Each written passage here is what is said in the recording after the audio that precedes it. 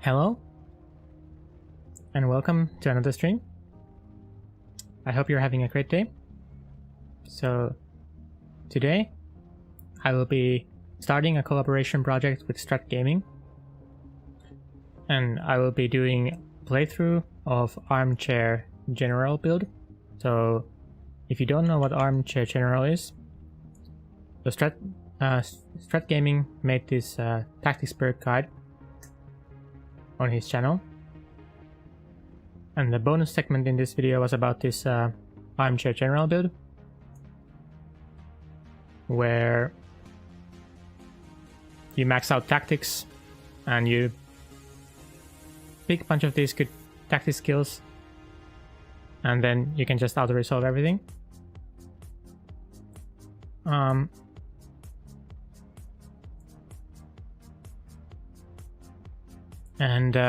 I will be doing a full playthrough based on this, and Strat Gaming is also doing another guide, like extended guide on this build. He's going to do more build guides in the future, or that's what he is planning to do. So one of those build guides is going to be a dedicated video for this Armchair General build. And for that project, I will be doing my own playthrough of this build. And in preparation, I've made this infographic to show what are the steps along the way. So I've divided this route kind of into 3 sections: early game, mid game, and late game. And here are some of the goals that I should strive towards while I try to fulfill this dream of Armchair General.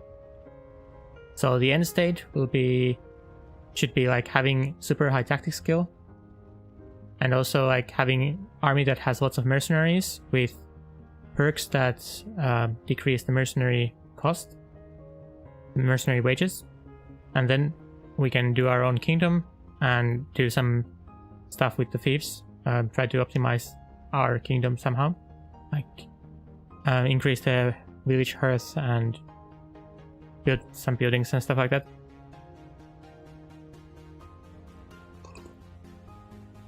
So that is the plan. And I will be starting on these early game goals. And most of this will be done without the resolves. For roguery, I need to do prison breaks. That should be pretty much it. Most of the stuff will be done without resolve in like the spirit of this guide, since the idea is to not have to fight yourself. But I think, unless people have any questions about this, I think I'm ready to start and start with the character creation, and then just start to work towards getting mercenary contract and getting more money and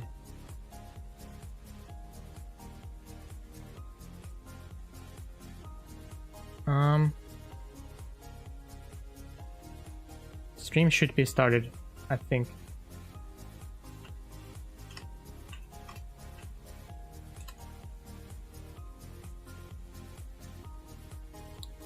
When are cookies handed out? What do you mean with cookies, Preston?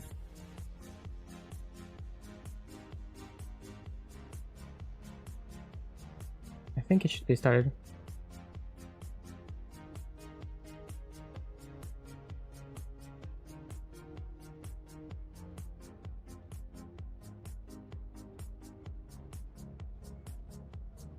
Yeah, so I think I can go into character creation now. Let's see.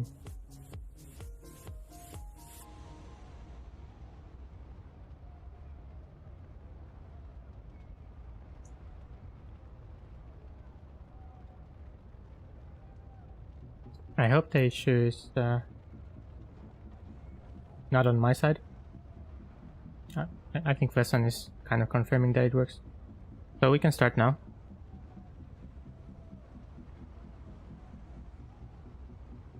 Let's just go into the sandbox. I hope the idea is kind of clear. So this is again, this is like collaboration project with Strat, so he will be doing his guide, and I will be doing this playthrough as like companion material. This looks fine.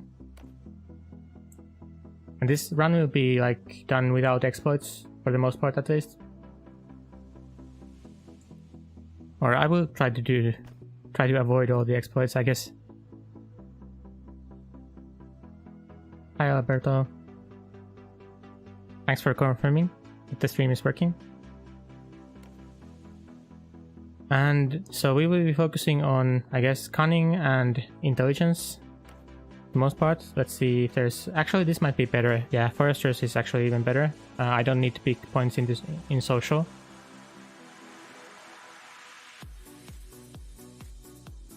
And Remo, if you want to hear the explanation of the run, you can watch from the beginning, I guess.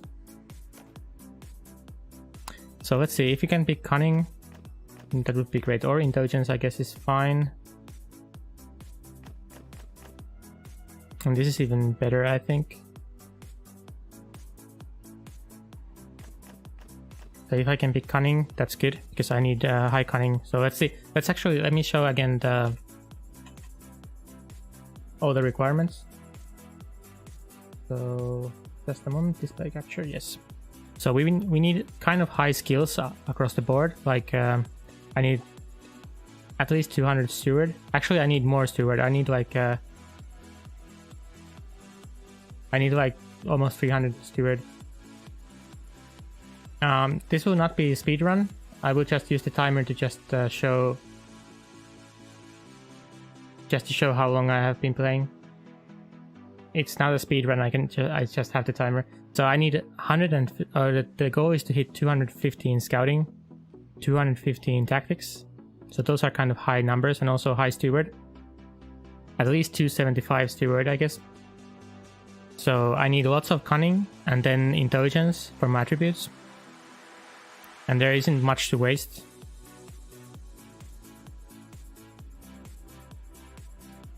So if I can pick...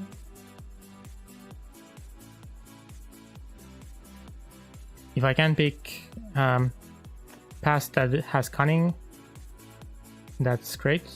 So this would waste my attribute point. Not sure how big of an effect that has.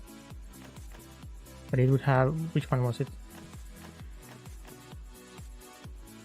I think I kind of like this. So this would have scouting and medicine. I will waste one attribute point, but I think that's fine, honestly. I want some scouting because otherwise the early leveling of scouting is kind of very hard. Let's see.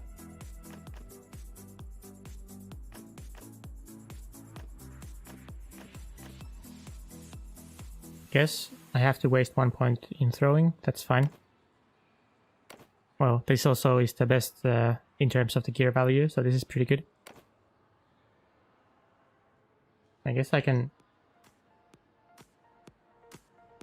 paste the route idea into the chat every now and then. So if people are joining in, you can also like go to the beginning of the stream or just try to figure it out based on the guide, based on the infographic.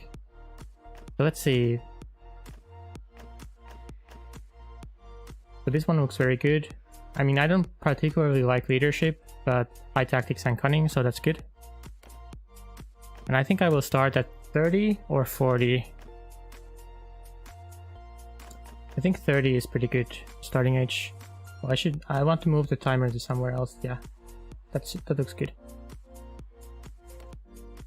Oh, I was actually going to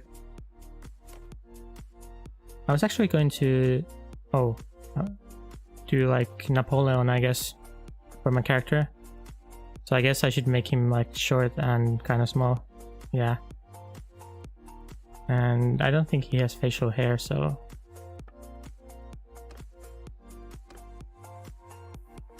I completely forgot that I was supposed to... I had some idea for the role-playing aspect. Since this is like going to be high tactics skill run, I think I should try to make him like at least remotely look like Napoleon. I think he had darker hair, maybe. I'm not like not expert on the whole character thing, so I picked foresters and I picked this one, I think, leadership skills. Yeah, this was most.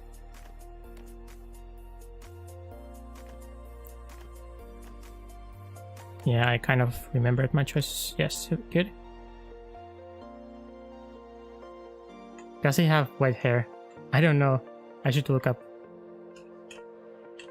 Yeah. Black hair. There. I think that looks. I mean, he doesn't usually have long hair, but I think he can have long hair now. Or should I go fix it? Can you? I think you can change it later as well. So. And there should be like pretty sure there is something that looks like French flag here.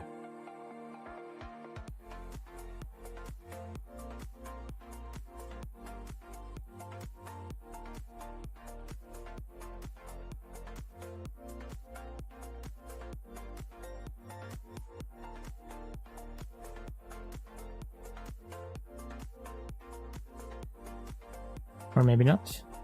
Well, which one is like kind of like the roasting?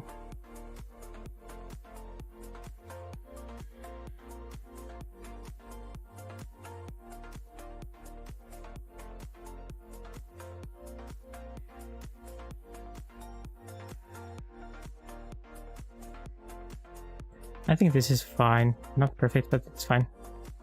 Kind of like this.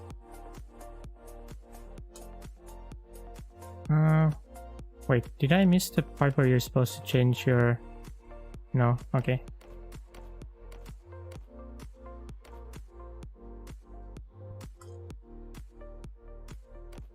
Left column?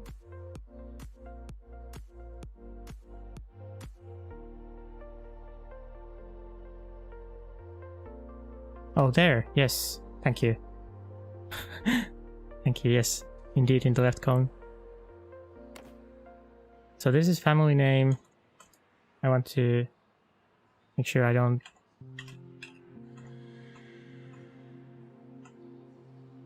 mistype that. Napoleon is his first name, right? Pretty sure about this. Okay. I think this looks pretty good for the character.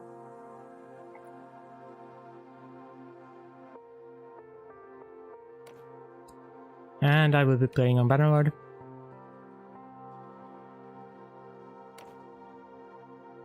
Okay.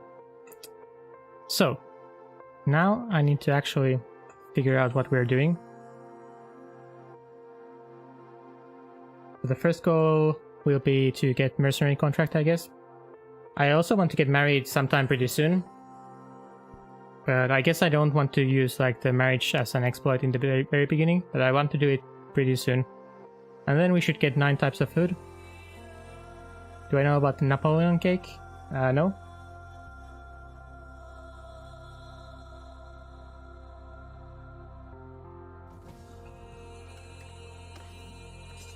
So I can sell all of this stuff. I guess I can keep the sword. It's fine.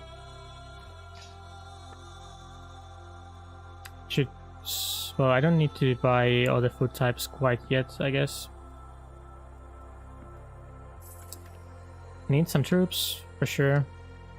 But not the caravan guards. So I guess we will be fighting mostly bandits. And other, like, normal early game stuff. Yeah, figure out who the wife will be and do a prison break. Yes, that I think is a very good idea, Fasan. Since I will need to do prison breaks anyway for... I need to do prison breaks anyway for the robbery skill. So, let's see. Infantrymen suffer 10% less damage from ranged troops, or infantrymen deal 10% more damage to cavalry. I think loose formations is kind of good. And both of these are good perks. I think I will pick loose formations. In the simulations it has proven to be quite effective indeed. I will put my attributes into cunning, because we need to hit 10 cunning pretty soon. And I guess I can put lots of focus points into steward.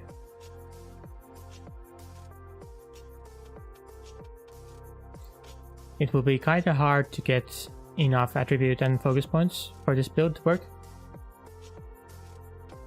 Yeah, I think loose formations is probably slightly better. Like losing troops is kind of nasty. If you can reduce the damage, it's better than dealing extra damage. Probably. Let's try to find some bandits to fight. And then maybe we can transition into prison breaks pretty soon.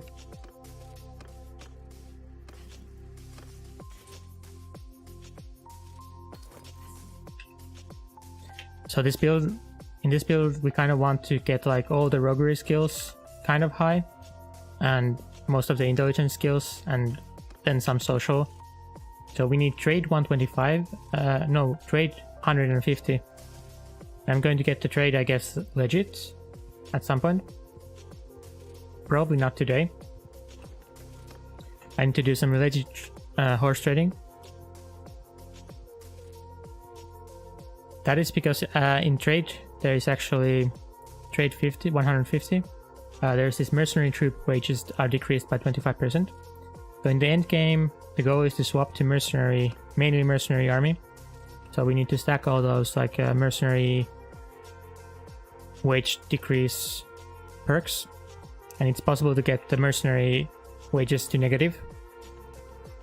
So that is one of the goals, to go all the way to negative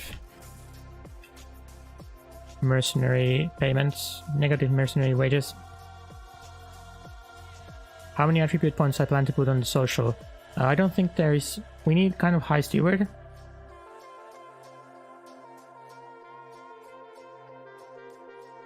So I need steward 275. And I need high tactics, so I don't think there are enough points to put into social. I think social will have to stay at 2. If I could, if I had more points, I would put them to social next, but I don't think there are enough points. Let's try to not fight them at... Oh, they are running from this party.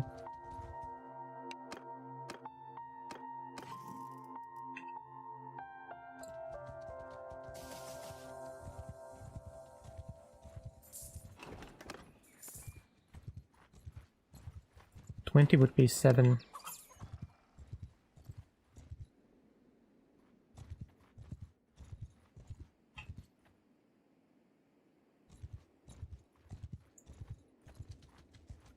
Yeah, I think I need 7 in intelligence.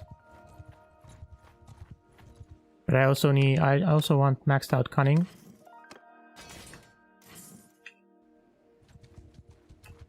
Yeah, food variety. Yes, I should get that, yes. Thank you. Let's sell everything. This will probably be like 20 hours, I think. Not exactly speedrun. So if you look at, again, the goals, you see there's like 250 scouting, 250 tactics. These take a long time to get. Everything, all the perks required for this negative wage army, this will take a long time to get. And also like all this late game stuff, like optimizing villages, it takes like a couple years in game to do it properly, at least. So it's like it will take a fair bit of time. And I need 275 steward as well, so it will take a while. But let's just start with these early game goals, and then later on I can switch to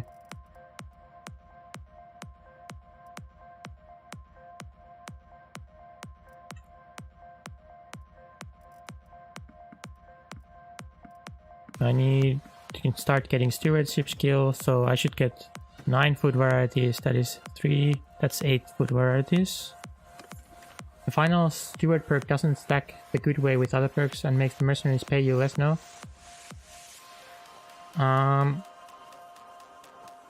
Well, based on what I tested, so I tested before this how the negative wages thing works, and I think the final steward perk was very important. So this will take multiple days. I will not stream for like 20 hours straight from this point on. This will be split into multiple parts. So based on my testing, the final stewards perk was very, very important. Like,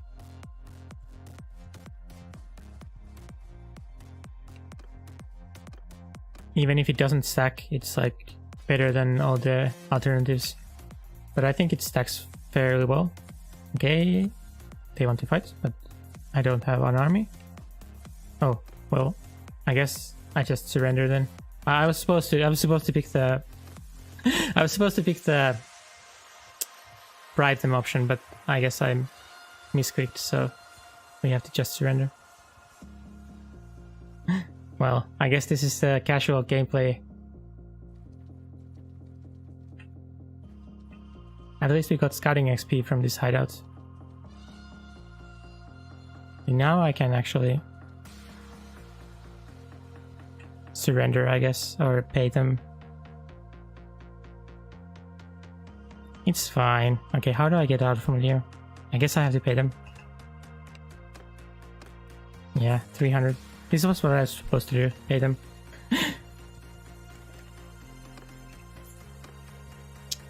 On the plus side, I had to pay them less because I didn't have any troops left. I kind of lost my food though, but it's fine.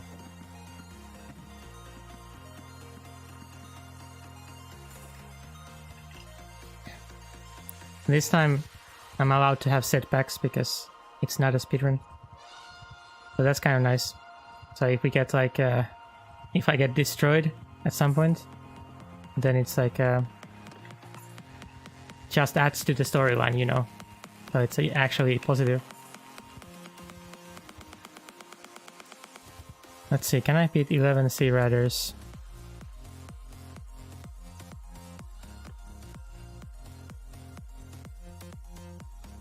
Maybe not. This will give me tactics XP, so it's actually a good thing.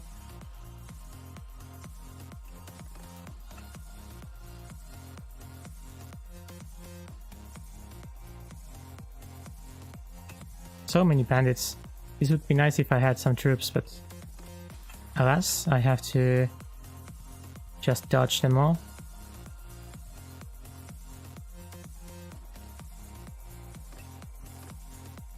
One mercenary guard. I think I can afford that.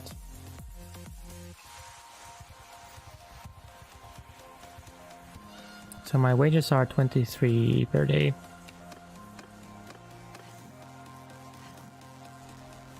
So one part of the run of the route is to stay kind of low with low tier troops for some time, so that you can sacrifice them without feeling too bad about it. Because you need to sacrifice troops to... Oh, well. I thought we would win that. You need to sacrifice troops to get tactics XP.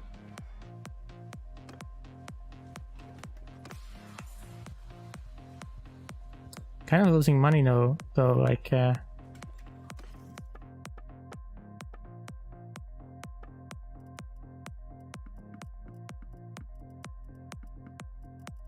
It's not good to be losing so much money.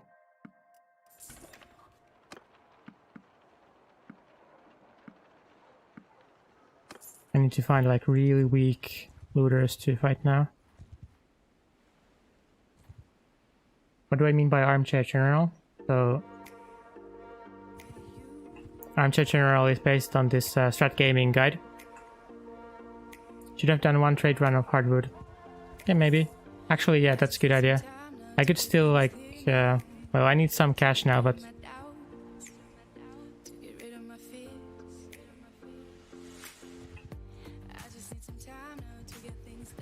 I can pretty soon, I think, transfer to doing trade runs, I guess.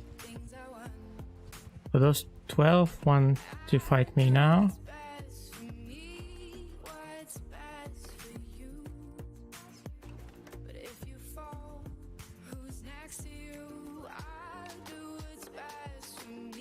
Oh, I don't win that either. What?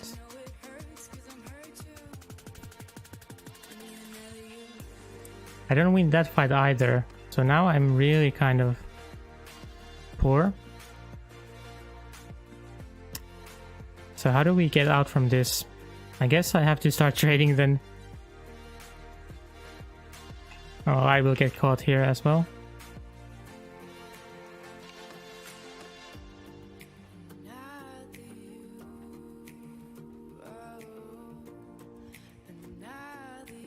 So I have to figure out some way of getting out of this mess. Yeah, I have to go back to Bannerlord, I think, yeah. How did we lose that fight against 4 forest bandits? That's crazy to me. So I have hurt penalty. I guess this is the actual early game experience, trying to auto-resolve fights. I need to get rid of the hurt penalty, I think. I need to sell my horses here, although the price is not very good. I need to move faster.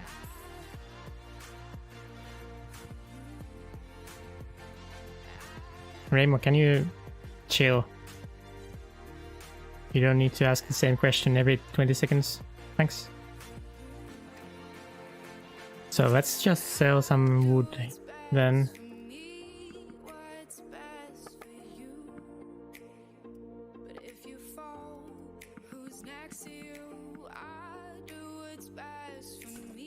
And let's go sell some hardwood to Bannerlord.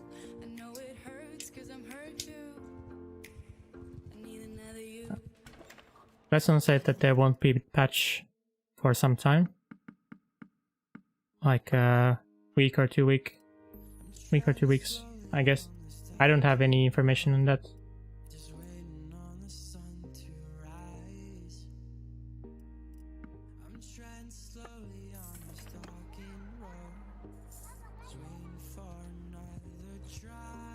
Okay, can I actually...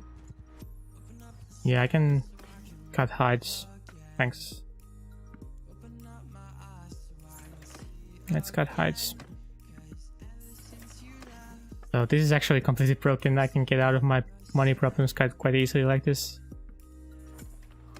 This will be very good for my bank balance. I can also sell this stuff. I don't need boots. Let's keep some clothing though.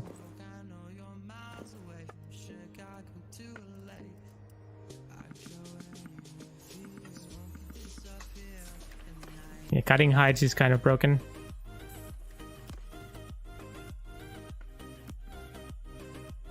I don't think these sheeps are worth it though. It's kind of close. You can keep the meat, at least some of it. Okay.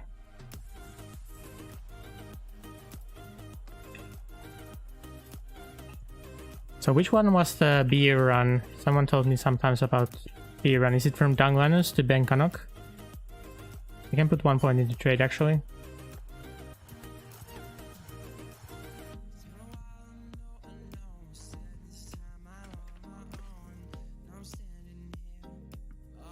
They don't sell back horses though, but so this is kind of cheap beer. I could even sell this in Bannerlord.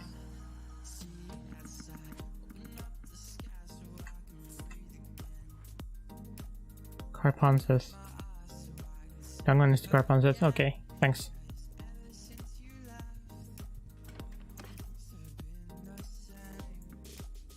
Yeah, I guess this is fine. I wonder if the Marunath price was actually even higher than that, but...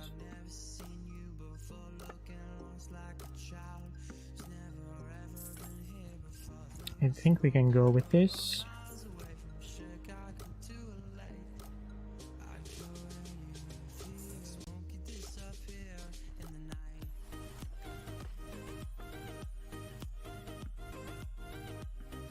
And this is really cheap beer. Let's buy all of it.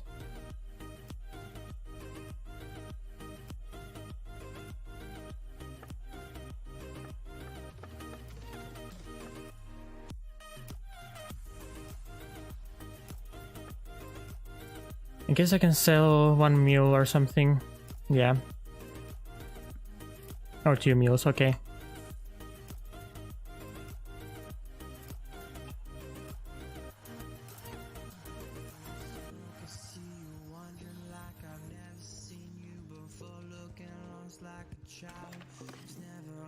Okay, and then, yeah, I get better price for beer here actually. Let's keep like 1.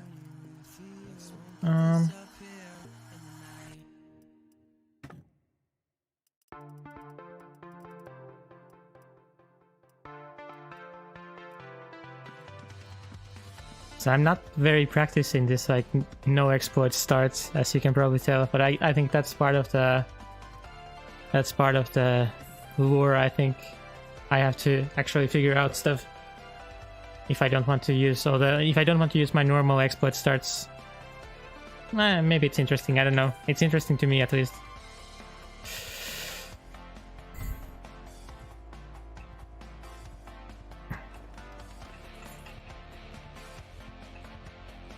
So let's see. 3 forest bandits I have to be able to beat, right?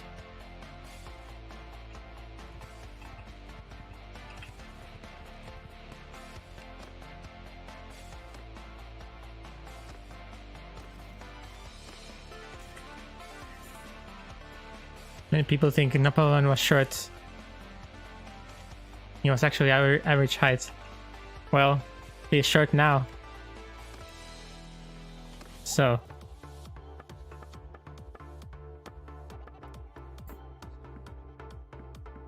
I can sell these at Marunath, I guess.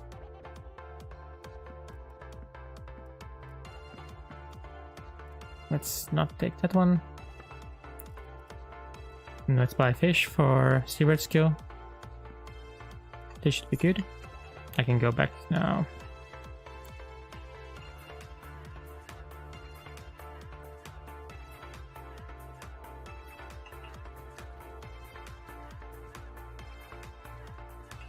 Man, I can't... Oh, I have hurt penalty. I can't catch anything now. We can come back for those looters, maybe no.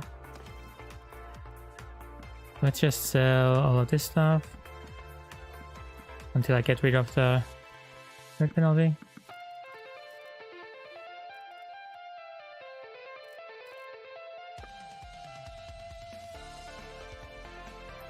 It's not exploits, it's just leveling trading.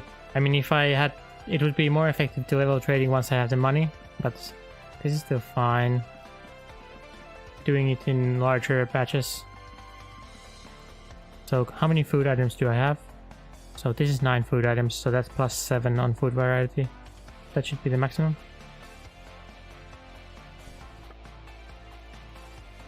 Okay. Yeah, some trade bonus, some trade skill at least. Okay, and now let's fight some bandits.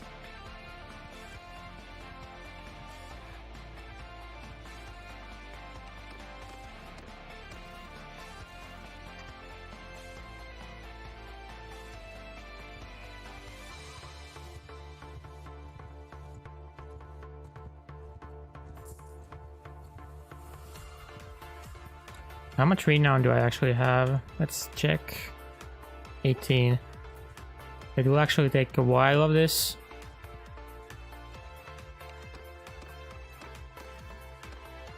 To reach clan tier 1. Bye Alberto. Thanks for stopping by.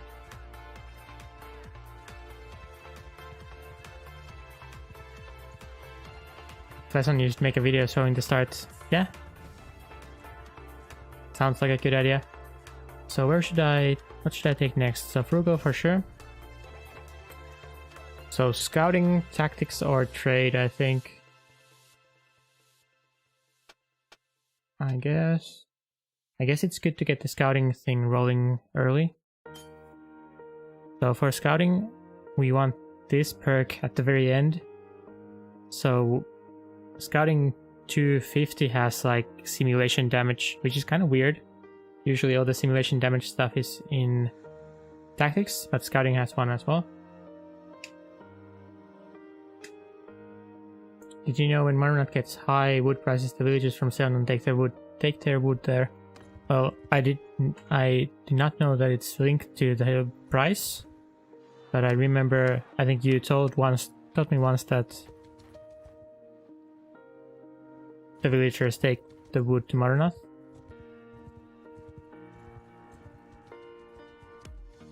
That I remember. So many bandits. So 14 looters. Can we actually beat 14 looters? Hopefully. I mean, I'm saving. I'm not gonna scam even if we lose, but I hope we don't lose. Okay, good. I need some higher tier troops, I think. Although eventually we want to sacrifice all the troops, but before that I think we have to change them a few times over anyway. It actually helps you make more money. You mean camping the villagers and just buying the wood or something like that? Need a companion. Yep. Companion would be kind of good. Not sure if I want to invest into companion quite yet, but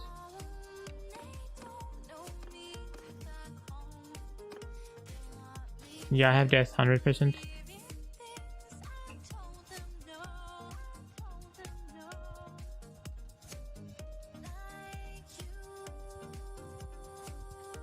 I don't particularly mind if my companions die, to be honest. I think I will be using my companions just to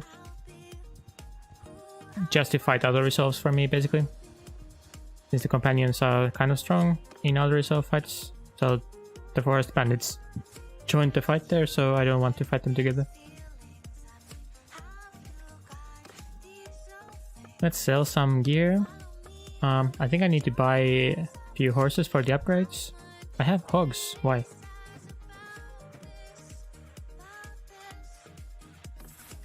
I need to buy a few horses for the upgrades. Just one right now. But I don't have enough money to buy more horses, I don't think. I have +7 on food variety. Buy a few more beers. Companion health recovery is great for medicine. Yeah. Sounds like a good plan. It would be all my money though at this point, so, and that guy's crusade, so I cannot even recruit him with my money situation. I guess I could do more trading.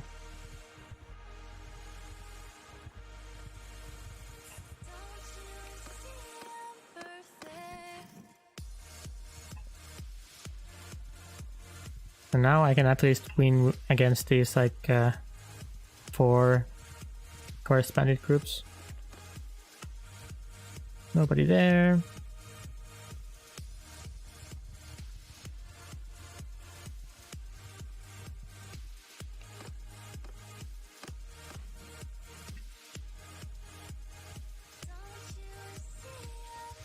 Pretty soon I should get companions.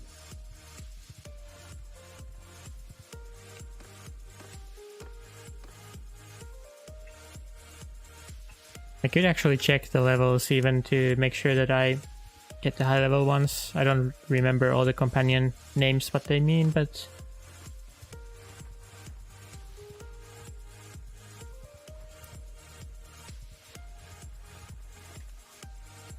let's actually trade.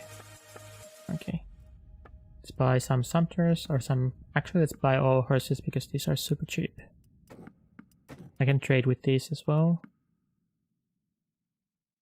So I guess I don't buy companion here even if there is someone I don't think any of these are high level ones though, so I'm not too sad about it. I can find some better companions. High level, just high level, so at least level 16 I think.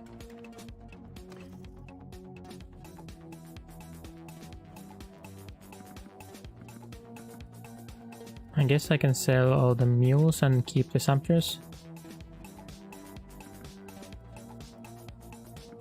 Okay, that looks good. I should... Why do I have hogs? Why can't I slaughter them? Now I can.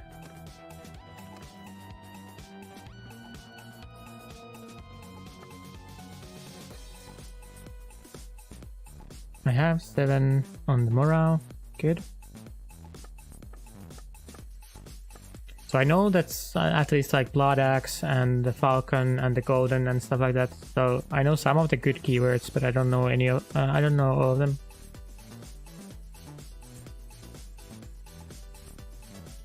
I mean, I could even check the Encyclopedia, I guess. So Wanderer. She-Wolf I think is good. Never seen before. So do all of these says never seen before? Okay. So I cannot even use that to locate them.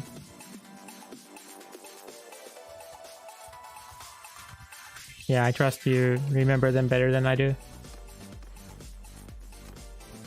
Let's still keep leveling some of my troops.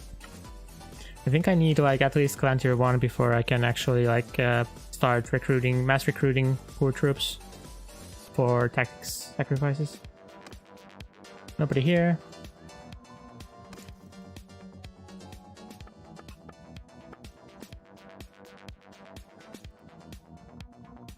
Bye, Raymond.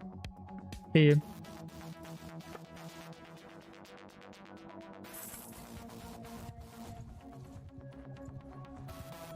I'm again kind of low on troops.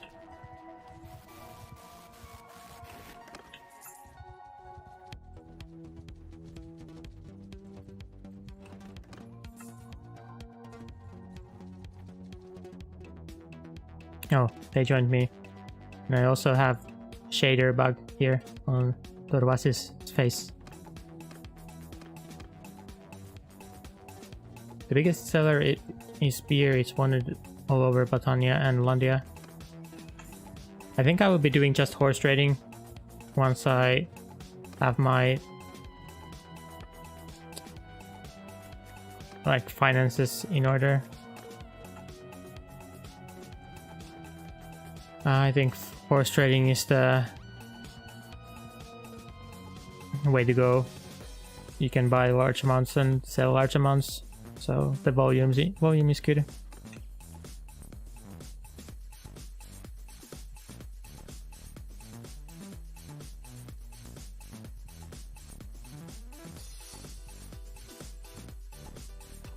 So some setbacks in the beginning, but I mean it's funnier if everything goes wrong, I guess.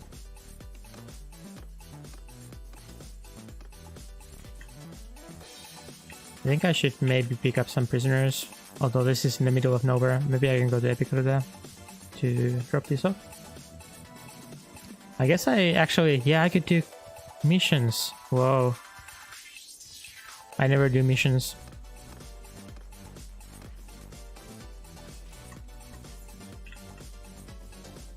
Let's see what they have for me. Landover needs manual laborers. Okay, good.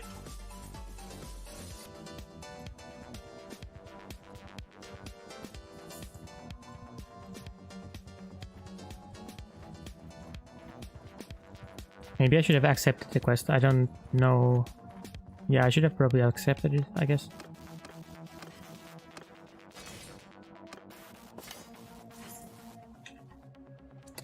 That is pretty good quest, I think.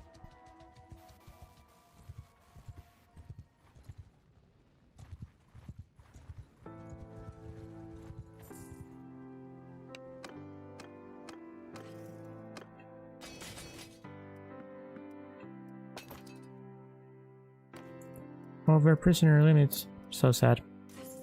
I guess we take this 17 to the village.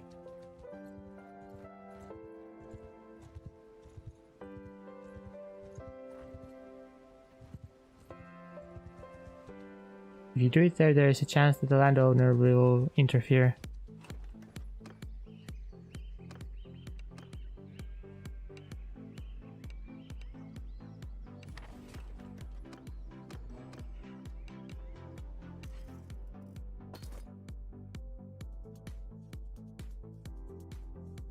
Make sure you to visit. What do you mean? Why?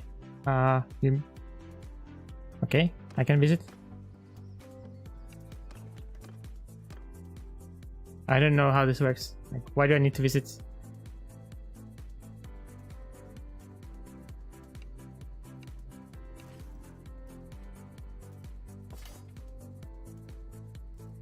Is it because of the landowner thing?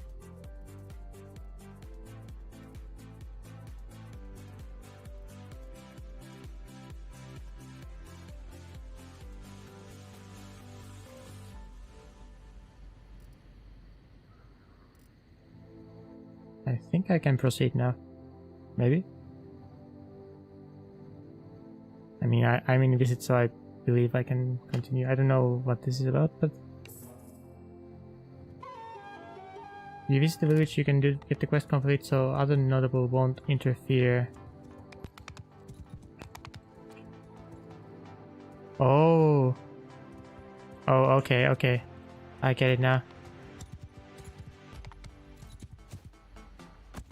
Okay, thanks. So I guess I missed the important visit and got the non-important visit. It's fine. Oh, 2 equida. Pretty good.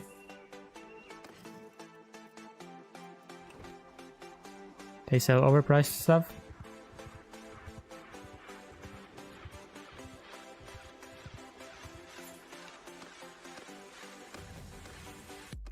Okay, another level. Pretty cool. What do we take?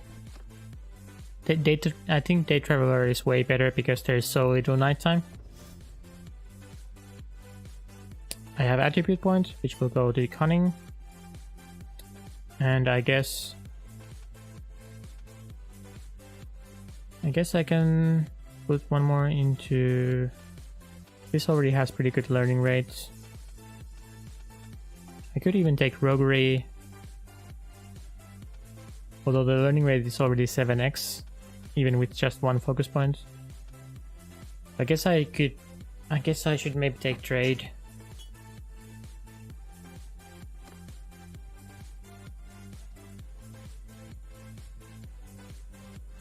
Yeah, thanks. In the future I will try to remember to visit if I do that quest.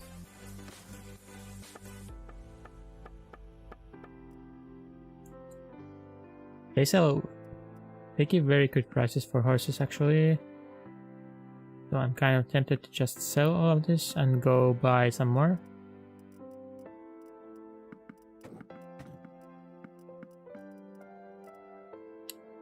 I think we go with this. And seems like my money problems are slowly getting solved. Let's see. Maybe like 1/4 remaining to clan tier 1. Oh, there is another like broken shader. So, just pointing that out. I should delete my shader cache.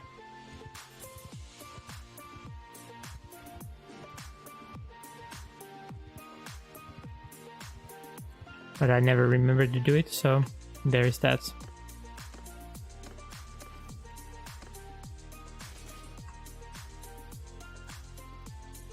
Do I want looters? Not particularly. Oh, maybe. Maybe it's fine.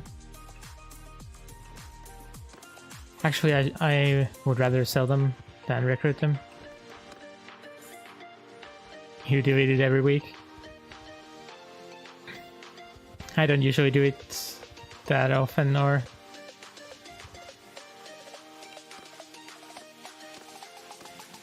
just if I see that it's broken. Oh, I should have taken the prisoners. It's fine. Just some looters.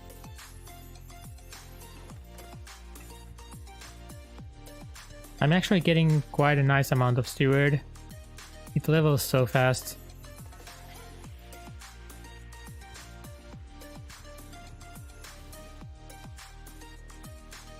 You can already see that my limit is quite a bit higher than in the beginning.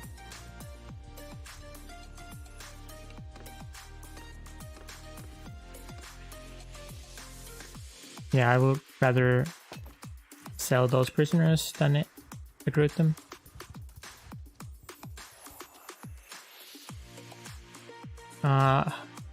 Hideouts are not randomly generated. Hideouts were never randomly generated. The locations of the hideouts are predetermined. There's just many possible locations where they can be.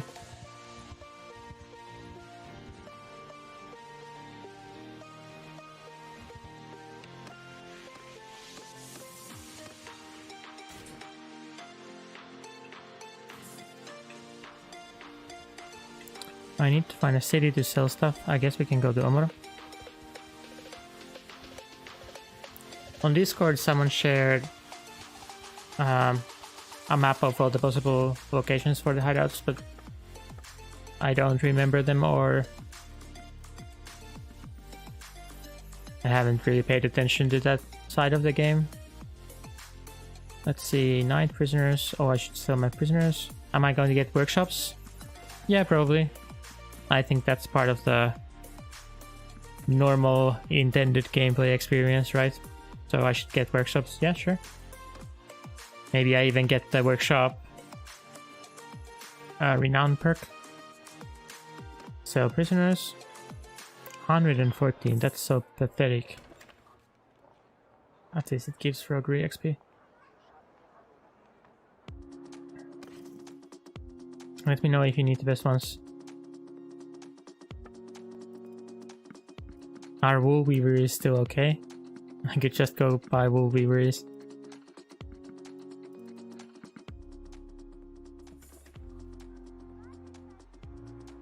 I guess I could have even actually less food since...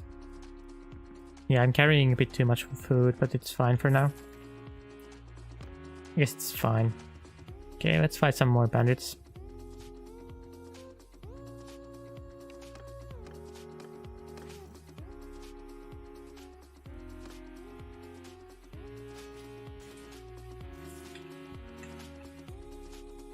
In Kuside, yes, they're OP. Good, I can get those, I think. What was I going to do? 5 more horses? Sure.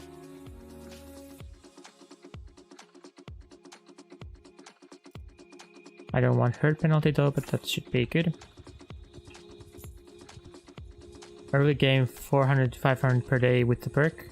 Which perk? Like increased production or something? Wait, what? Trade.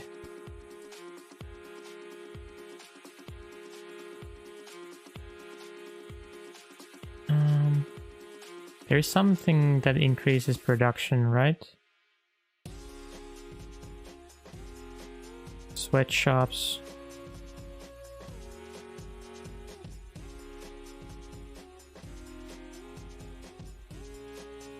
$75.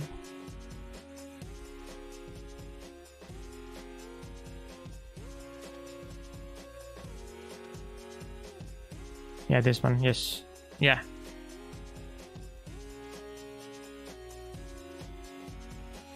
I guess I can get sweatshops and workshops. Yeah, sounds like a good idea. Let's go with drill sergeant garrison wages. Oh, that's probably governor thing. Let's go with drill sergeants. Not that that perk is particularly any good, but both of them suck, so doesn't matter. All the training perks in this game are kind of bad.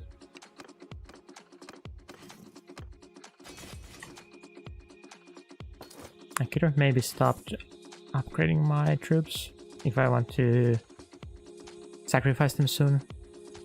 I'm not sure if I want to though.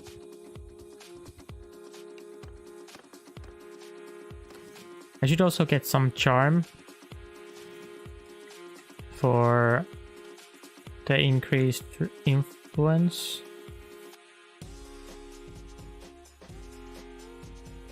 So I think I need actually focus point in charm if I want. I think the Warlord is the better one, right? Influence from battles. You can buy Wool Weaver for 13 to 14,000. Yeah, sounds like a good deal.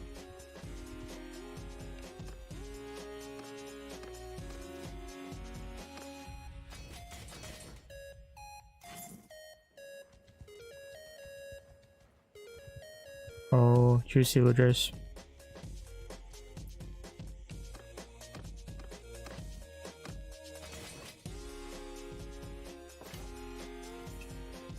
You can actually like replenish your army just from these peasants, which is kind of nice.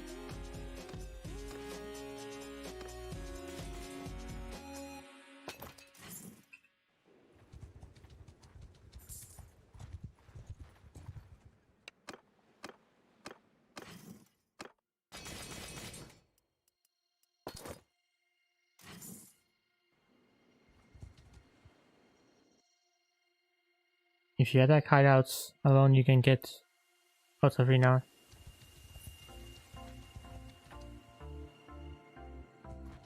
Yeah, I think I want 200 sword for the prison breaks.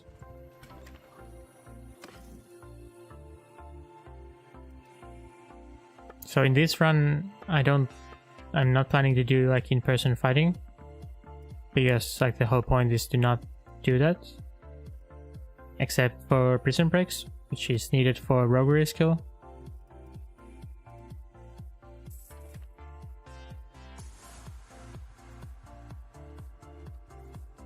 So I don't think I want to fight hideouts particularly.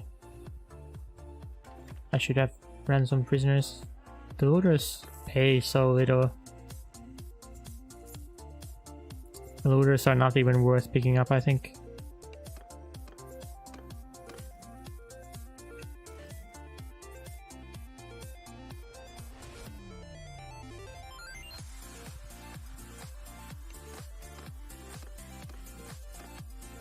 I think like if you wanted to optimize in-game time for high renown gain, I think you could even solo villages.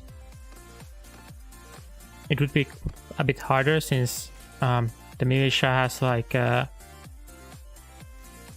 ranged troops and stuff like that, but I should join one of the kingdoms as mercenary now.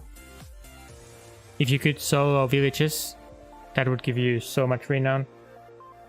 I think that would be what I would do, like in if I did like ultimate 25-day challenge, like try to do everything possible in as few in-game days as possible. I would probably like try to solo fight villages.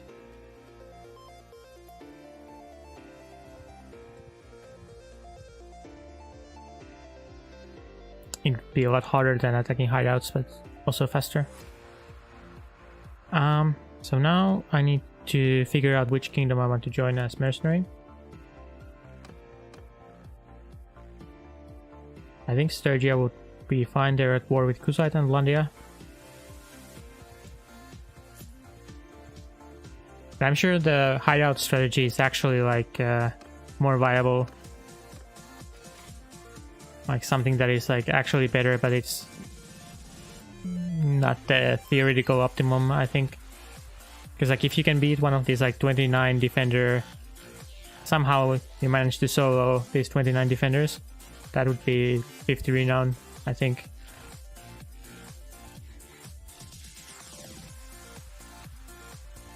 I think it's doable. Might take a couple of tries.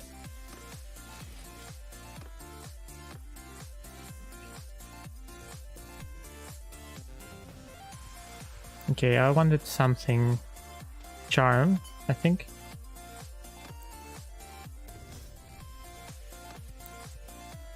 I should do more quests, I think.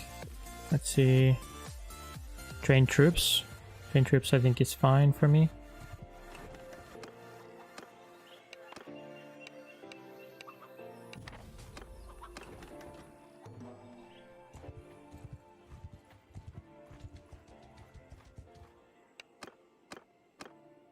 Let's see if they...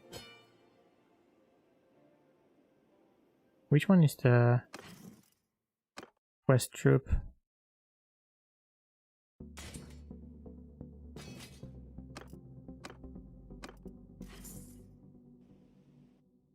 It says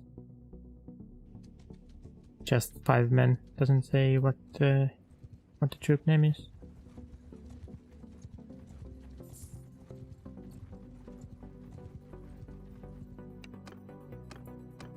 Okay, we can train these soldiers.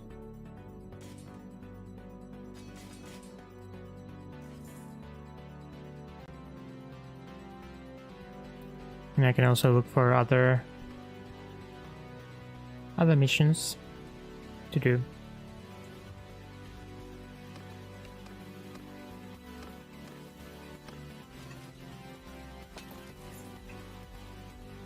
Let's see if they have something for me.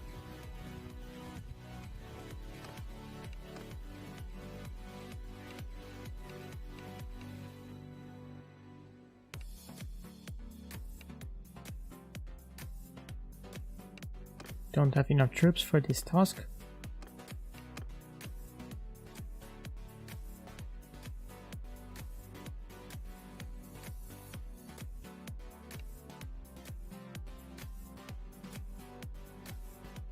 Find some other lord who has more need of them and more dinars.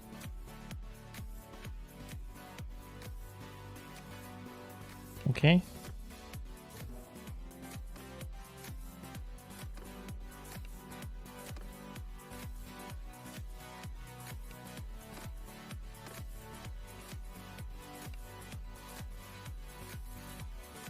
Let's try to transfer these troops.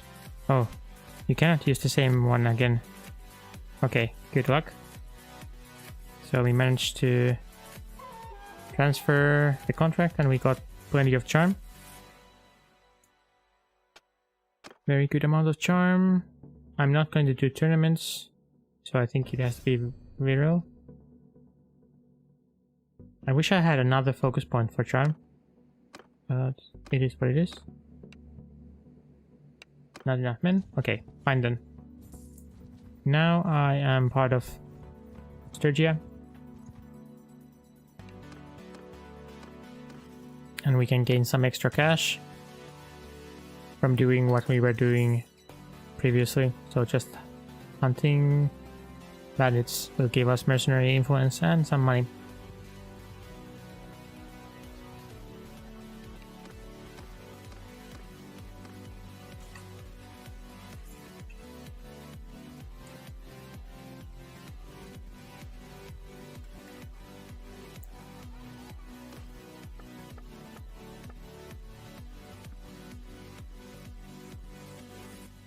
So these are war mounts.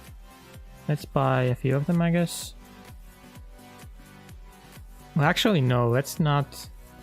Let me keep my troops fairly low level for this, so let's not go overboard with recruiting high level troops. So I can keep these.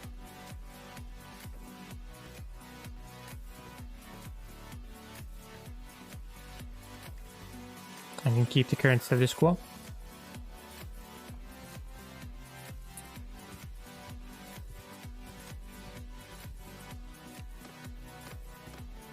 I guess I could go check if they have any prisoners that I could rescue. Although in everyone's castle, although I don't have access to this. Since I am part of Sturgia, I don't have access there, so that would not work. I would have to rescue prisoners that Sturgia has, but they don't have any, so no prison rescues for me. So do I have some preferences for a weapon? Civilian weapon for prison breaks?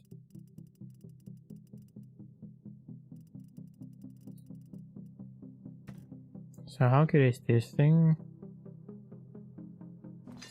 Swing speed 82.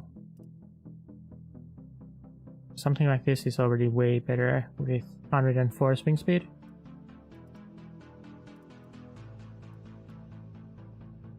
I think I might just go for 100, or maybe I go check the Botania one.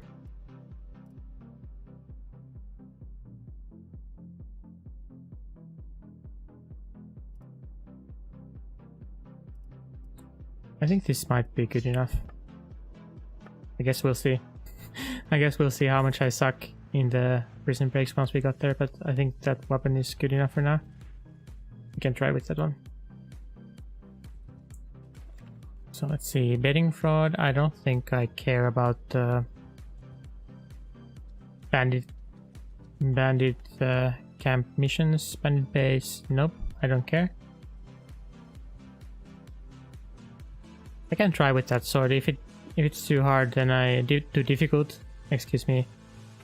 Then I can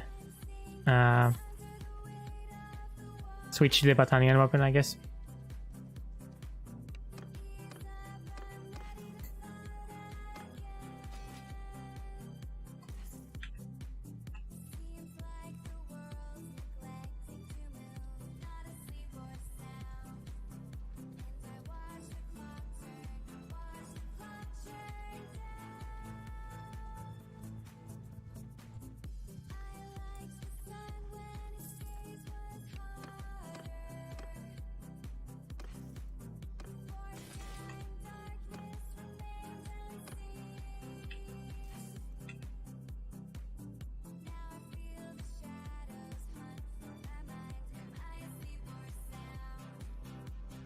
I think this weapon that I picked up might be okay.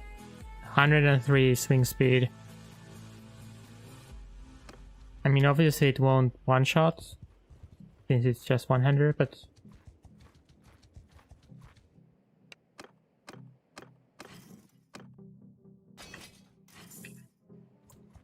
okay. I need actually so many focus points. 175 in 3 hours. That's pretty good. I need more points though.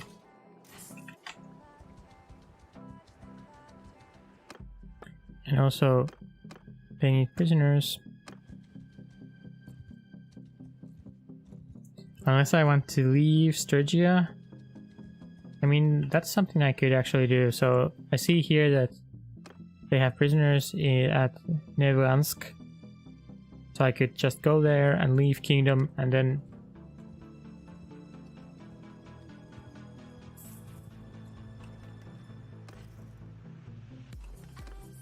do the rescue.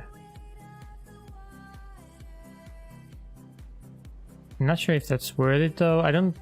Do I need the roguery so badly? I have only, well, hello Exos. I'm not sure I need roguery so badly yet. It's actually... yeah, I was thinking about switching to trading as well.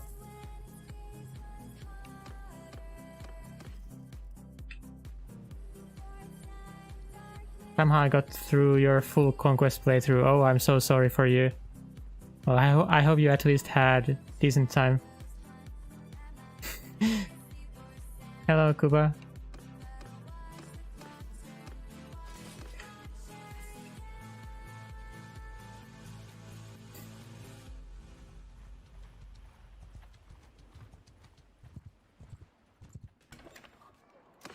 I hope you at least enjoyed it. These are some cheap horses. I should buy lots of them.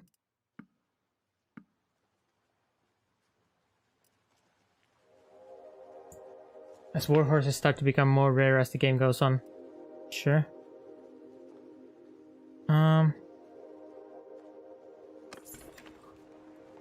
Guess I can just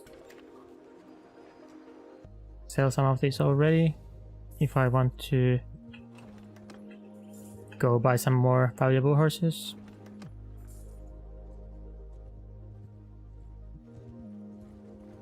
just come here, pop up here and sell some of these. I'm making a small profit on these.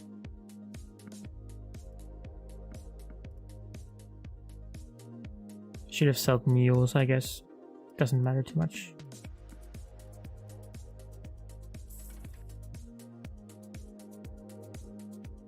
By around 8,000, Azura has virtually none to sell. I mean, I think the villages are producing them. Maybe they just don't produce enough.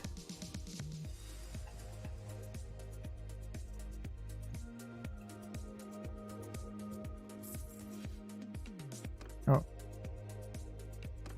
Don't let them go. Actually, let me check the... Let me check the plan. So, Clan Tier 1 is done. Mercenary contract is done. How much steward skill do I have? 70. So this is getting closer. We're nowhere near 200,000 money though. And troop count.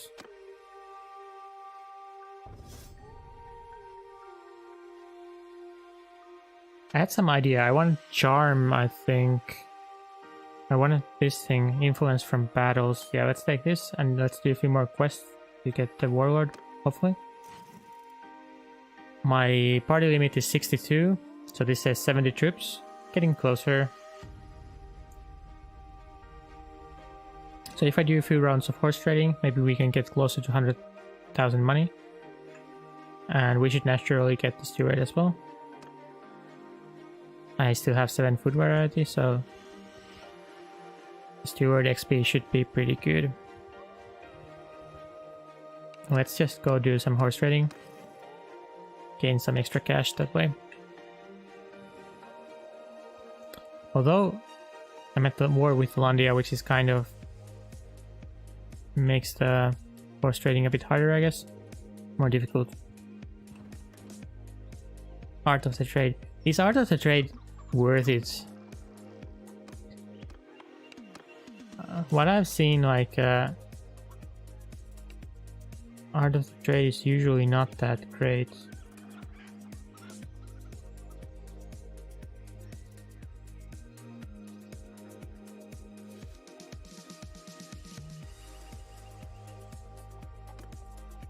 Like, I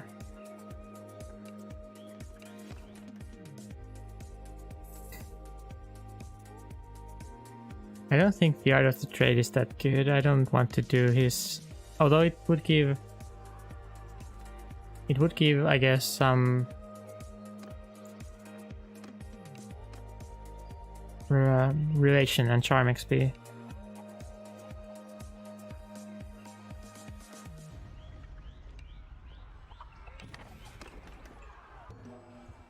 They will change it, the cost, so it's lower to buy now.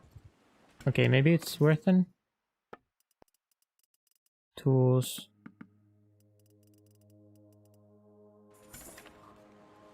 Overpriced raw materials.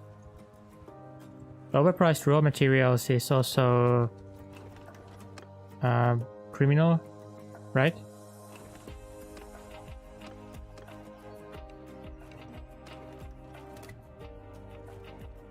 Okay, let me maybe do the Art of Trade then. Where was that here?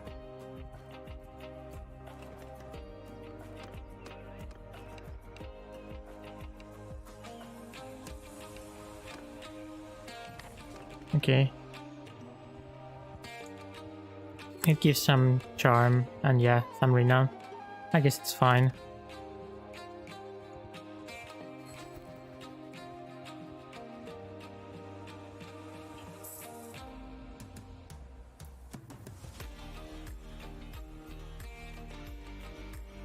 Yeah, let's just go to Laskar. Maybe there's some desert bandits on the way. I think I need to abandon my mercenary contract though.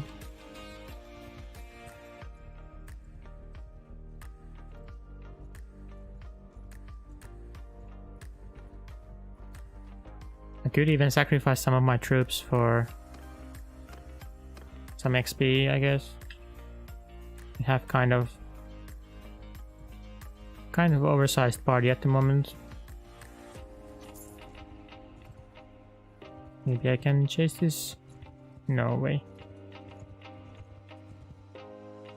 Although, is that a dead end? Okay. Maybe I can actually just kill this caravan then.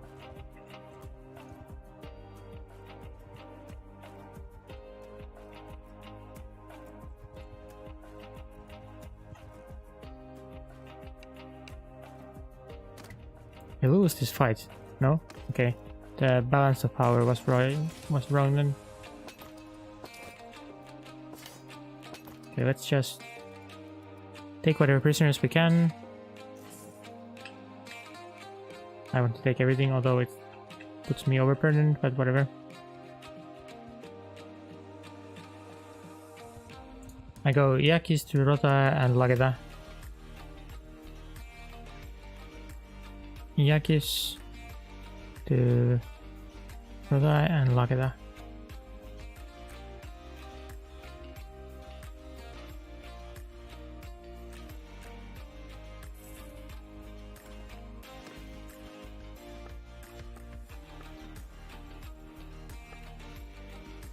Okay, I need to sell a bunch of this. I have grapes, but the price is bad. I have grain, but the price is bad. I guess I can sell this stuff. I guess I can sell some salt. Fine, all of it. All of the flocks. I guess I'm buying horses, so maybe I don't even need to sell them. Well, these are super cheap Azrai horses, right? Did I just buy all of them?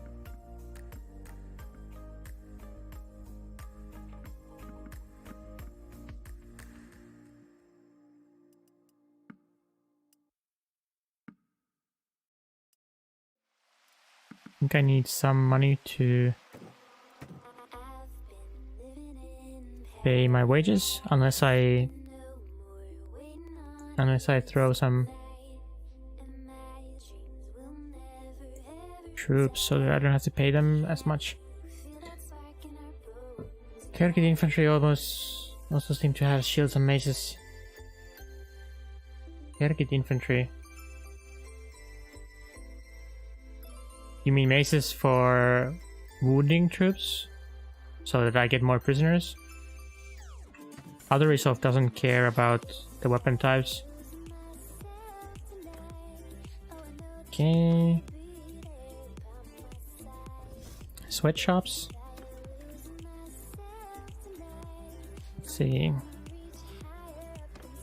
I completely forgot about getting companions. Well, whatever. I don't need them right now. I just need to do this horse trading, I guess. Okay, 2.2 movement speed. Maybe it's enough. Why should I wait for my troops to heal a bit? I guess not. Let's just go. I guess I'm going to Sargot. It's Sanoma first to sell some mules. Sure.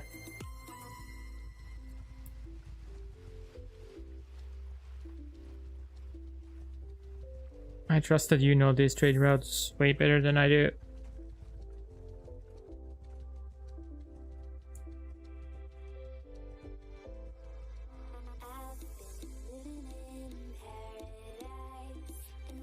Rila and Lakita first. Why not Landia? Why not Sargot and Marunath?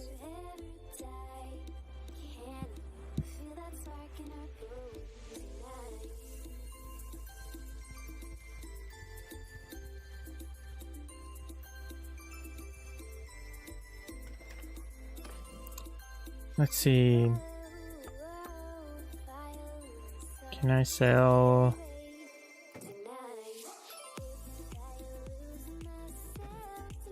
I guess I sell all of this stuff.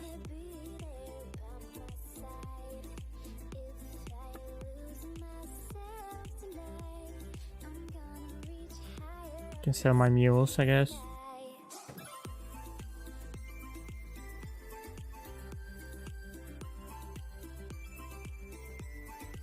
sell few so you get more money and so you can get a lot more.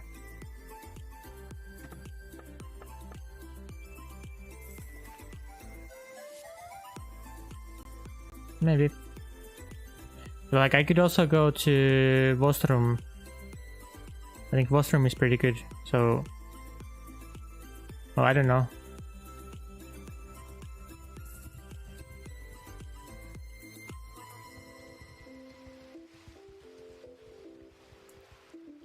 I could go from... Which one was it? Iakis to Vostrum.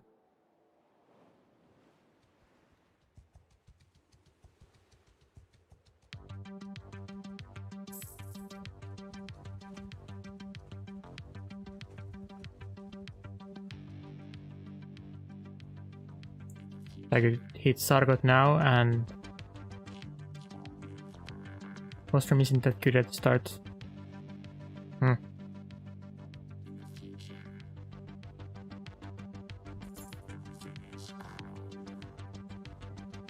Well, I'm sure it will be fine either way. I can go to Rotai, I guess.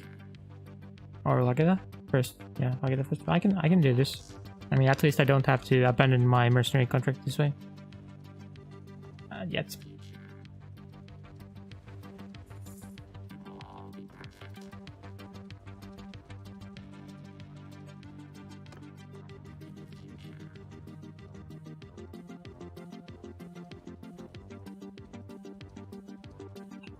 So this is the...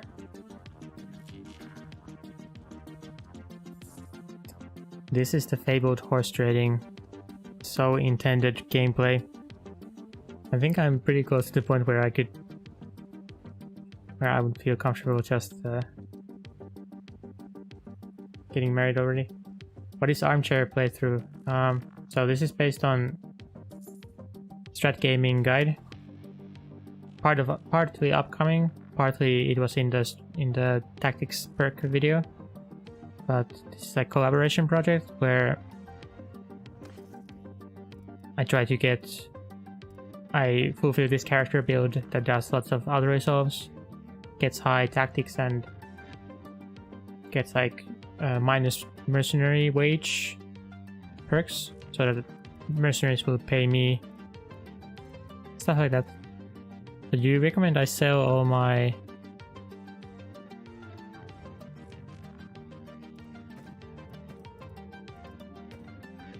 horses here? I guess this is fine.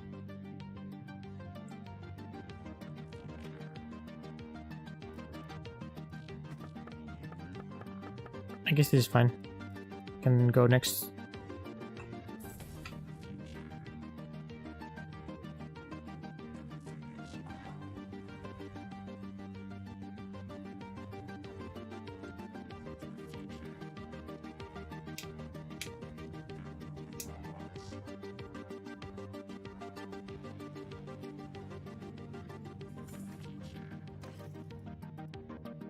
Oh, this is better.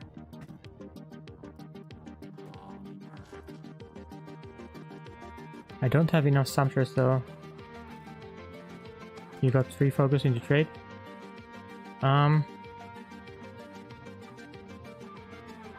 250 scouting and tactics. I can feel the grind unless you have some exploit. This is meant to be mostly like a pretty exploit free. So yeah, it's going to be a grind. It should take like at least 20 hours or so. It will probably take like 10 to 20 hours. I have 2 focus into trade. I guess I can spend my point here. I mean, I want focus points like everywhere. I guess I can take this.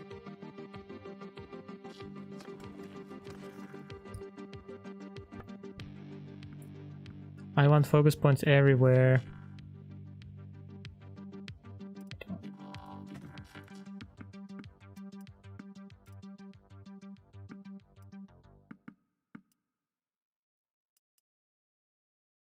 Did I see what you accomplished in walkthrough and how fast?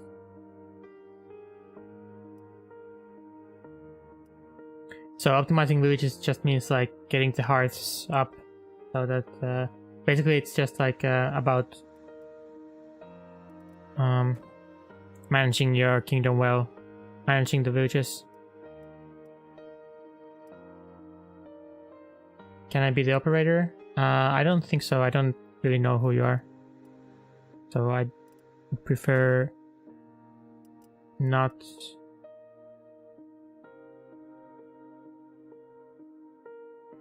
Apparently after 50 scouting levels pretty passively. Yeah, scouting is not that bad to get 250. I already have pretty good start. Like I have 4 focus points there, and yeah, scouting will not be the problem, I don't think. Workshops have 20% less upkeep. So is this market dealer any good?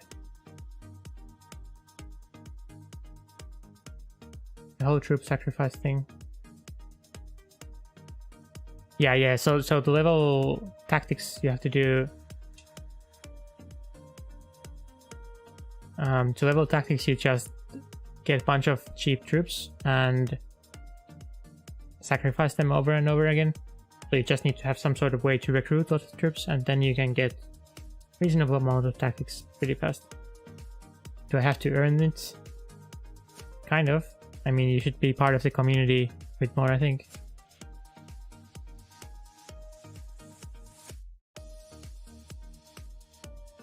I think I want to pick the Caravan Master. I think I like it more than the upkeep thing. I don't know how good the upkeep thing is. I'm overburdened already. I guess I can hit Yalmers and try to sell some of my items.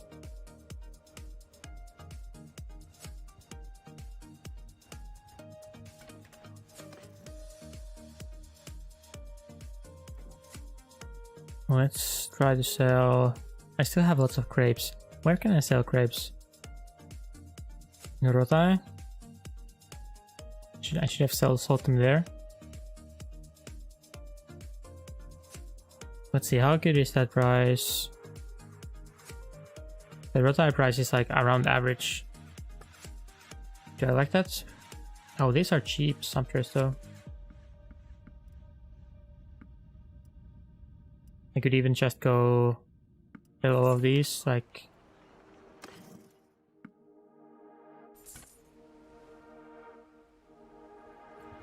I can just go back to Rotai and sell these sumpters and mules. This is fairly decent trade route, I think.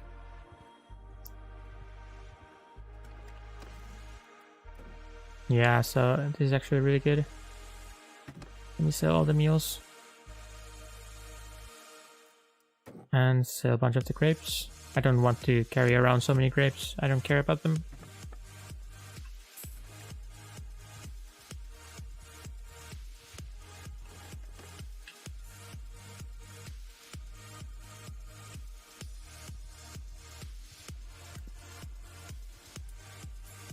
Now I could fight more for influence.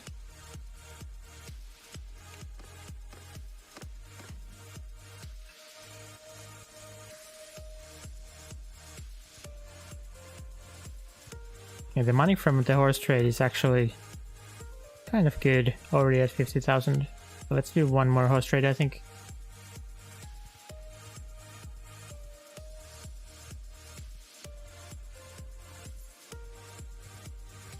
Well, I could have also done the hardwood trade. So I have this idea for pretty broken hardwood trade. It's where you sell to caravan. So you buy a bunch of hardwood at Xenon, and then you camp in front of Marunath and sell to each caravan that tries to enter Marunath. Until the caravan runs out of money. I think you can like 10x your money that way.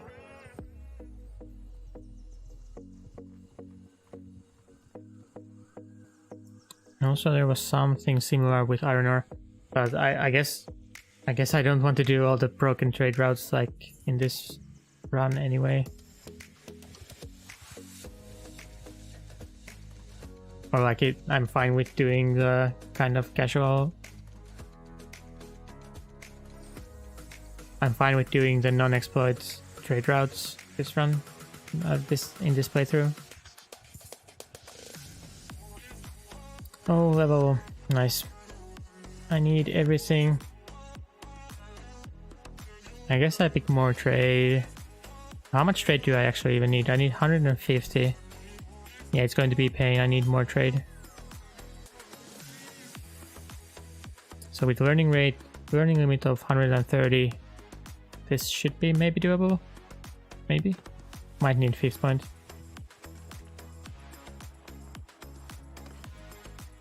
Yeah, selling hardwood to caravans should be pretty broken, I think. 27 for Sumpters. Those mules are even better, right? Oh, well, I bought all the Sumpters, whatever. These are so good, actually. What? These prices are insane.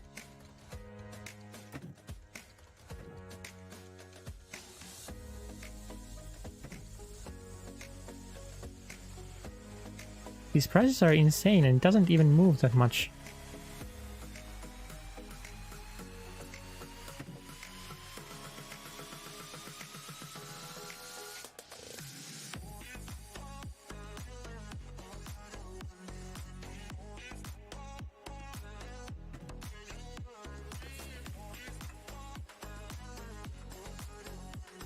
I don't know if I want to go to Sanoa this time. I think I just go to Sargots.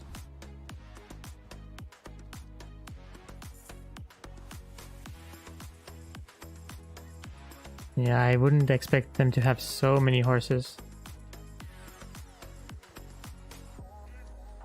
I wonder why I can buy all of them and the price doesn't move that much. Like, there has to be some sort of like internal storage of horses, which is like full.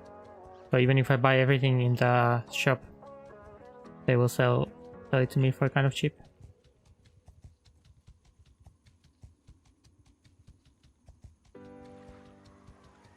Can I extract from the game how much XP for every personal level? There's a chart for that. I can pick it up, or I can try to find it for you.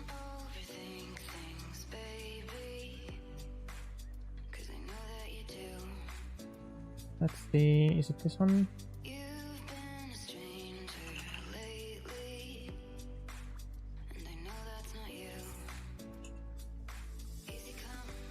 So that should be chart for the personal levels. I hope that answers the question. Oh, you are level 57 with exploit. The formula is kind of simple.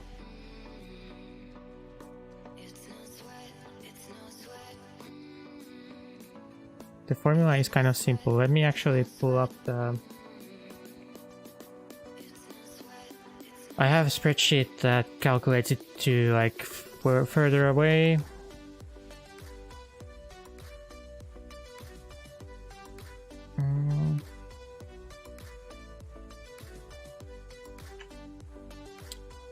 Let's just keep moving. Oh, we made peace with Flandia. Very convenient. I need to find the correct spreadsheet.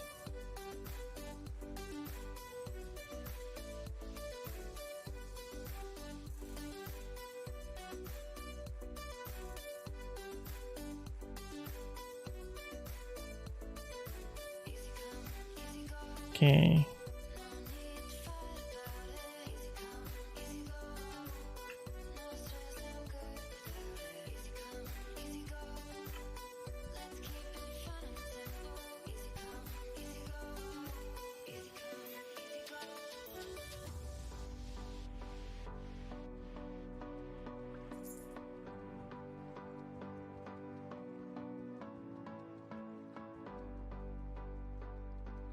Now I have downtime, so that should have the XP for further away.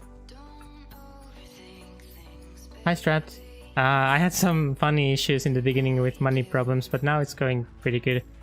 Like just doing horse trading, normal casual gaming strat stuff. Oh, they give pretty good money for this.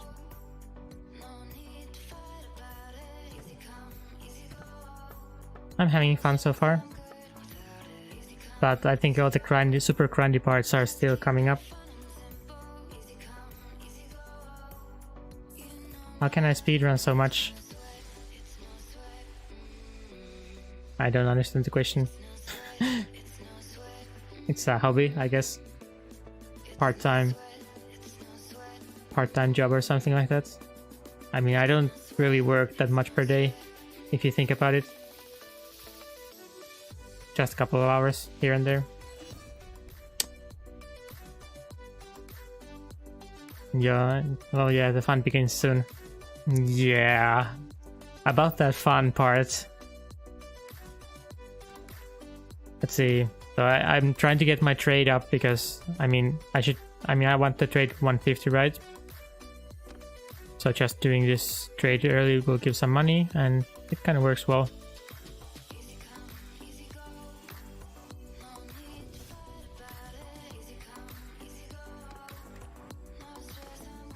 I was about to ask the same thing. I think that's fine price. I might want to keep these mules though for some time more.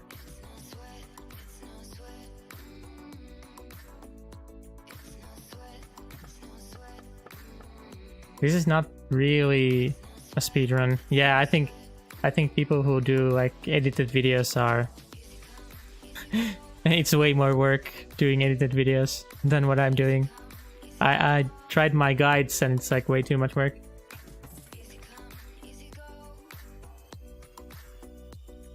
It's just different type of dedication. Some dedication to bang out 5-hour speedruns that often.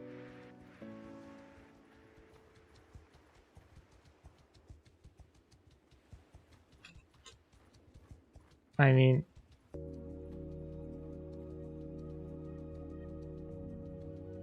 I just hate video editing, so I have to come up with some content that doesn't require editing, so so I have my coping mechanism doing speedruns.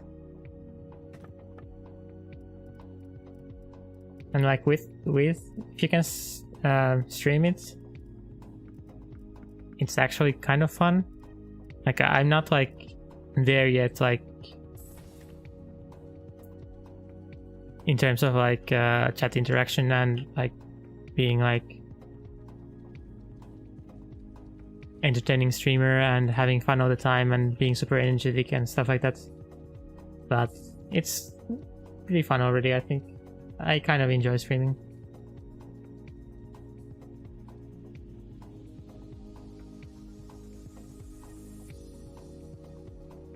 Yeah, the video editing is way more work.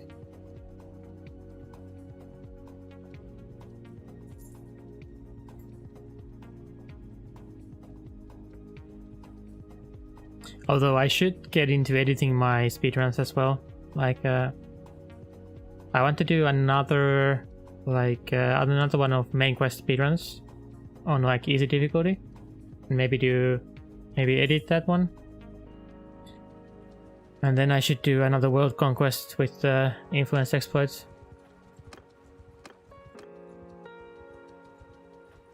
And edit that one as well. But I don't really know how to edit the speedruns. Like,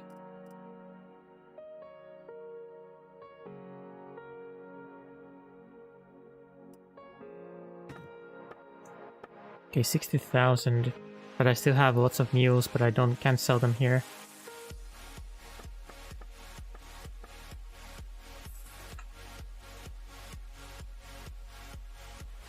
Have lots of mules. So is this enough to reach trade 150?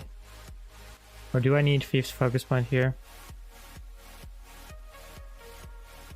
It's going to be a bit painful getting it from with learning limit 130 to 150.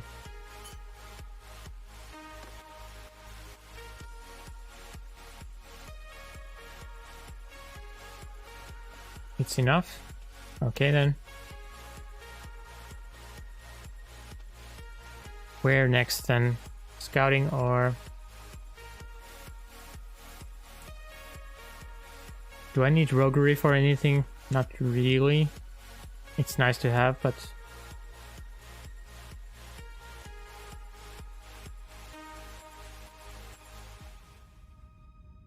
Might want to max the scouting kind of early to... The story I told on Kingdom Bankruptcy Guide is good. Thank you.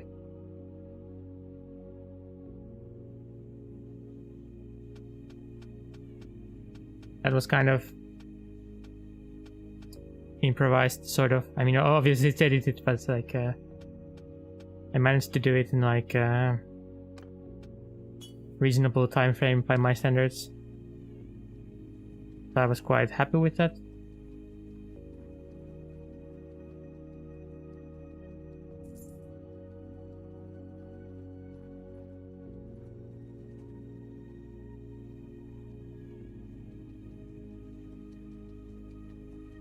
It's kind of challenging to get like good quality video or like scenes from Bannerlord. Graphics looks okay and stuff, but like the NPCs don't really have any expressions, or like the NPCs are not ever in like interesting positions or anything like that. But I think the storytelling worked fine with just like video clips from the map. Like for example, the part where I have to follow Garios and stuff. Okay, these are fine. They don't want enough. I still have way too many mules. I think I need to find more places to sell these pack horses. I could sell some grapes though. And some cheese. I need one more place to sell mules and sumpters, I think.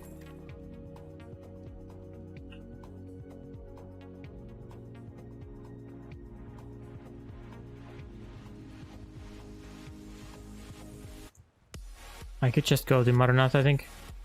I think that's what I'm going to do. Abandon my contract and just go through Badania. So Dangan is also pays quite well for pack horses, so let's go to Dangan first.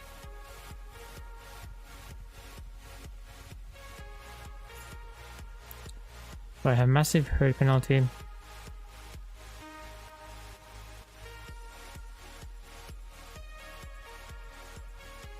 I think I can get better price for this at Danganis and at Maronath.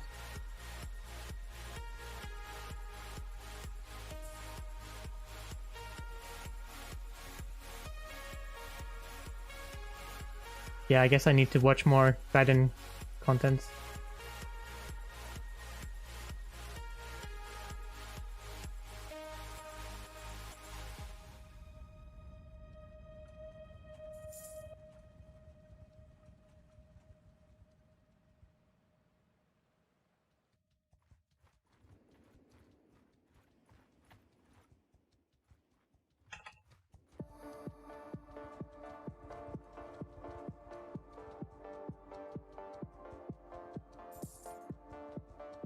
I mean, I get what you're saying, Faison, but I think I want to get a good price for these already. I think I can go to East next.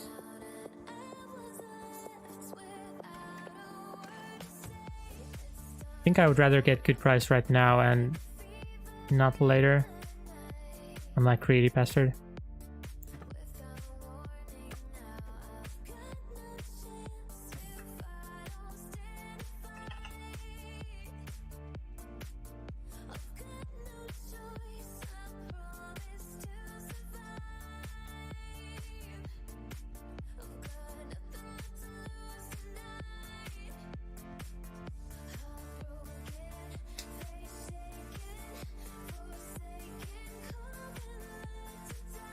Trend, challenge, Bannerlord challenge trend. That sounds exciting.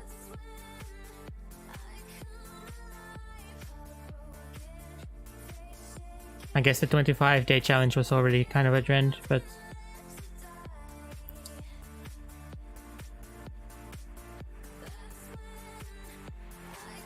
vanilla rock bottom starts. Yeah, I think it's very difficult. Bannerlord actually doesn't pay that well. I guess they are already kind of done with the horses. Yeah. 25-day challenge is child's play.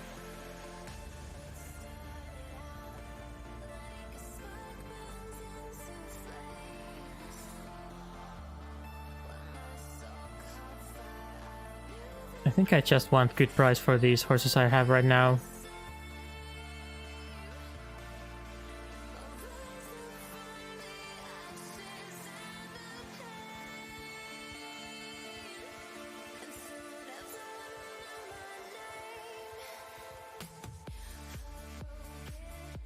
Simo and Koi Fish get solid views for roleplay. I'm not going to do roleplay because I don't have the personality and excitement for roleplay, I think. I mean, I applaud them for their efforts, but sounds way too hard. Challenge is easy because you don't need to... Oh, I failed some quest. Challenges are easier because like you just do them. You don't need to put yourself into it so much.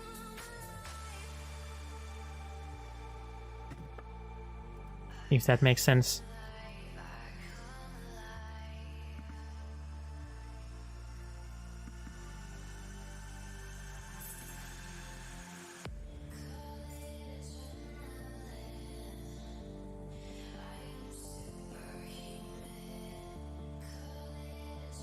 Yeah, exactly what Strat said. I don't know if I can compete with them yet, so I have to make up for it by doing high skill stuff. Exactly my thoughts.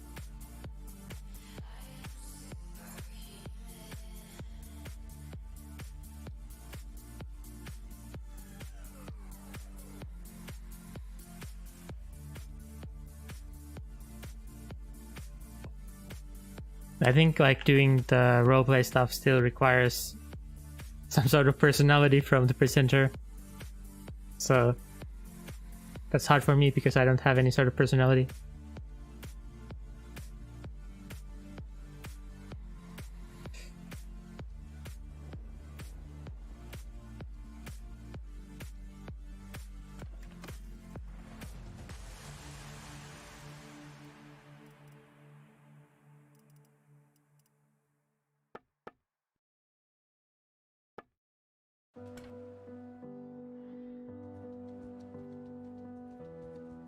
Yeah, I think I can go sell more horses to the east. So I'm fine with overselling horses to the west side of the map now. You have voice similar to Halkuli and you just don't realize. And I'm not insensitive about my... or what's the correct word? I'm not like insecure about my voice or anything like that, but don't have the humor part down yet, I don't think.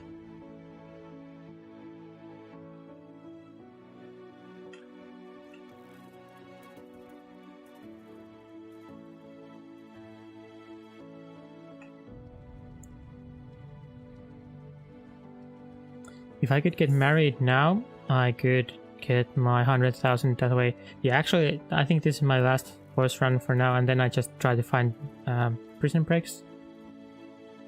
And then we can go from there. If I manage to find some prison break, then I think it should be pretty easy to get to 100,000. Thanks for stopping by, Strats. I will continue this series of the Armchair General for some time, I guess. And online, or I would be down to playing multiplayer at some point. Sounds pretty fun.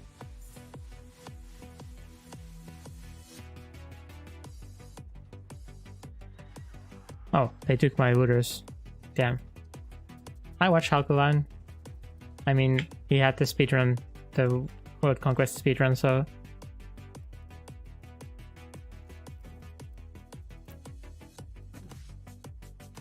And also the Halkoline, the Raider one, yeah, that was really good actually.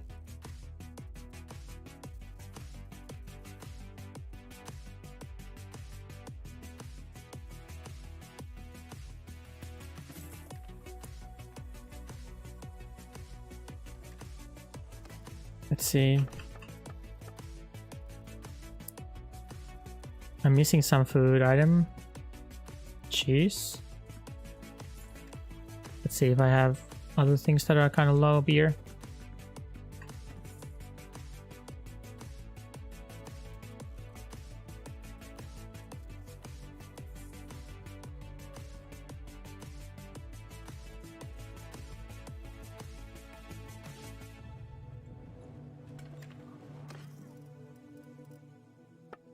So Strat, do you mean by VOD like this stream VOD or the whole series?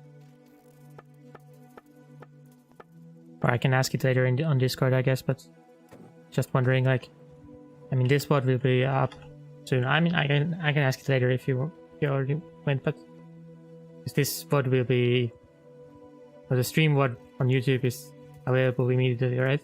Yes, the stream link is same as the VOD link. But I guess I will later like edit the whole series into something else, but not quite sure about that yet.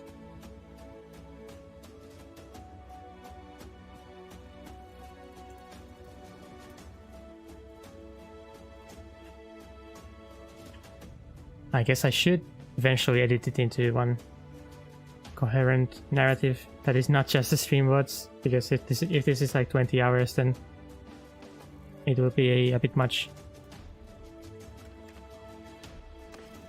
Although Flesson, you have experience publishing just 20-hour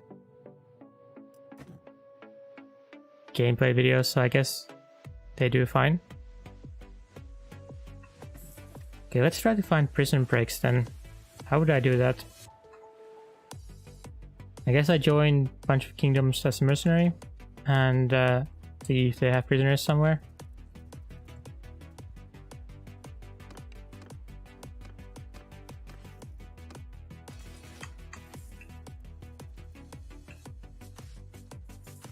Let's just join.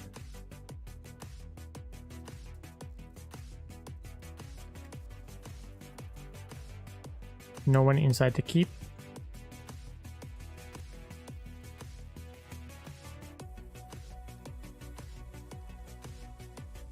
I think you can change your audience though. It takes effort and time and stuff, but which aspect do you mean doesn't translate to your audience? No one there either? Where is everyone? Oh, there we have some...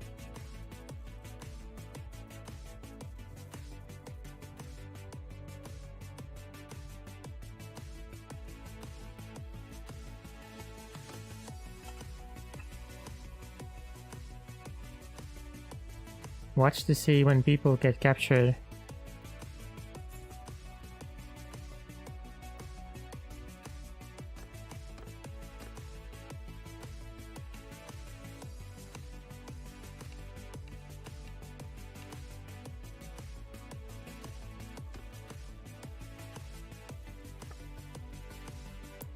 Okay, so Granny Rock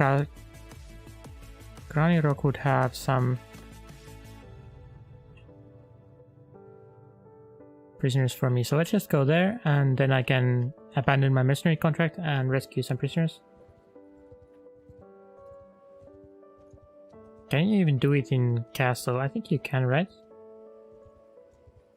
Go ahead and switch over from edited meme cuts to 10-minute narrative video. Takes few weeks to change content. Yeah, like I was just the other day talking about like how my views tank like so bad if I do anything except speedruns, but I really want to get into modding, so I think I just have to do modding content until I have some sort of audience for modding content. Like, it's fine. I don't think I can. I don't think my mental health would last long if I had to do only speedruns. So I think Sylvan would be fine. So maybe I'll Clan Tier 4 though.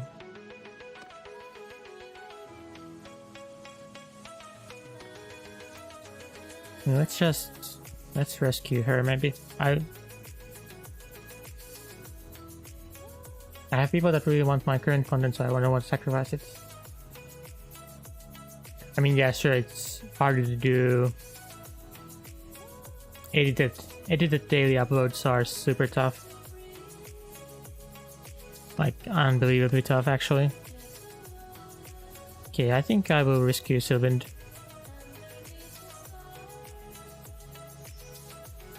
Although Aldrich is clan lead, right? Do they have some marriage candidates? Oh, Liana. Oh, that's very good. Yeah, okay, let's do this then. Okay, let's rescue Aldrich then. I think I will save scum this.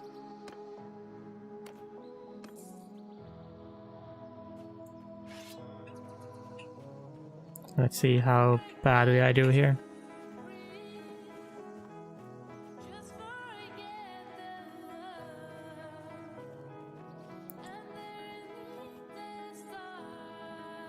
I think Liana is like a pretty cheap starting price already, so I should get a decent amount of money.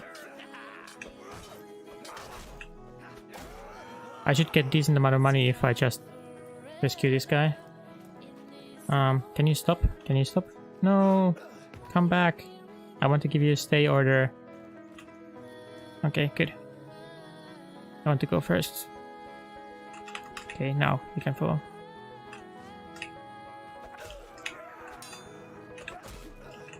Okay. Which direction are we going? I haven't done this 4 at one time. Okay, he died.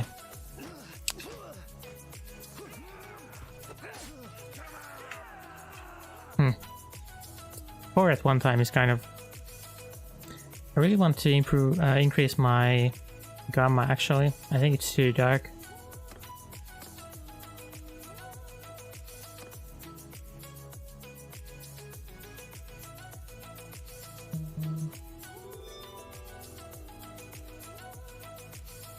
Let's go. I want to increase the gamma. Is it this one? Yeah, let's just go all the way to top.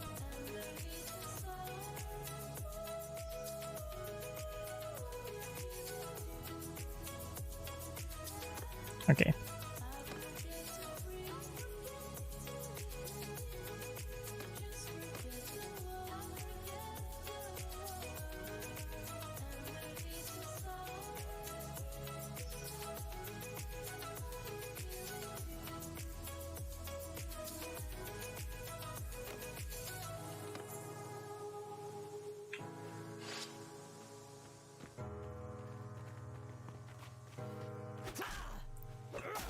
So I'm on, talking about the Parter YouTube Discord, I'm on like Devin Nash Discord, which is pretty good also for talking about thumbnails and stuff like that, but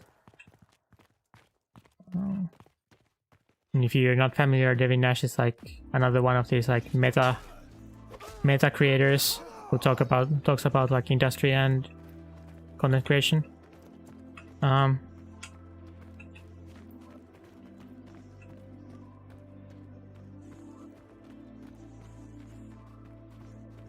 But I think doing good thumbnails and stuff, it's like skill that you kind of need to just develop for yourself. Maybe that's my feeling. Like, why is it 4 at one time?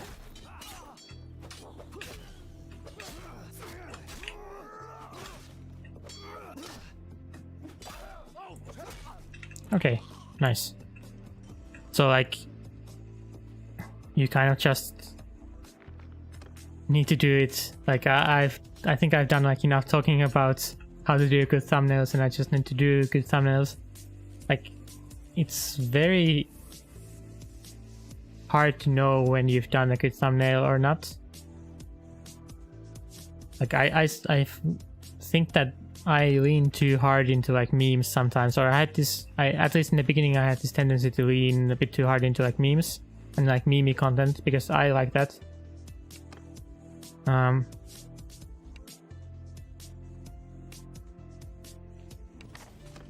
But like, then I maybe realized that maybe other people don't like memes as much as I do.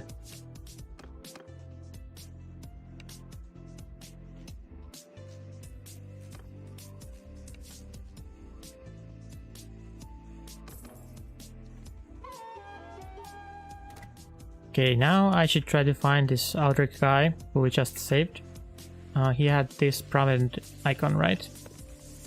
Yeah. So hopefully he goes to prominent, and we can marry her.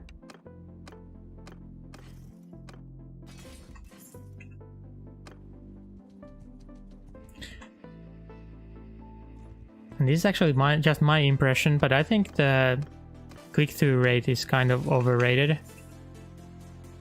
Like, clearly it's very important, but like, for example, the speedrun, the World Conquest speedrun, doesn't really have anything special in terms of like thumbnail or title. Very literal, very anti-clickbait, but it has good like average watch time, so it gets recommended a lot even with poor click-through rate. Okay, no, he's not here. The Encyclopedia is lying again. I hate it when it doesn't, like, the noble is in some sort of limbo and not where it actually says that they are. Let's actually check that.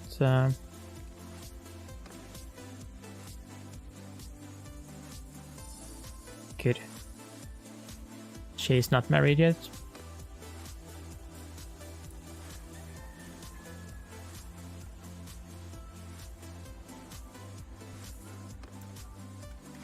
I don't remember exactly how this what kind of base price was for Liena, but I think she was on the cheaper side. So I think with just one prison break, I think Aldrich will pay me, if I'm not mistaken. Although their clan is poor, so I had a strat to do an awesome thumbnail for one of my workshop videos, and it made almost no difference.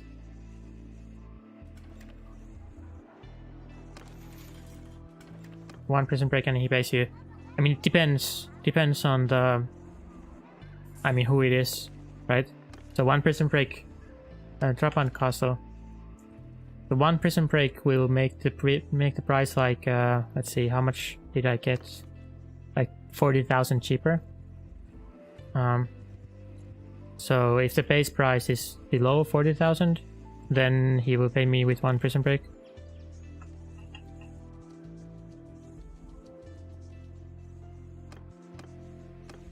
But if I remember correctly, Liena is not on the expensive side. So yeah, like Liena base price is apparently something like 17,000, 15,000 maybe. So now with one prison break they will pay me 23,000. Gaiden, this is benefit to prison break. I just get a lot of money. I get 23,000 from here. Or it makes this marriage like 40,000 cheaper.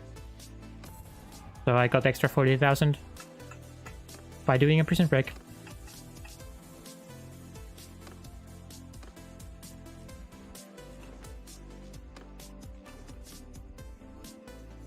guess she is actually at Marunath. Not sure though.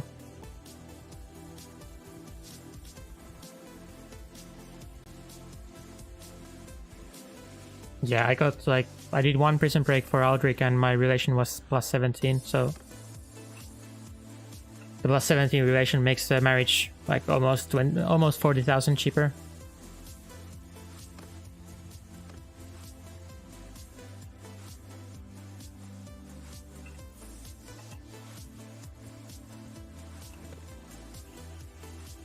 No, I should check Liena. Danustica. Wait, what is Danustica? It's the Empire one, right? No?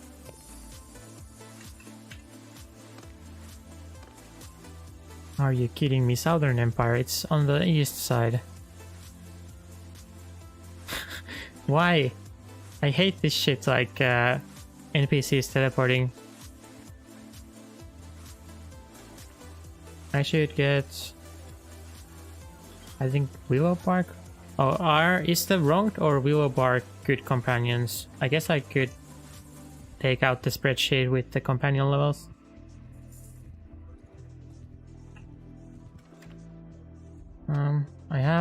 I have actually Warlord already, and I can get meaningful favors.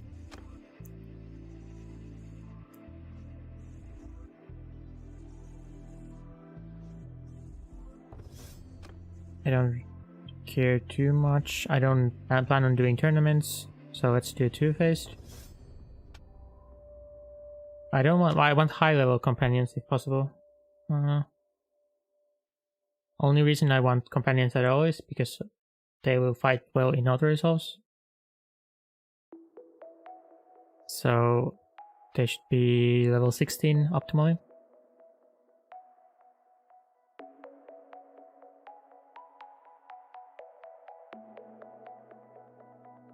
So companion wages, I think I want this, right?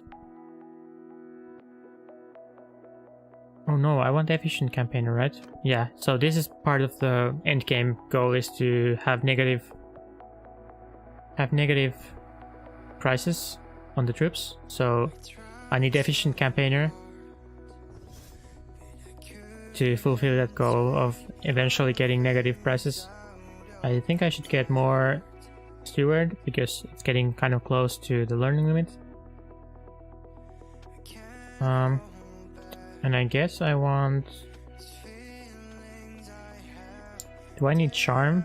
Not particularly. I guess I go scouting then. Oh.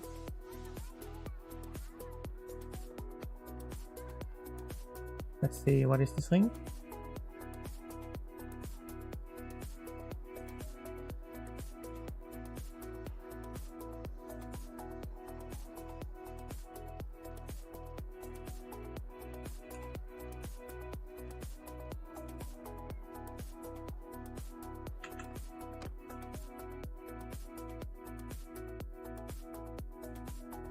I have a spreadsheet with the companions somewhere, like the Fight Cancer or Noam Chomsky on Discord made me a spreadsheet with the companions.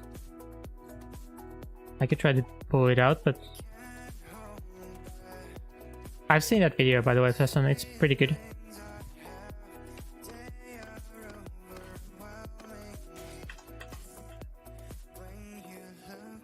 I liked it.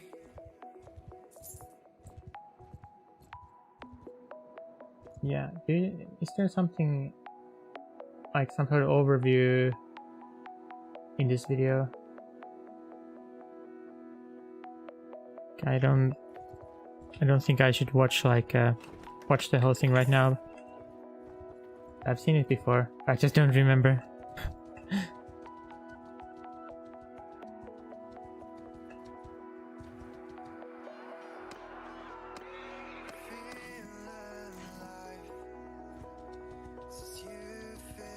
See if we have other companions here.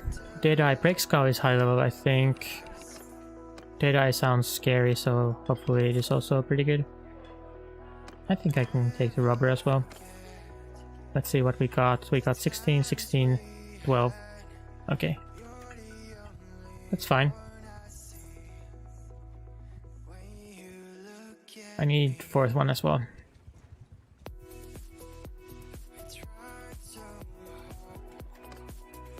Hawk sounds scary, so maybe it's good enough.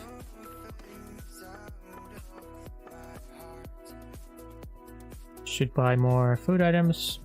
Make sure we get maximum stewards. Dates, beer, no. Olives, no. What am I missing? Grapes? Do they have...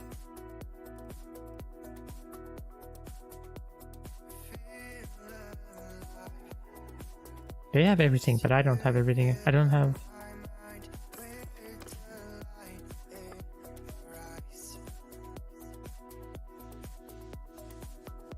Olives, cheese. I'm missing cheese. Okay.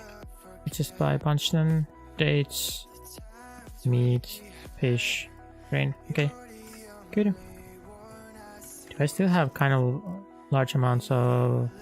No. Can buy more horses then. Since I don't even have herd penalty. And these are kind of cheap.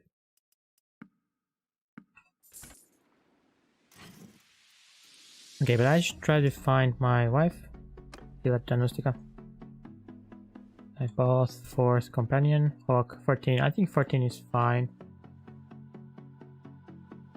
Preferably I would want 16 companions all around. But I already got 16 companions, so it's fine. I guess I could check the taverns even further and see like if I can replace someone. Grey Falcon. I can also sell their gear because, let's be real, they don't actually need any of this.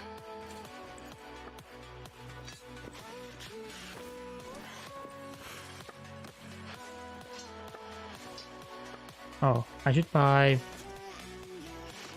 horse for this guy. And horse for all these guys actually.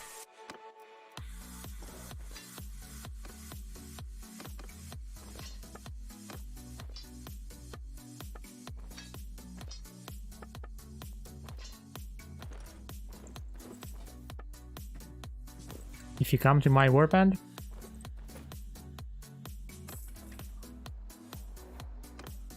Grey Falcon is not good. I mean, you know what? I could just play with my Encyclopedia extender mod, and then it would show the levels right here.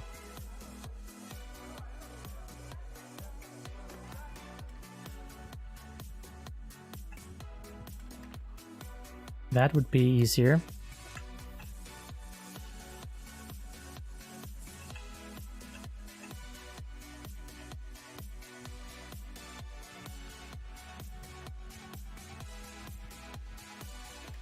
I think I'm fine with my companions that I got. I still need to meet up with Liena.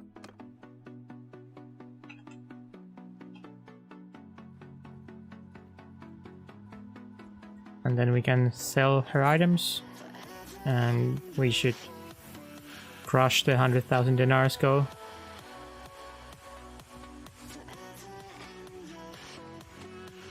Golden Tracker, Swordsman, Shield Maiden. I mean, these are already good. Break Skull, Deadeye, level 16 is enough.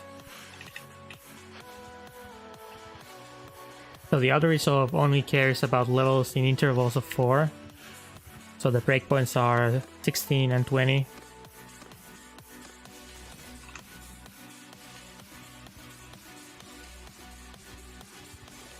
Golden Tracker, Scholar is bad.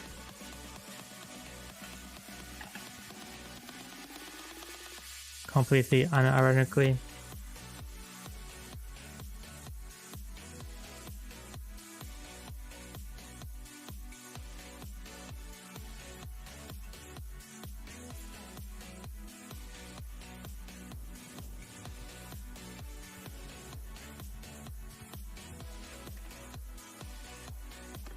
So is she at here? Okay, golden. I guess I can kick one. Which one was the lowest?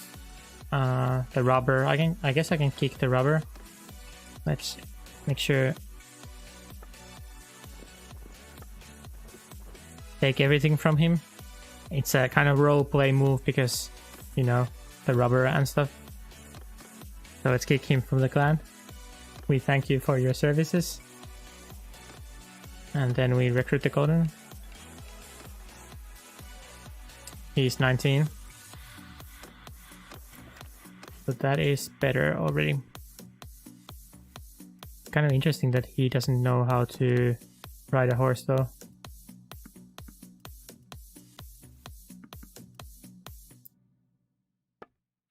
Or he doesn't have a horse. Well, he has here.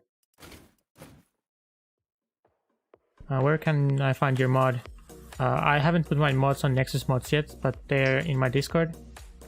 I have like a download section in my Discord.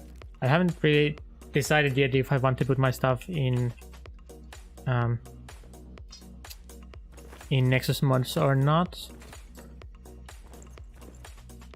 Londian Corsair.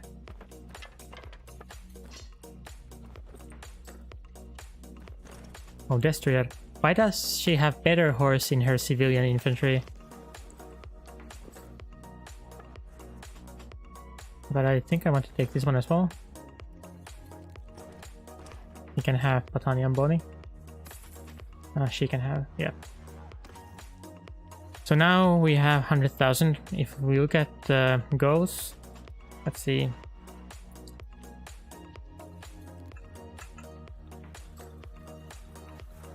So 100,000 money is easily done now. Let's check my steward skill. Steward skill is 100, that is done. 70 troops. Well, my troop limit is 70, so I think that maybe almost counts. I don't want to upgrade this yet, I want to sacrifice troops soon. If people want to have my mods on Nexus mods, I could put them there. I'm not against the idea.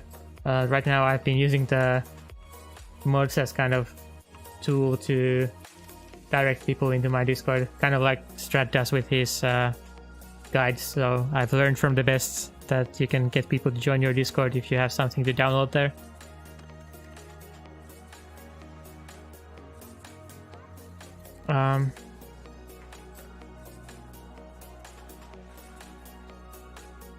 But I also put the links in the respective videos, so the Encyclopedia extender video has the download link for that mod as well. What type of challenge is this? So, does this work? I should have comment for this. No, it doesn't work.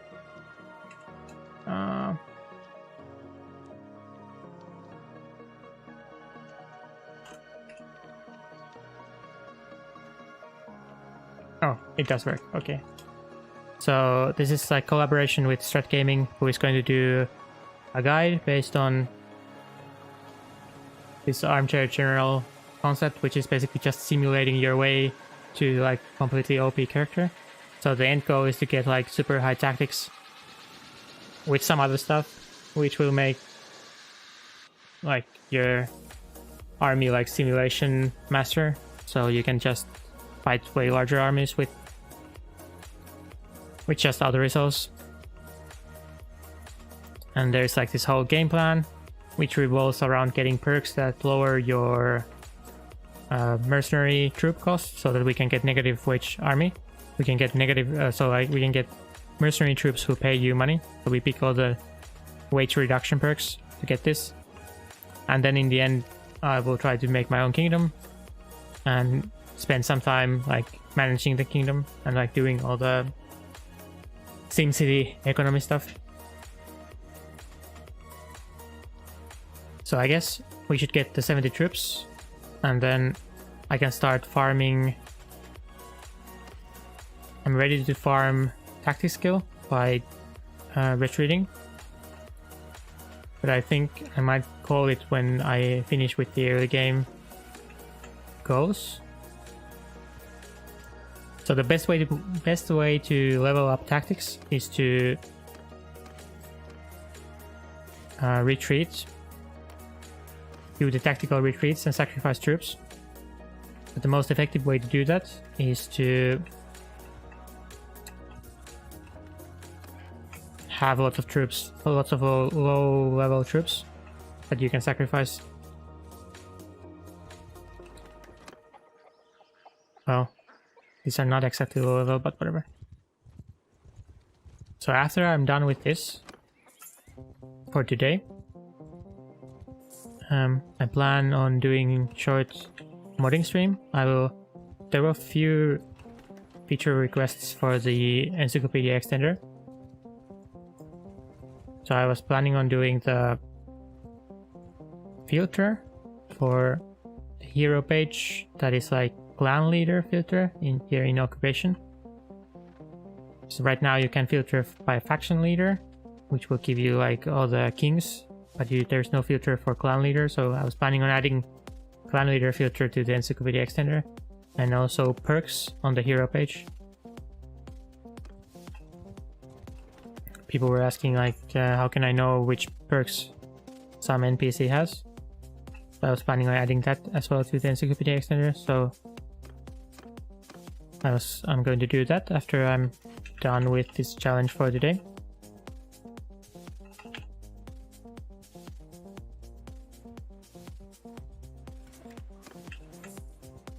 Well, let's get to 70 troops and maybe farm a bit of tactic skill.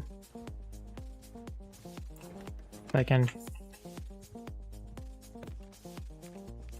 could join some faction as a mercenary, I guess. Just so that I can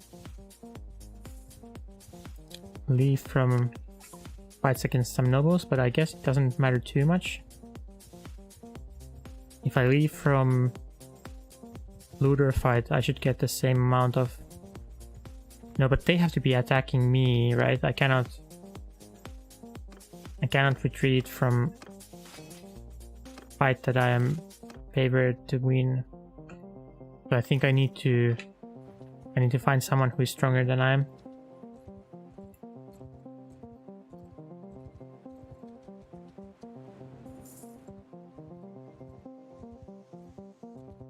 And the easiest way to do that, I guess, is to join as mercenary.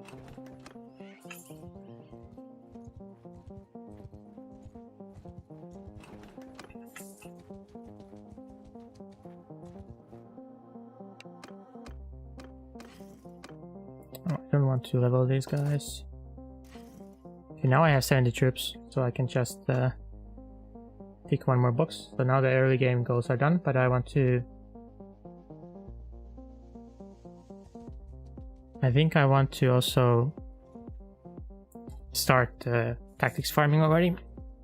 I can play maybe 15 minutes more.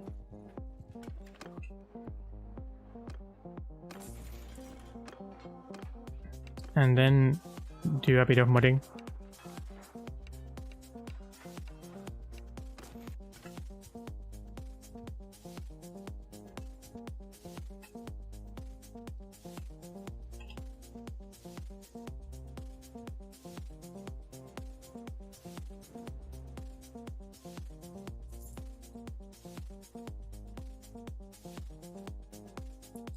This Armchair General will continue at a further date. I think all the grinding for the tactic skill and everything will probably take like 20 hours or so. So the goal is to hit almost level 30. It's fine if I don't hit level 30, but like the fact that this is only level 11 should tell you like how much stuff there is to do still. I'm over the limit, let's not bother. We declared war with Northern Empire. Let's see if I can find a party that is willing to attack me here.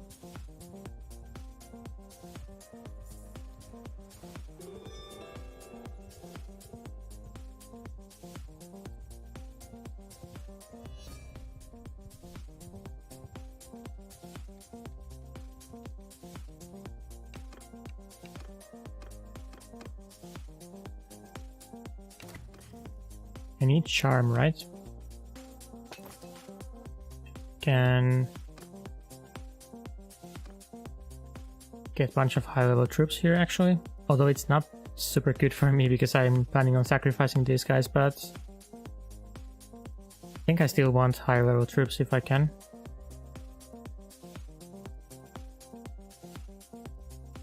So the trick to swap your army with better troops is to just like, you can press E to transfer all the troops on the left side and then press Q and it will pick enough of the highest tier troops to fill your party.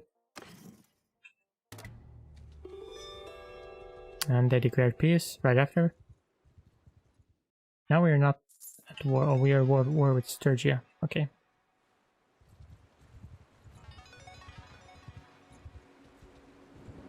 Take prisoner, leave in dungeon, leave kingdom, prison break. That would work. You can also just, I mean, I can just look at this screen if they have any prisoners. I mean, right now they don't, but you can look at the kingdom screen to find places where you can do prison breaks. And if you're a mercenary, you can just hop between kingdoms and see more wars that way.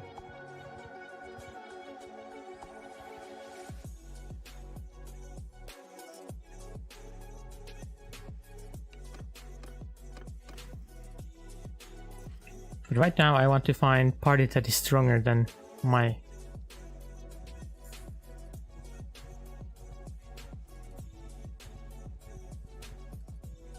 So that I can start farming tactics.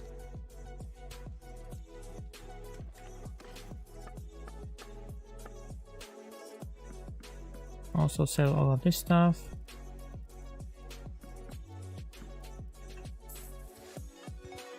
How many horses do I have actually?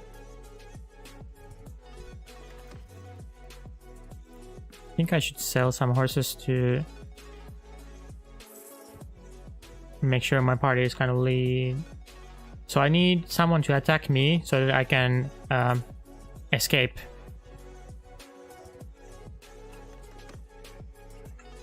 So I want to start farming some tactics skill.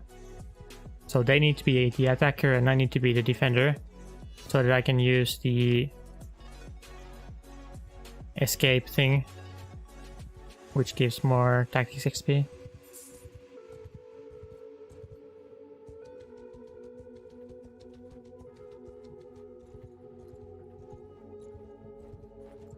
Yeah, escape tactic. But right now I'm not finding any stronger parties.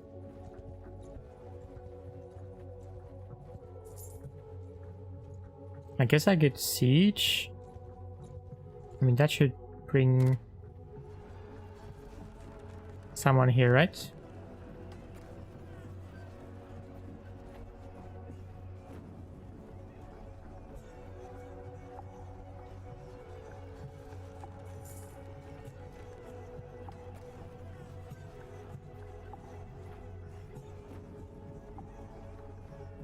And if no one comes, then maybe I get a castle.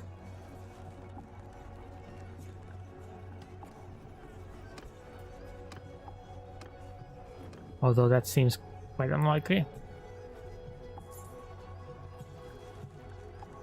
It's also fine if they sally out. I think after they sally out I can also escape. Of course that's only one time, it would be better if I could do it multiple times. So I hope someone comes to defend this castle.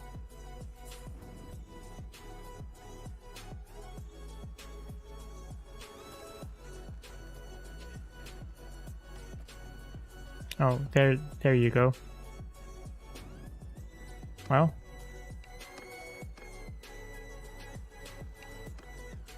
So now I can try to get away.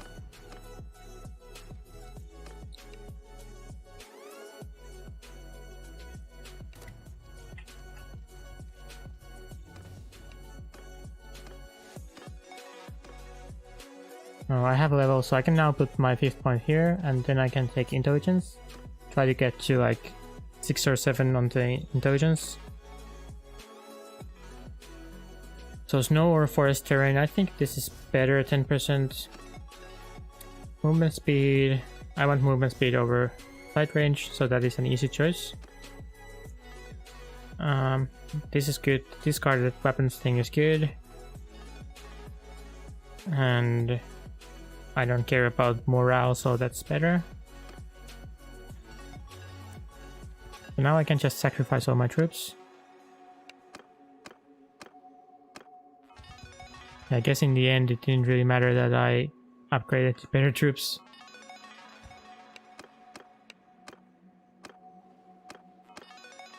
But this is giving us pretty good tactics. I think we got already like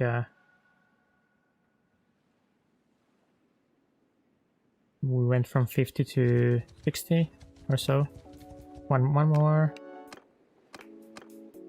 Okay, and now I leave the kingdom. I can actually even join the Sturgia, right?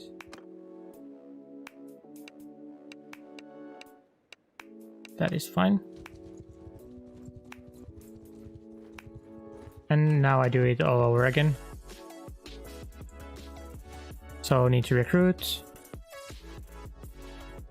And then go sacrifice everyone.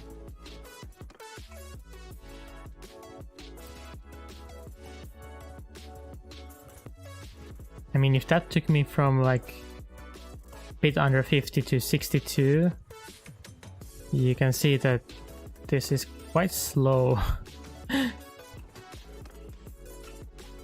Oh my.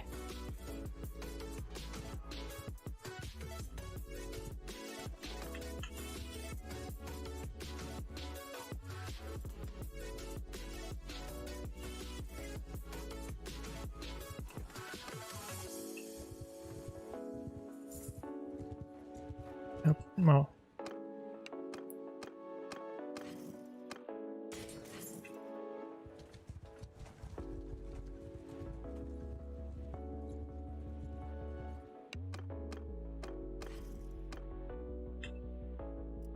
I don't want prisoners.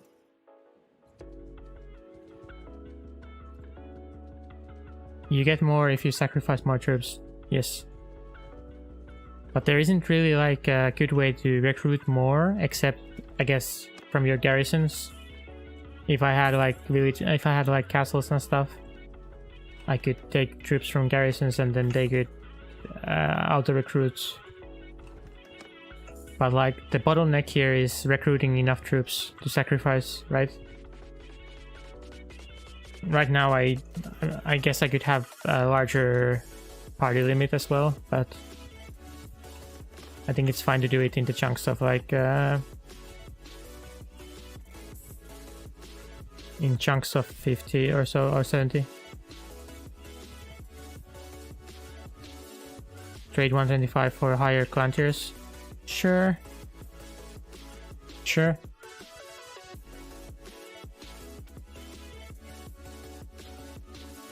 I could have done that first. I just wanted to start getting some tactics now. I don't know why, but I mean the order is kind of all over the place.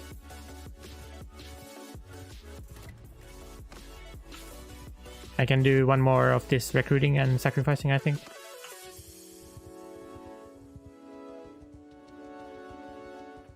Like you can kind of see how it takes some time to fill even this party of 70. I could also improve relations or something like that, I guess.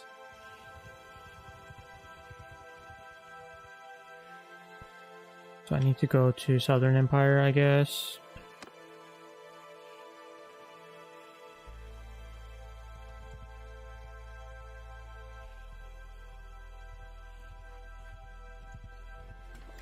I could check if there's anything cheap to buy here.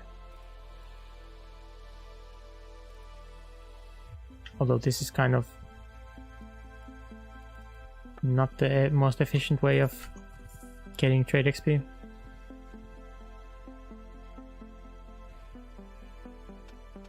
Perks for more recruits. You mean this one?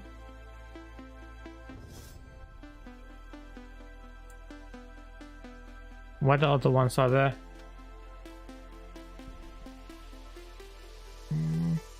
I don't remember the other recruitment level perks.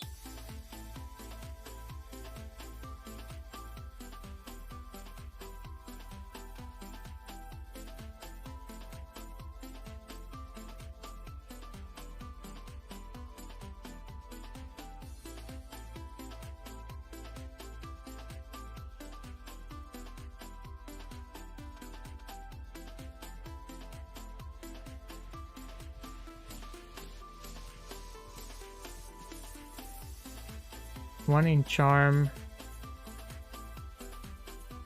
Oh, charm. Yeah, there's the one that is like you can choose between rural and urban village recruitment or something like that.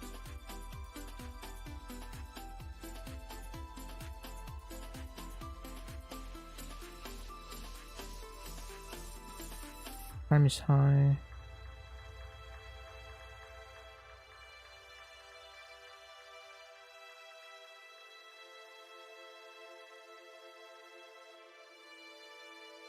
Well, this one, flexible ethics.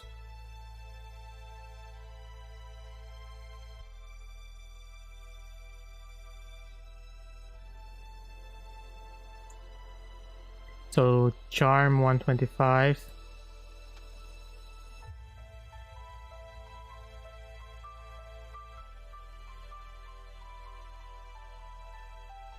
And this one, artisan community. It's the same one that gives you the renown.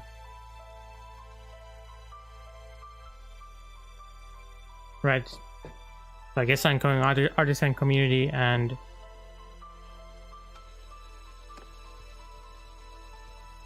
buying workshops.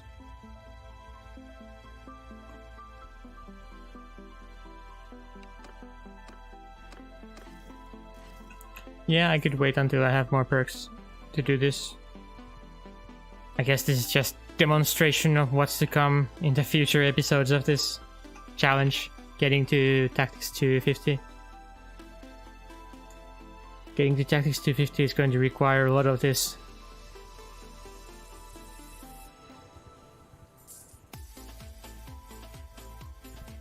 But yeah, I should do the renown stuff first. Pretty close to clan tier 2.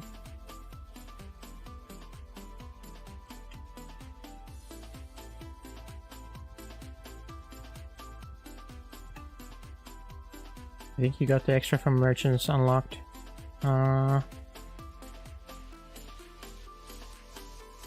Wait.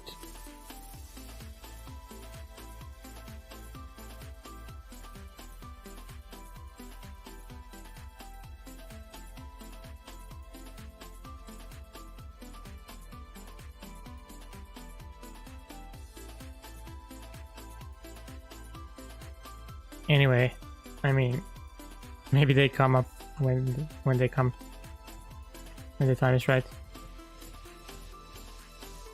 Really? I'm stronger? Okay, here I can again sacrifice my troops.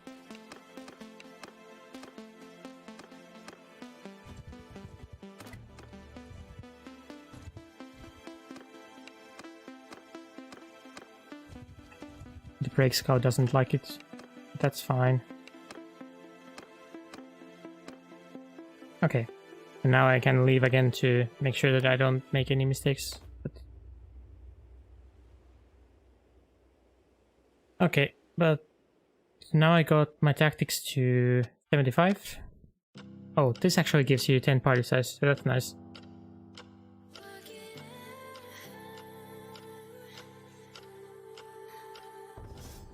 Yeah, tactics skill doesn't scale with the fight odds. Tactics skill is just based on the amount of kills you do, but sacrificing troops gives more tactics than fighting ever will. So this is easily the fastest way to level tactics. I mean, it's already 75 after 2 runs, so... Okay.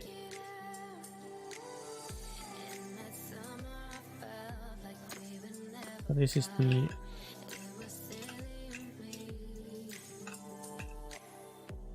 Okay. Thanks a lot for watching. So I will be switching to modding now. I will be enhancing my Encyclopedia extender mod. So I will continue the Armchair General sometime this week. I don't want to say tomorrow, but maybe tomorrow. So I mean, I can show this one last time. We managed to do all the early game goals, and we are nowhere near the mid game goals. So I think these ones might take 2 more streams to do the mid game goals, probably. These are much harder than the ones I did already. 200 tactics is kind of crazy. So I think 2 more streams to do the mid game goals. I should, and then sometime later for the late game goals. I don't mind too much if I cannot complete all the late game goals. Not like I have to do all the late game stuff, but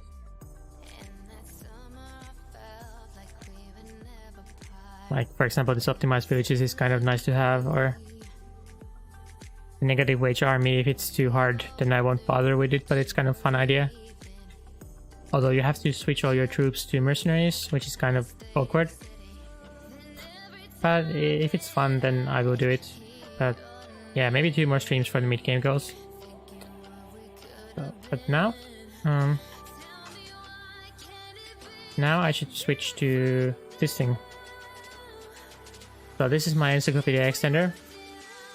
If I just run it once, we can see how it is right now.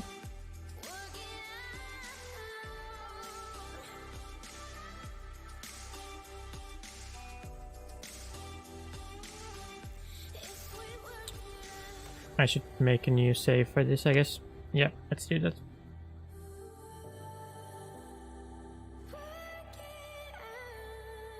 Just make a new save for this, so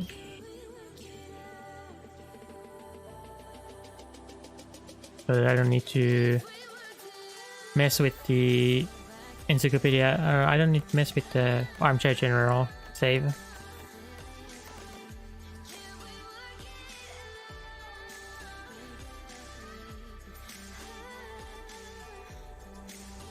So let's make a save here, so we can continue from here.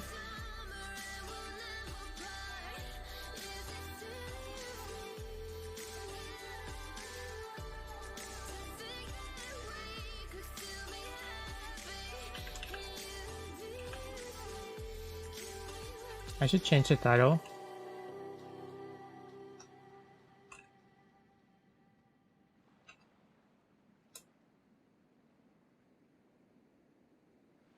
Title of the stream, so that people don't get confused too much.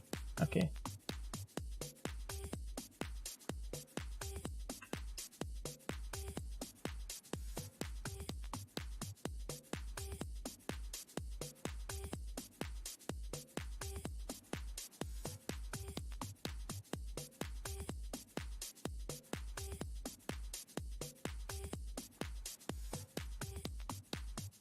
Okay.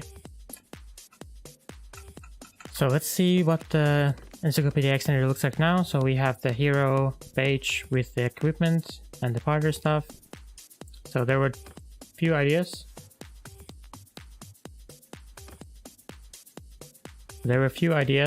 Like adding perks here on the hero page, and then adding clan leader filter here. I think I want to start with the clan leader filter here. So let's go figure out how that is done, how the filters are done. So there's something like faction leader and noble wanderer in occupation. Let's see, like Encyclopedia. So this is the NSpy used to read the game code. If you look at like Encyclopedia hero page,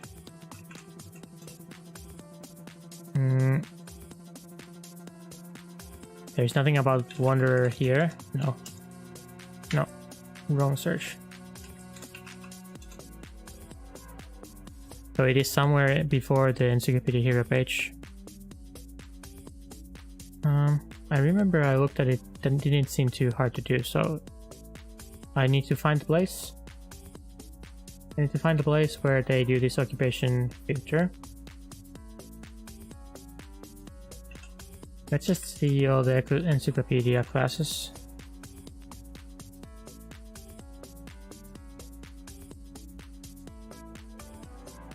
Encyclopedia lists. Encyclopedia list hero comparer. Okay, so here we have this thing. So this looks very promising. Initialize filter items. So they have list 6. They have basically a list of lists, right? Encyclopedia filter group. So I think this is where you want to go if you want to add new filters. This is used in the Encyclopedia page.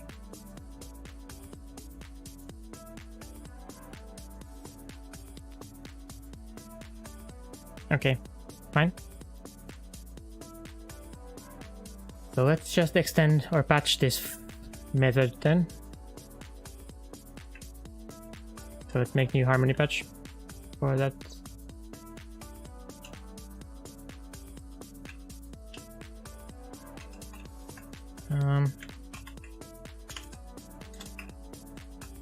This type is default encyclopedia. Oh. Hero page. And the name of the method is initialize filter items.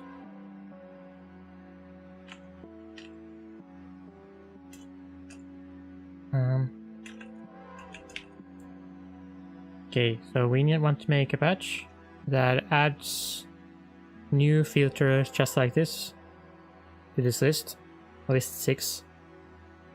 So we just need to take the return value here, and then we need to go to the 6th item, I guess, or need to count how many items you need to go through, and then we need to add new filter just like this line. But let's just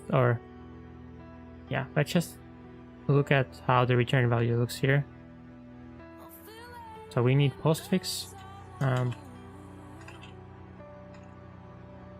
So this will be harmony postfix.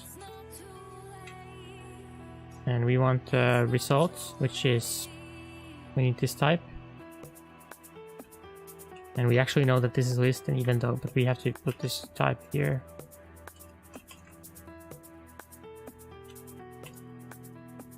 But we can immediately cast it to a list.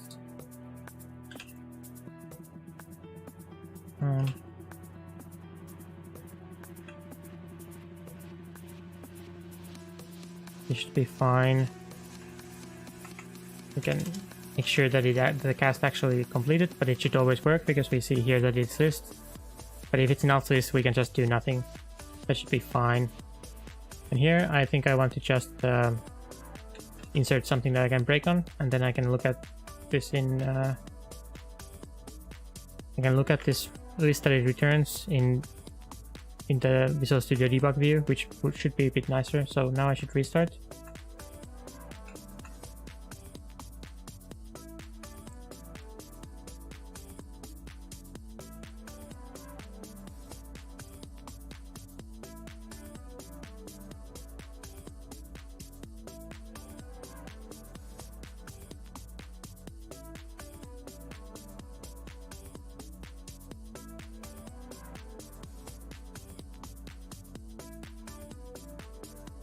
And if I go here, we see that this was not hit.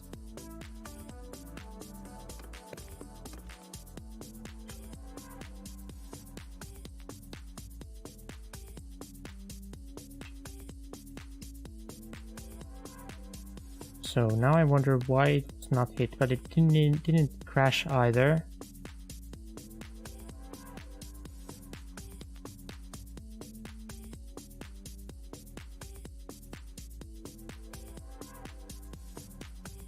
So surely we don't do batch off. That's a problem. Huh. I wonder why we don't do batch off. I guess I did everything with the UI extender.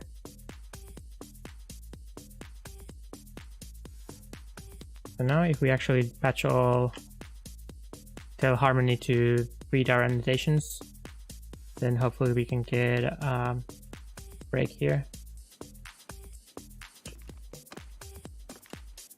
or not.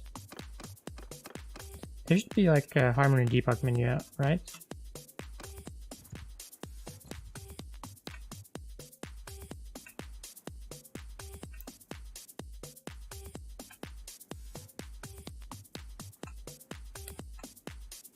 So if you go harmony mod,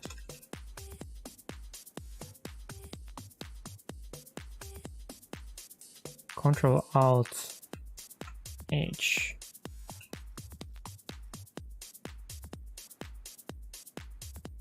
So this is the harmony debug menu, and it should tell us all the methods that have been patched. Hi Alberto. I've just switched it to doing a modding stream.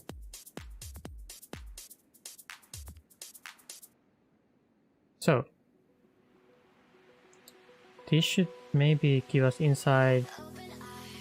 Maybe the postfix is written wrong. Maybe it's not. Maybe this is not a.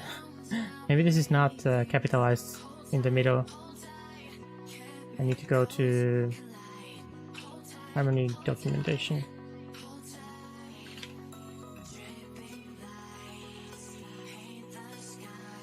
So yeah, the postfix is not. This is kind of silly. The postfix is not capitalized or camel cased. Okay, so that's my problem. So those names need to be exactly correct. So now we hopefully should get a break. Must be static. Sure, whatever. These are like growing pains, I guess. Static void. Okay, good. But now we at least know that Harmony is trying to patch it after we found all the problems. So now we should get a list like that, which has all the filters.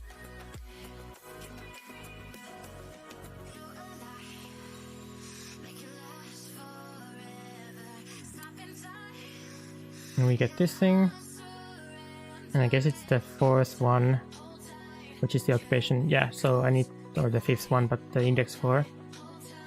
And I guess I would just add it here then. So shouldn't this just work? Well, I need to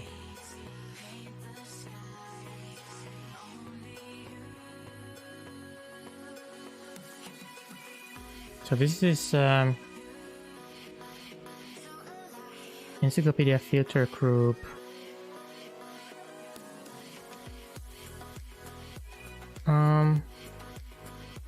So they make Encyclopedia filter group out of this thing.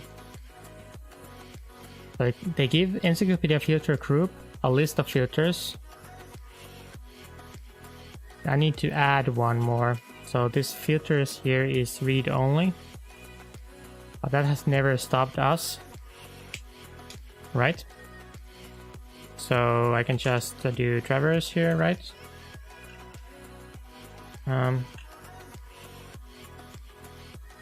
Traverse.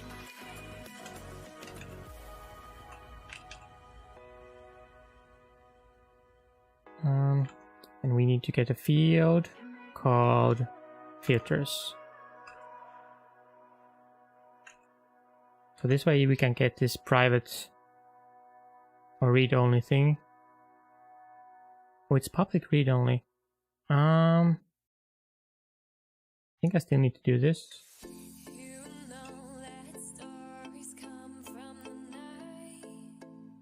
Right? Because it's marked as read-only.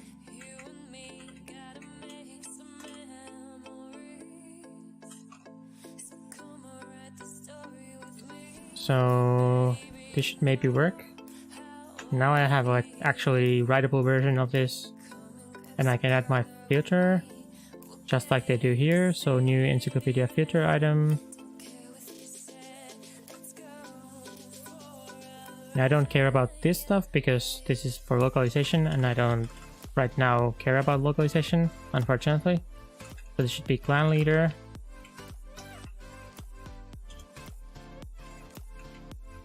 And we need to check if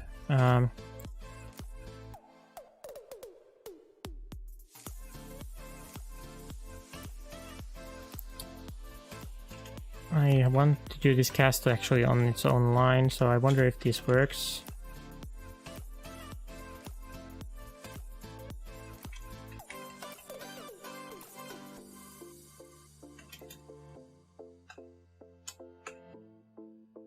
Hope this works.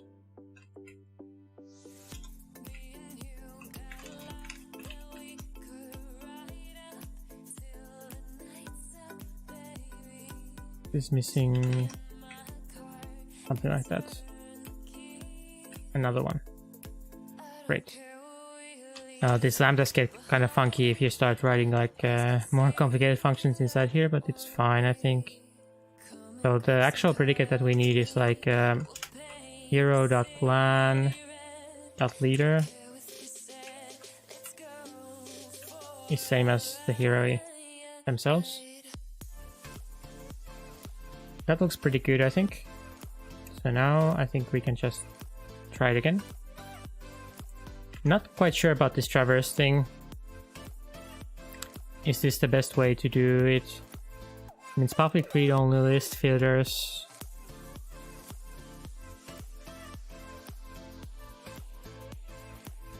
Maybe it works.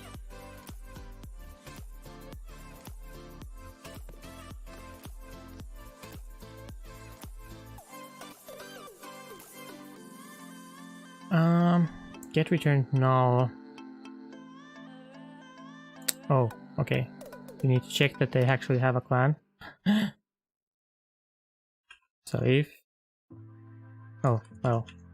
This is dumb.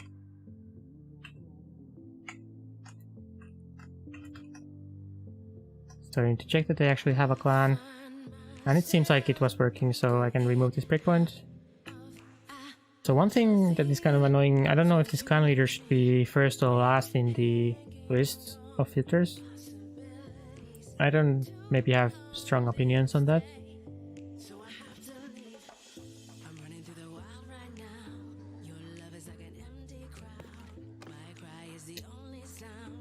I think it's fine if it's on top. This guy is clan leader for sure.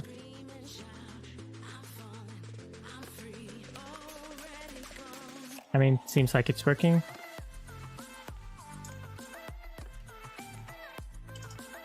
All these guys are clan leaders.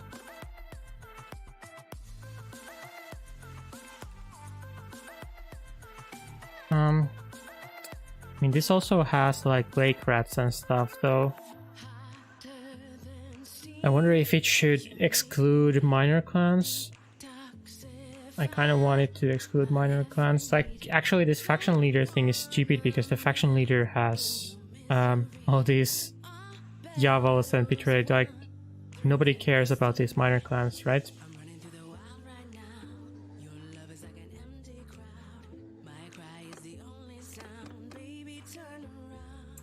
So I want to make my filter. I don't want to change the original filter, but I want to make mine so that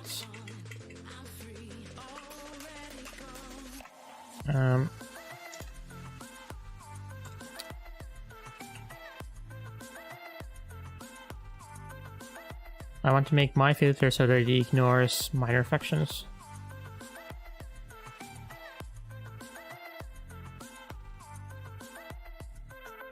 That makes most sense to me.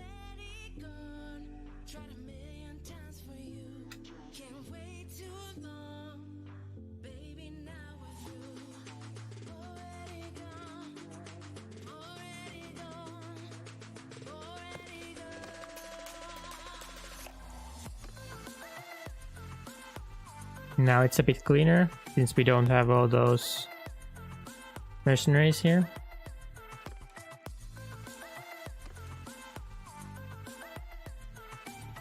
Okay, I'm pretty happy with that.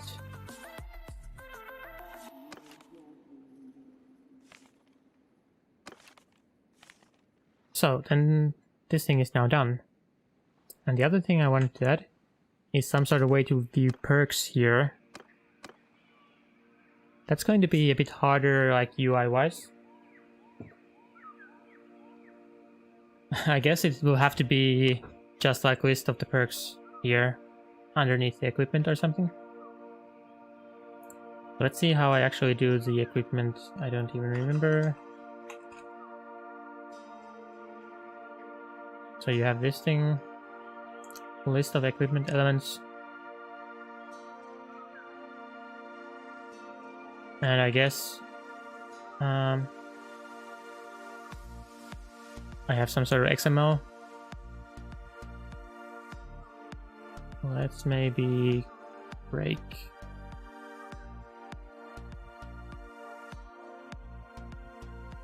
I probably have some sort of XML.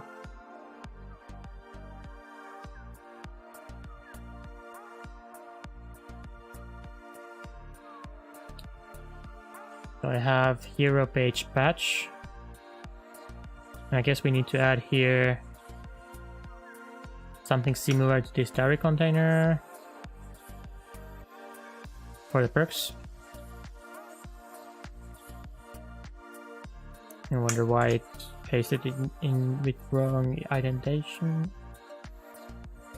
Okay, I need a divider as well. This should be perks container.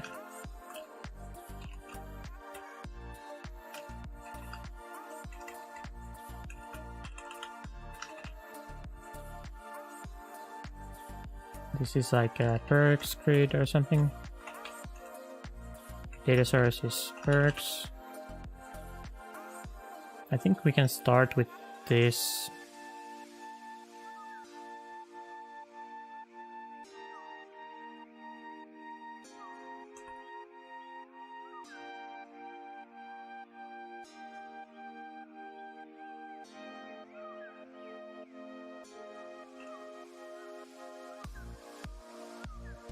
Let's see how that would look. If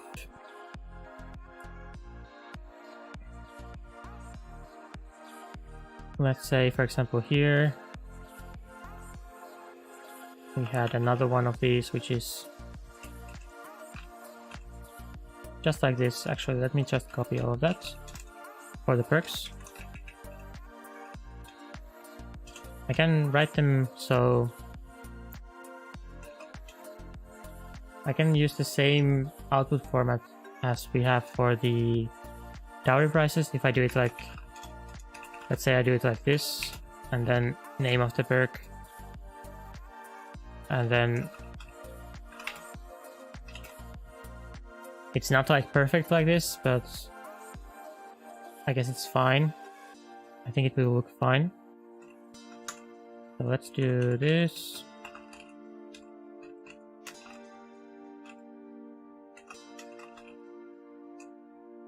I called it perks, right? Probably, yep. So on refresh, we need to clear this. And then we need some way of actually getting the perks. And if we can manage that, then we are done, I think. So we have some sort of hero object somewhere here. Yeah. And they probably have get perk value. Let's see what is hero get perk value. I think you have to give it like one of the default perks.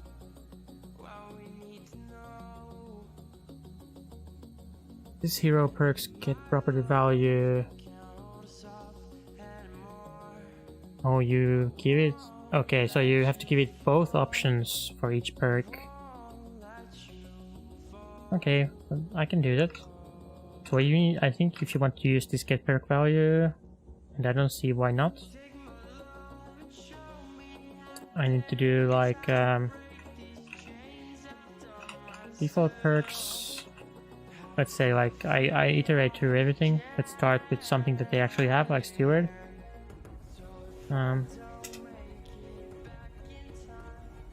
Let's see, default perks.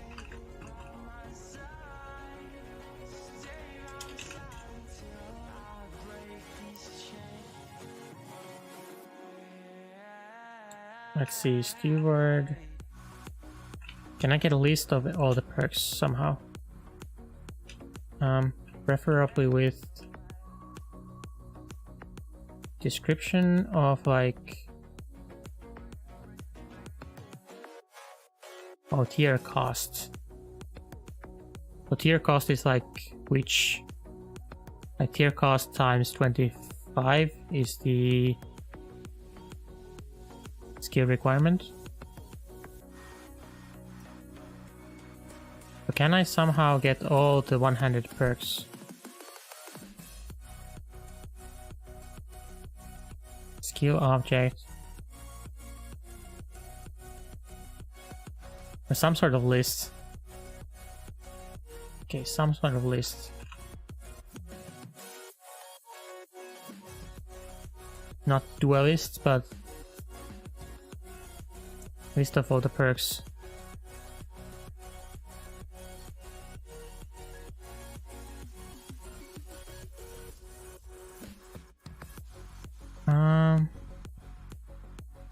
I find it kind of strange that they never put this into a list anywhere.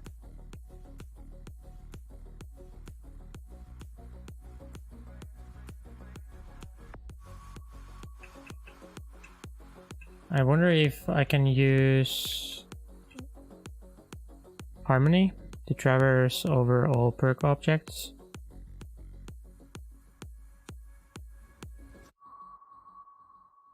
Let's see if I can do that. They never put them into a list. I find that kind of bonkers, honestly. Is there really no way to get all the perks for one skill in any nice way? That seems crazy to me. Well, whatever. Let's see. Utilities. I need perk objects from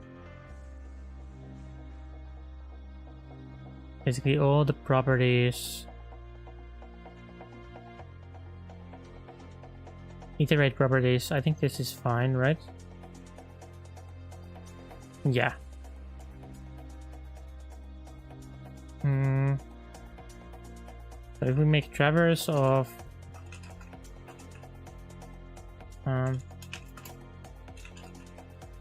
default perks. No, does this work? Default perks is static, right?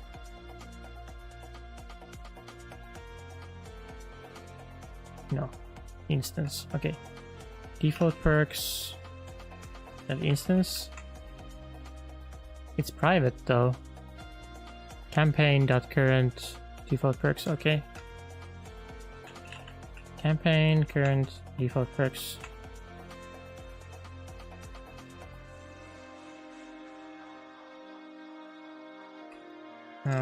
Create. So I need the instance of default perks. So I guess this is the way to get to the instance of default perks. So that I can make a traverse to go over all these fields, I guess. Doesn't really matter if I go through the fields or the properties.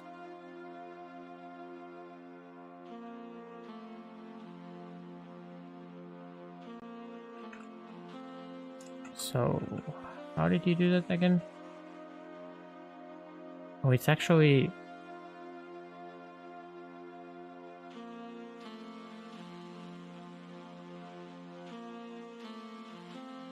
It's actually a static method with action. Okay then.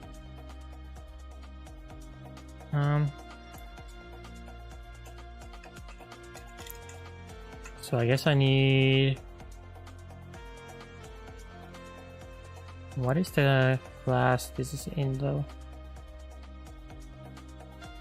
I guess it's like traverse dot iterate fields in this thing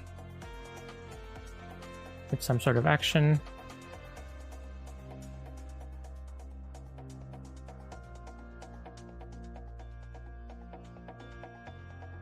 Which can take just traverse.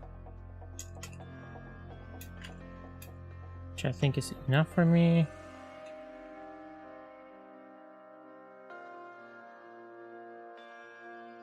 And I want to check if this is...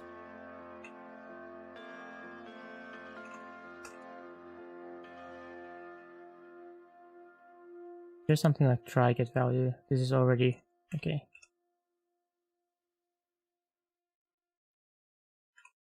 I want perk objects. If val is not null, then we know that we actually got a perk object. And then we can try if hero get perk value. This returns boolean, right? Yeah. So if this is true, then we know that this hero has this perk.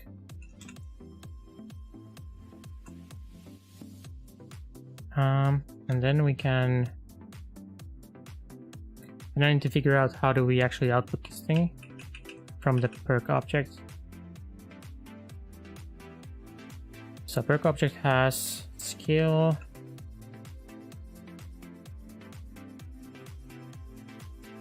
I need perks, add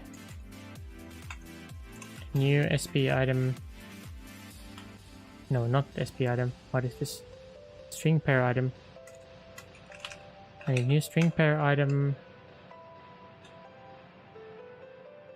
This first one is string format. Something something. So this format will be like the skill and the level.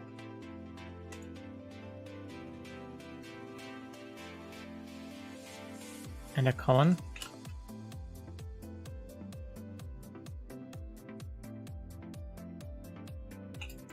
And then the second one is the name of the perk. Right, which is val get name, get name. Let's see, perk object, get name.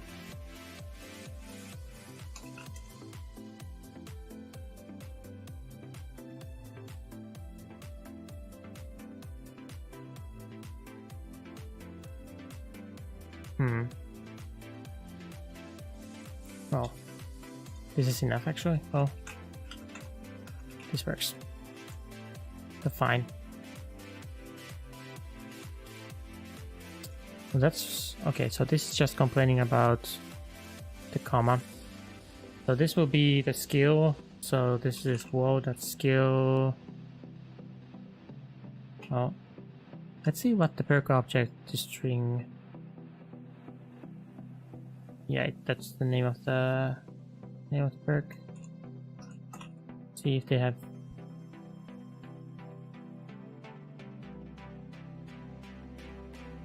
any nice formatting stuff here. I guess not.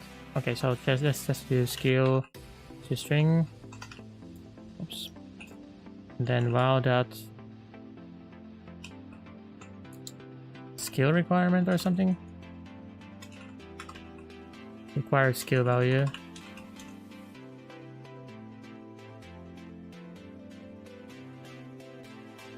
The required skill value times 25, I guess. And this thing is public float, okay. Required skill value times 25 and cast it to integer, preferably. Something like that.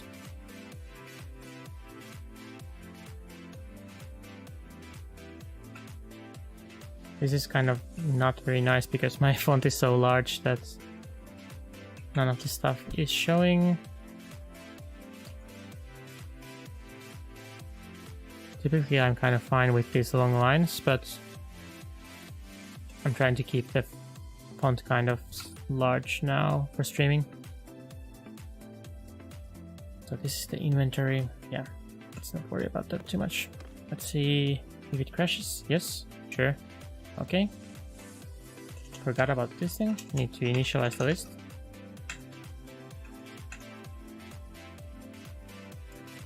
Need to just restart.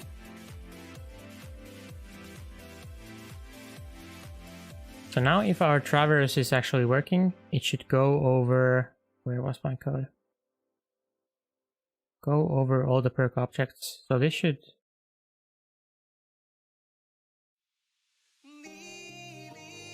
It should iterate over all the perks in the default perks. And then we can, for each of the perks that we iterated over, we can check if this hero has that perk.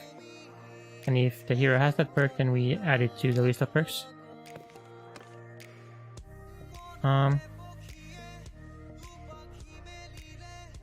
And then that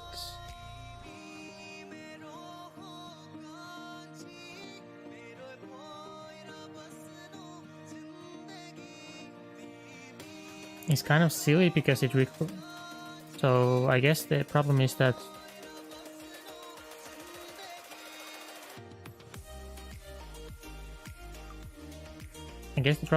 it had something else as well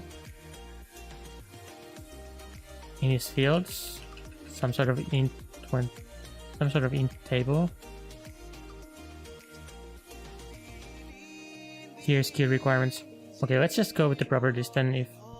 Although this is kind of stupid because the get value already returns nullable object, right? So this should just, in my opinion, this should just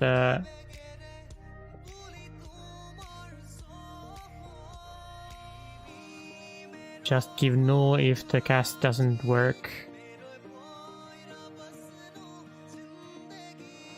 Although I could get it with get value, I guess, and then do the casting myself.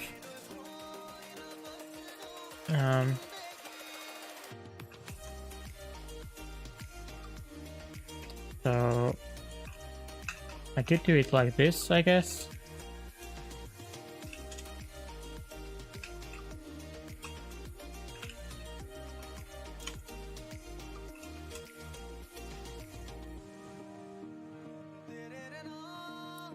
Or I could switch to properties, but not sure I like the idea of iterating over the properties any more than iterating over the fields. Although the properties are maybe correct. No, actually, oh, it works like this. I didn't even realize. They have class for each of the... They have class for each of the skills here. Okay, I don't like that. I like my solution better. So apparently I was not supposed to multiply these values by 25.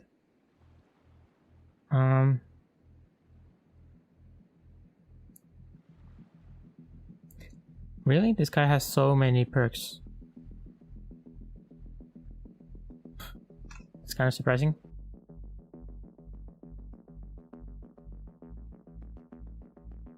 Maybe it will be more readable once I show the actual skill requirements.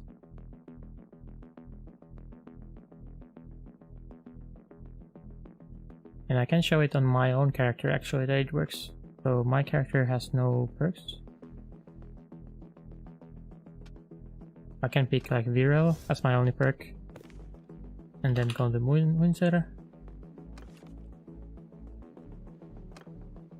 Yeah, and shows just Viral, so it's kind of working.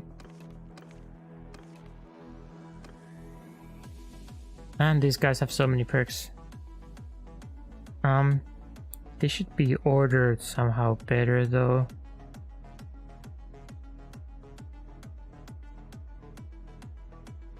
And these are ordered. These are not ordered. So dead aim, Bodkin, and then two-handed perks before the bow perks.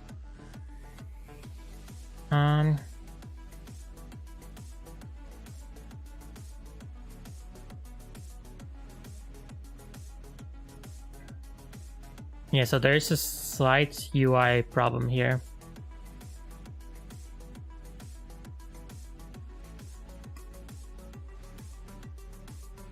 Which is that this list does not look very good.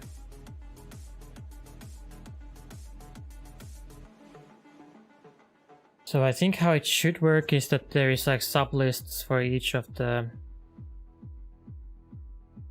skills here. Then you can open or close each of the skills individually. I feel like that is how it's supposed to work.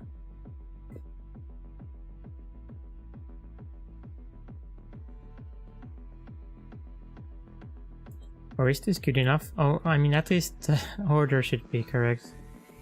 I can just sort them, I guess.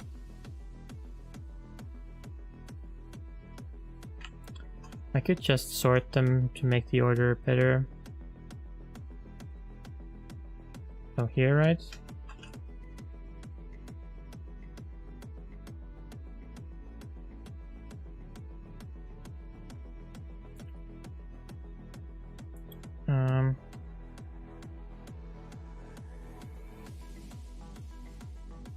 Sublist sounds great. It also sounds like more work.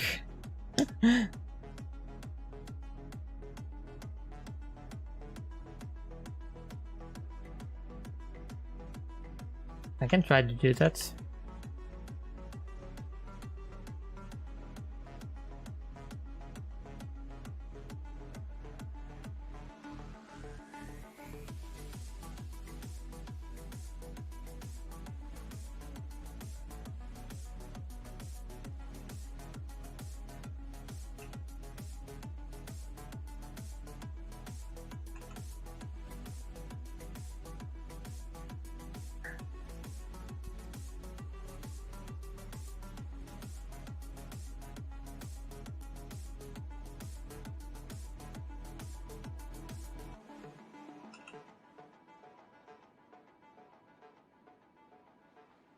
So then I would do like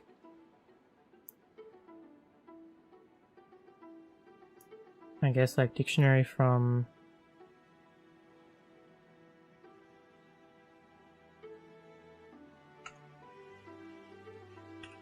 this kind of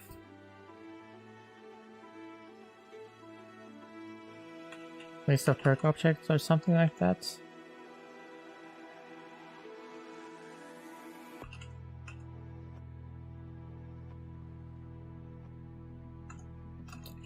I would do something like that, I think, and then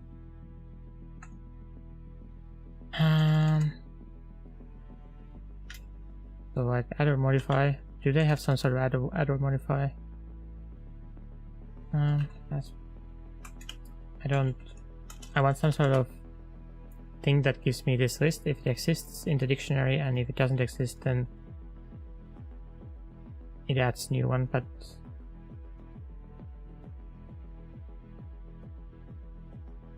get value save.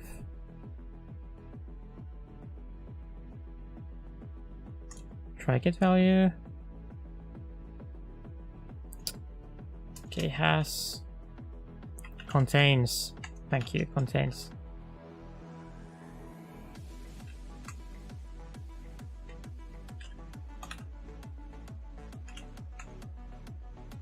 Or this could even be a skill object, I guess, just to keep things a bit more typed.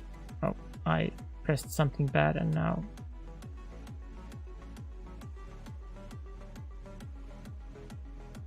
pressed something nasty and now I lost my place in the file.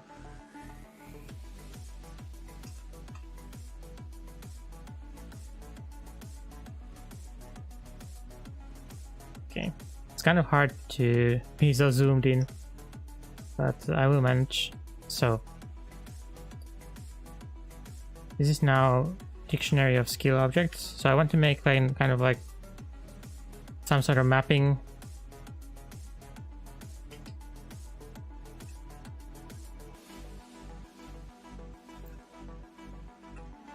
to group them by skill.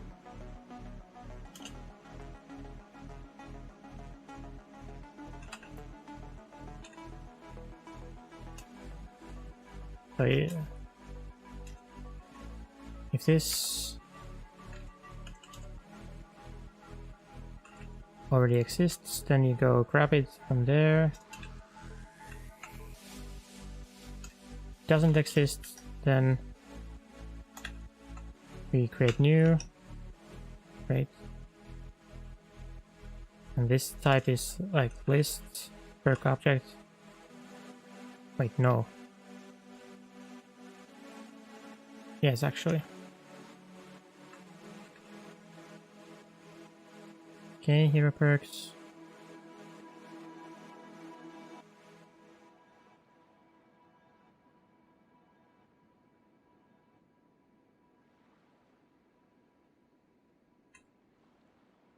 Why does it say hero perks is not null here?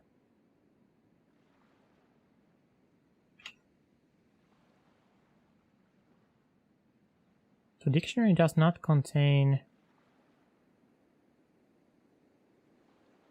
definition or contains.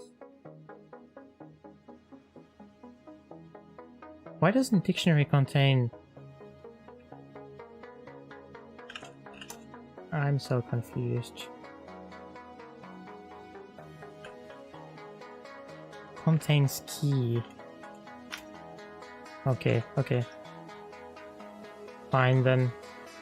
I wonder why the... maybe I didn't have the types written out, so the other competition didn't help me previously. So now we can kind of group all the perks by a skill. We made dictionary. That will help us do the grouping.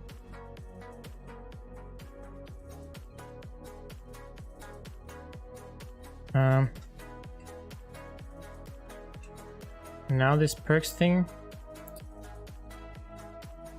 is no longer just a flat list. Instead it's like list of lists, if that makes sense. Do I need to make new VM for this thing? Maybe I need to make new VM for this. So this would be like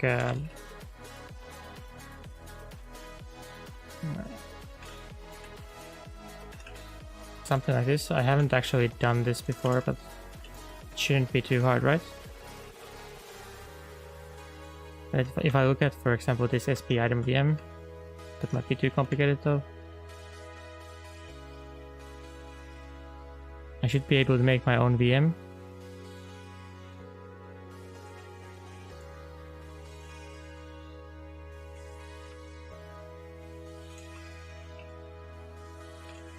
So this VM will have like yeah, well it will kind of have name, I guess.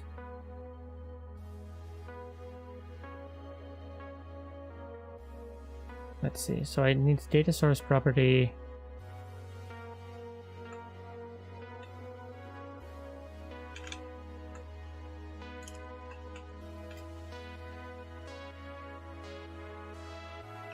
A skill name or something. And it needs the data source property for the perks. So list of perks, right? List of string pair items. The MB binding list. Something like this.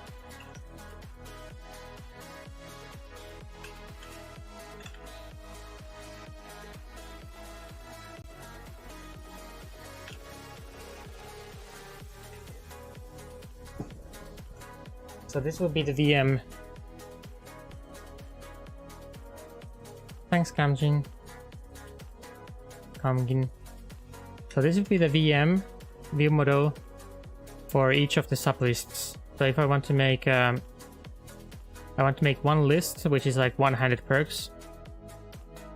So this VM will have like the skill name and all the perks under that list. Not sure if this is the easiest way to do this, but this is what I came up now. So I should make for both of these, I should have like field underscore skill name, just to be consistent, I guess. And be binding list.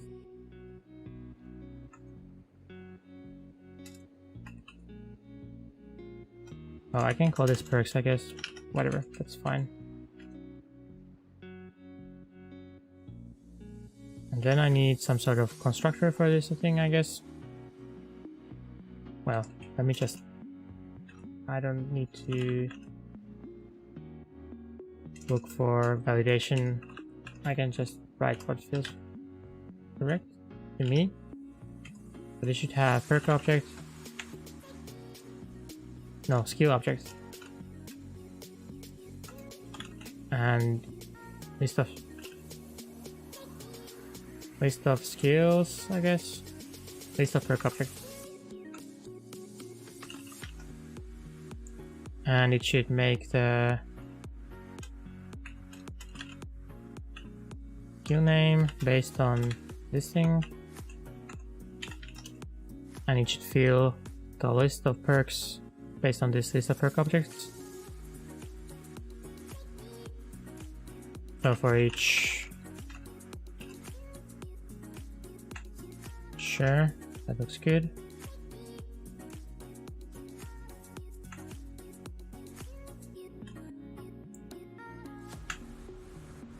Now I need, again, the thing that I had earlier somewhere. The formatting thing. Although, did I even like that? Maybe I didn't even like that, so let's make a new one. So this is the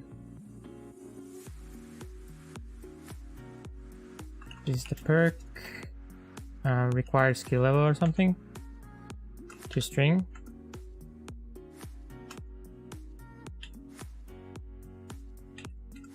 And colon. And then the perk name, or just a string, I guess. Okay. So skill name, need to initialize this to something.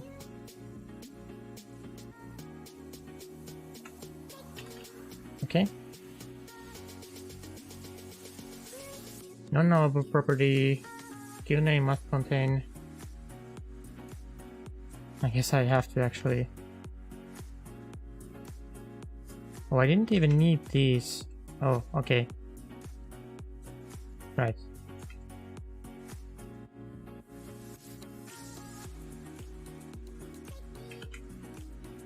You can just use the properties directly. I'm not very good with C#, to be honest with you.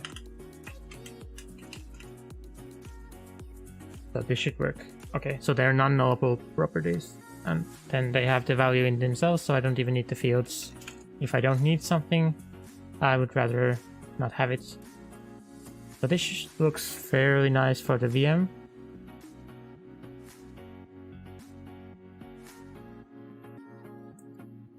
So then I need to actually make those VMs here. Guess right around here. Now the perks type must change. So this is no longer pining list of perks, but this is pining list of that new VM that I made, which is the my perk display VM or something.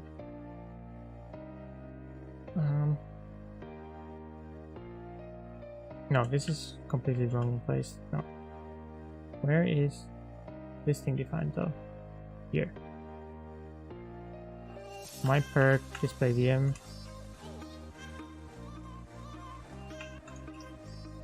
I want to take this thing outside of this class. I don't like these inner classes too much. So let's take that one outside.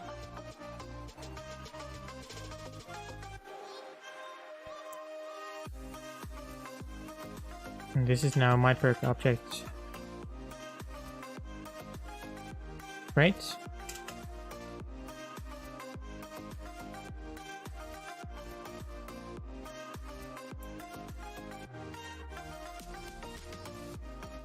So now we should switch from just giving out a list of pair items to giving out a list of these my new VMs, my new view models that have the skill name and sub list of perks for that skill. So right around here, this is no longer correct.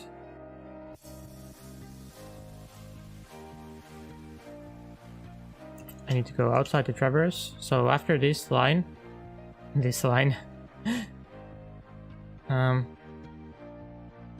all the perks have been added to the dictionary. So this is actually wrong place for this, so that should be there. Yeah, so this dictionary needs to collect all the results. And then over here,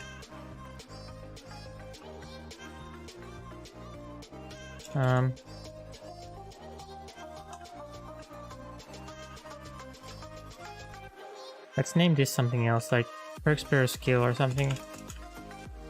Perks per skill.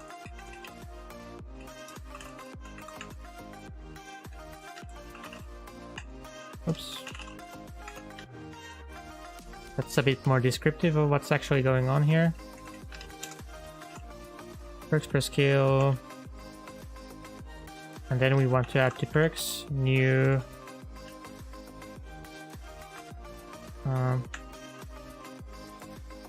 With the skill dot key and the skill dot value like this. That looks fine to me. So now we should have a list of these new VMs.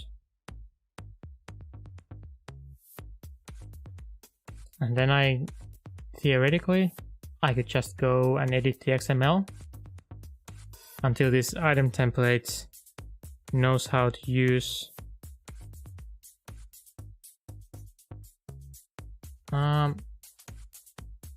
I have video on the trade exploit.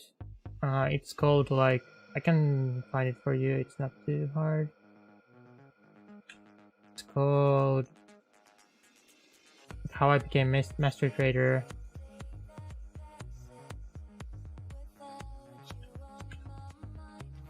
How I Became Master Trader in under 20 minutes.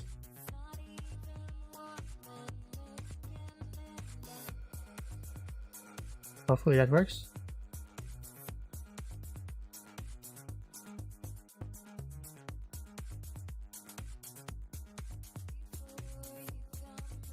Cool, thanks. No problem. Perks container. Now I need to change the item template to actually understand the new format. I wonder if I can do... I wonder if this is going to be a problem.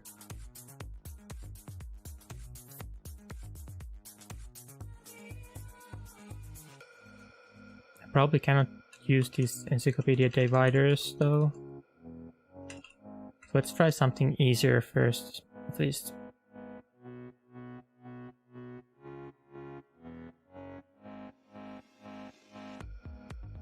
So this should have some sort of like some sort of rich text widget, I think, for the skill name.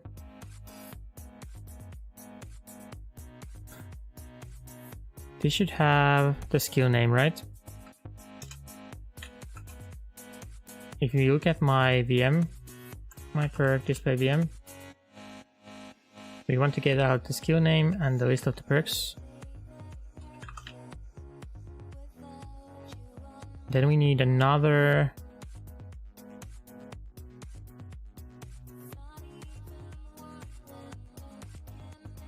this might have to be a list widget if we are being completely honest with ourselves.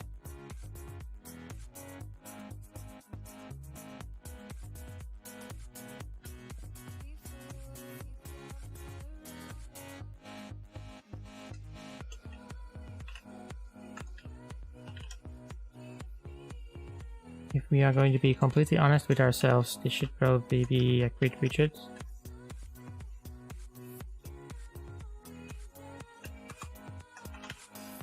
This is the part that I was kind of scared of, because here I am truly lost what I'm supposed to do.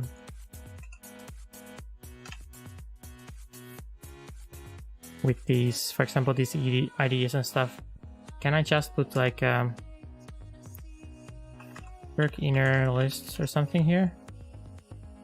The data source for this is called perks again.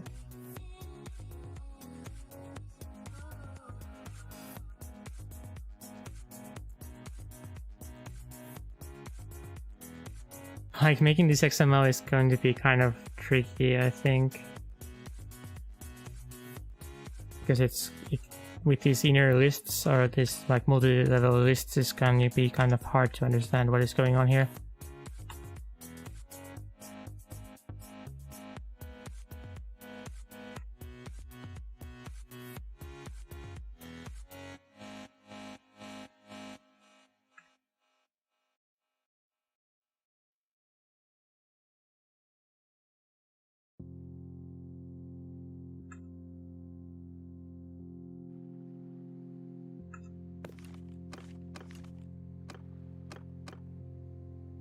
Okay.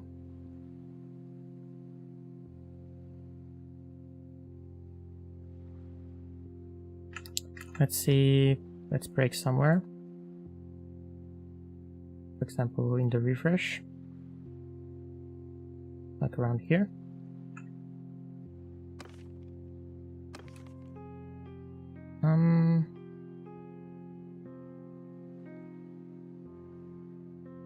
Wait, surely this should be okay.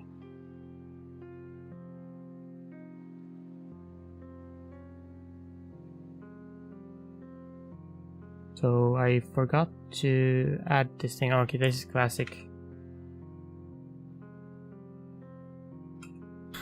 Even the other competition knows exactly what I want. So, kind of stupid mistake.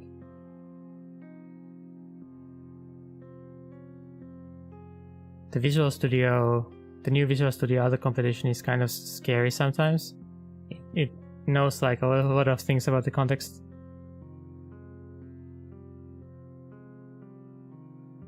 And you can just output lines like this. Well, I don't need this cast here. I don't like the cast, but like you can just output correct lines. Okay, so this is not a complete catastrophe, right? But this was one thing that I was kind of this should probably be like list panel. This should be like perks, perk types or something, or perks per skill or something like that. If I just make it list panel, things are going to break, I think.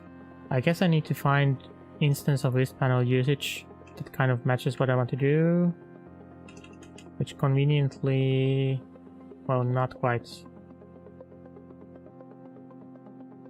Well, this equipment list is actually pretty good. Yeah, this is actually good. I can copy stuff from here. Oh, what did I do? So the equipment list, I think, matches quite well what I want to do here. So I can just copy this. This should give us a list that goes from like top to bottom, right? And then hopefully inside there we can have this stuff.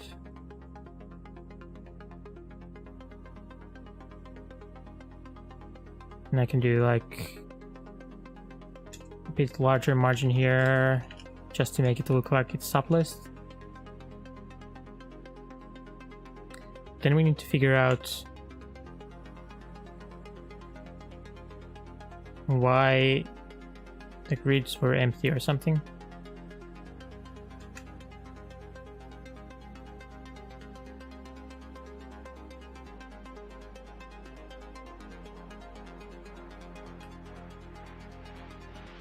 So it outputs the skill names but not the perks inside the skills, which doesn't seem quite what we want.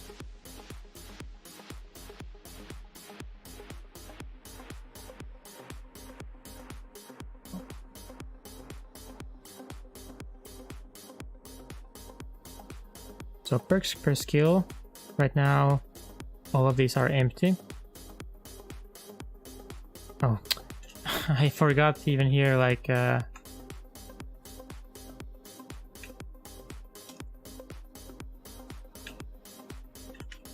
forgot to add the perk to the list. Right. A mistake twice, kind of.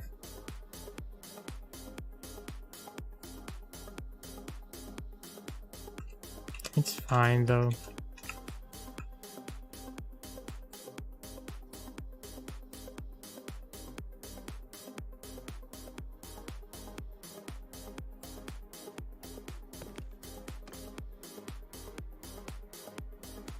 Okay. That does not seem very good.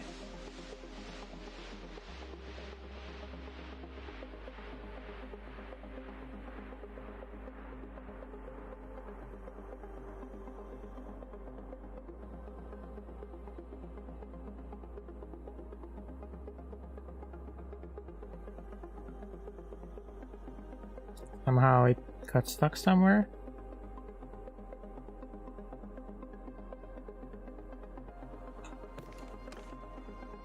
Okay, now it's good. Now it groups them by skill, and then we have four riding perks under here, and we have charm perks under here, we have trade perks under here, and stuff like that. But then something happens, something breaks. Okay, so it gets stuck. I guess in the rendering then.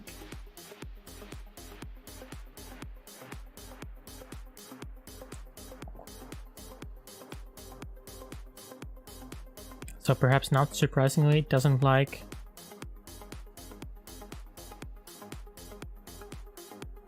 this thing. So I wonder if this is actually like must have or something. Like here we have item template, list panel, no ID.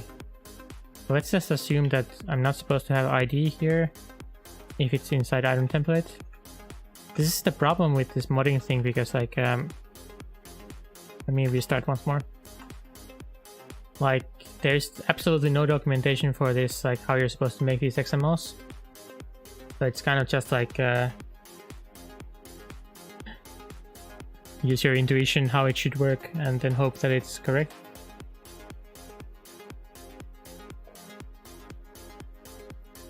Hope you can think in the same way that the people who made this UI framework think. So these are... yeah, these look good. Okay, this looks good. I don't need this breakpoint anymore, I don't think.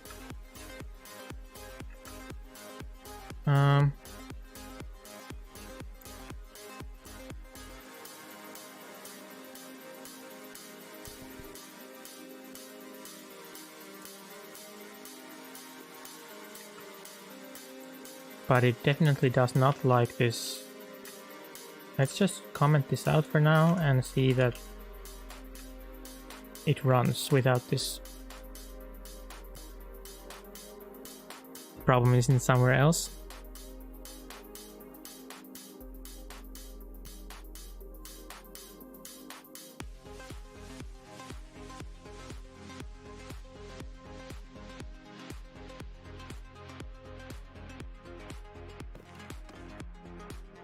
Okay, the problem is somewhere else.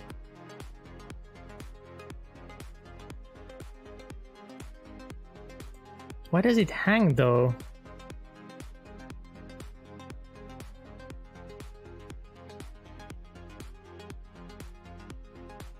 So then the problem must be this list panel, right? Because that's the only other thing that changed.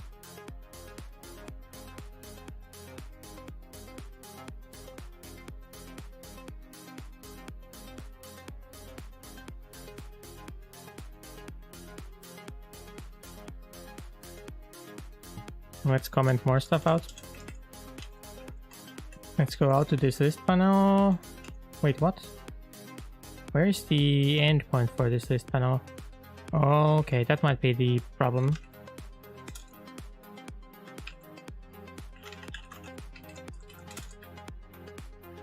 This was not very well formed XML. Okay, let's try again. It's kind of surprising that it even ran. Like, why didn't it crash somewhere? Because the XML was completely wrong. Like, this tag did not have a closing tag.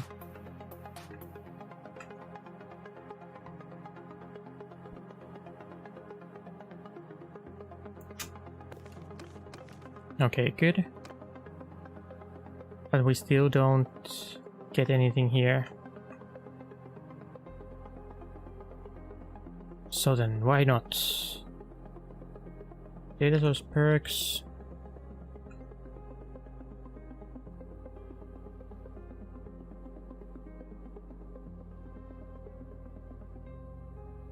I wonder if I change that name.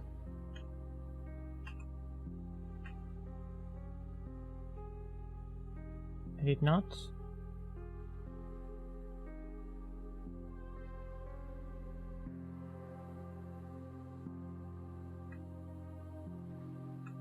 Maybe I should change this though, for a skill or something.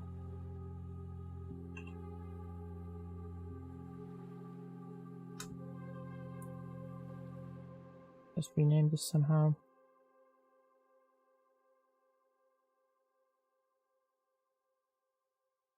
What?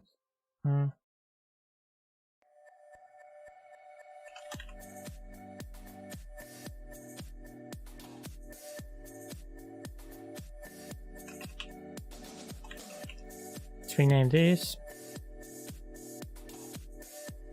Here I think I don't actually need separate fields and properties, but since I have them already, I can just keep them, I guess. In general, I don't like having extra stuff in my code, even if it's like convention, because conventions are stupid.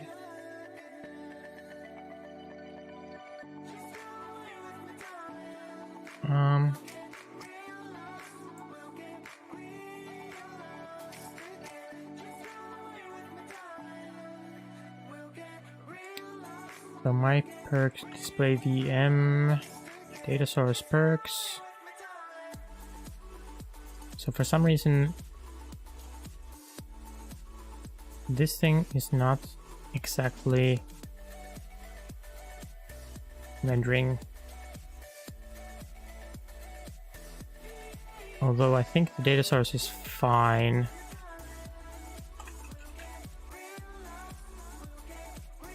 Maybe I can break here or something, I don't know, kind of far-fetched.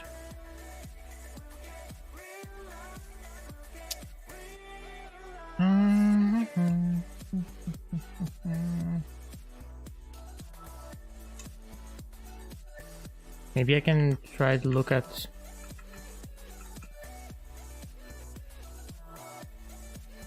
Maybe I can try to look at it with the UI debug thing, but probably doesn't work.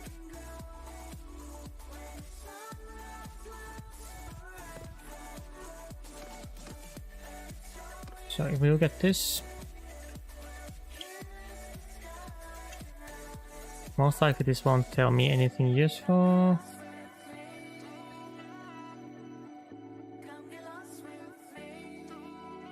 Tells me exactly that nothing is rendered there.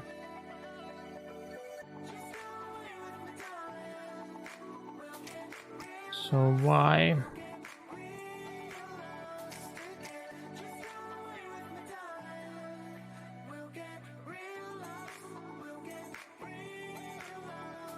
Why does this grid widget output nothing?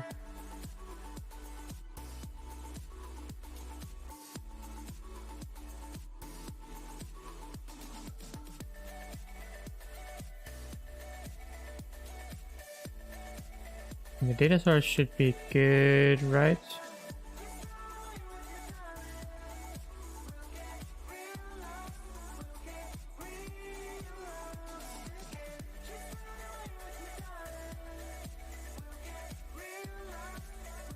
I guess I could try something really stupid like this, but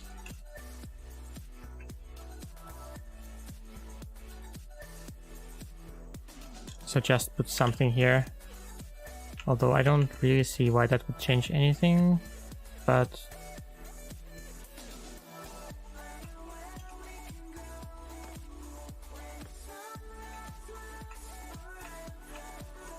it should be.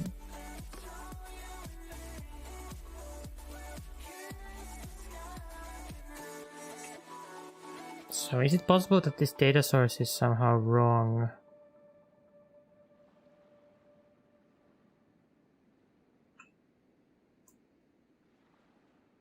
I guess that's one reason to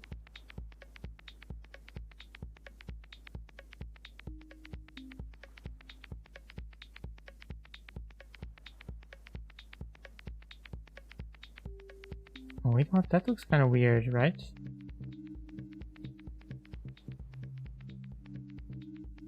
No, relent, it's fine. This is part of the process. I said that it was going to be more work. I accepted it.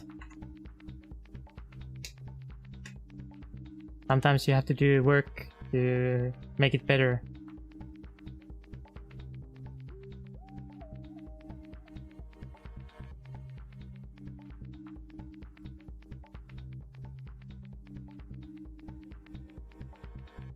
That is what programming is sometimes.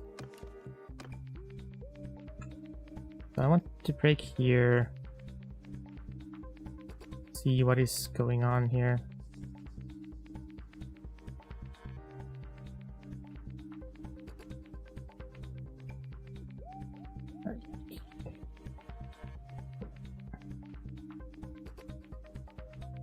So this is my problem. This is my problem for sure. So this is morning duck. Although it's not exactly morning for me, but oh, that was just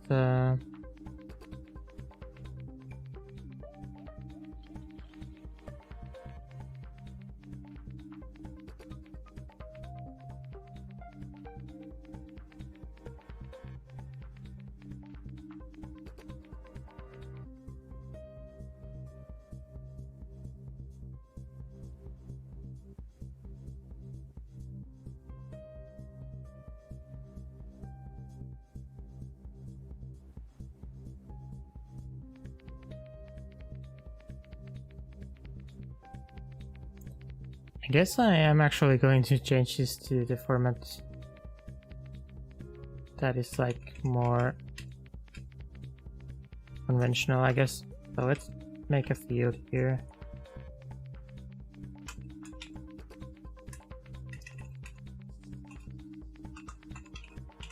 This is fine.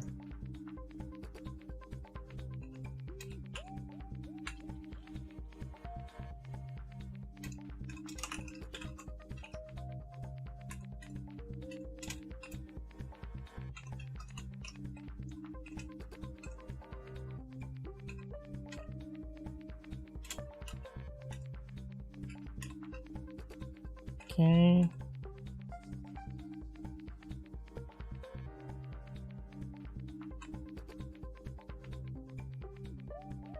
At least in this instance, it seems to be kind of beneficial.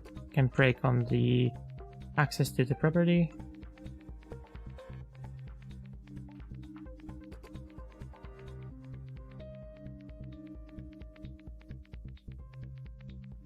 I can see that this data source, this grid widget, is actually accessing that one,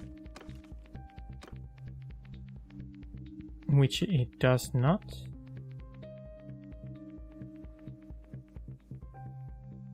So that's already kind of a clue. This skill name works, but this one doesn't. Why would that be?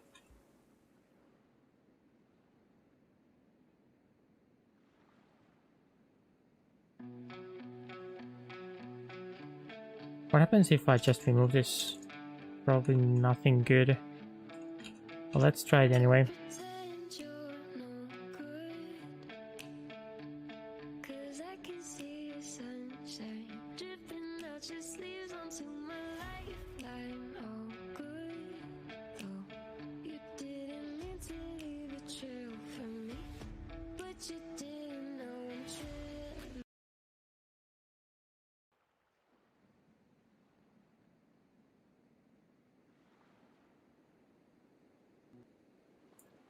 Let's see if anything happens now. Nope. It still doesn't even access this perk list. Why? There's something wrong with this grid widget then, I think. But can I try to make it list panel?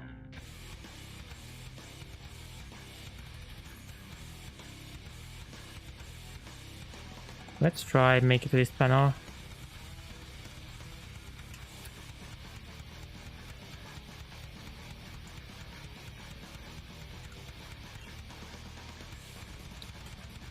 Okay.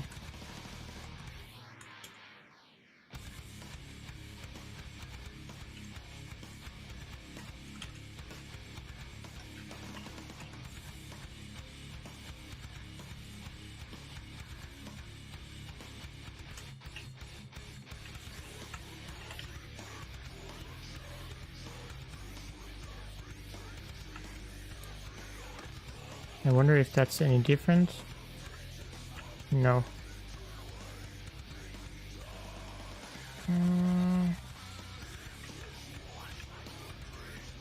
You're supposed to have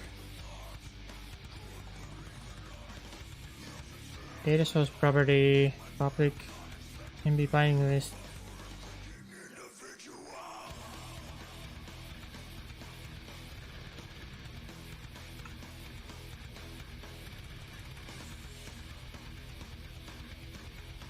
I'm not sure how you're supposed to debug these things because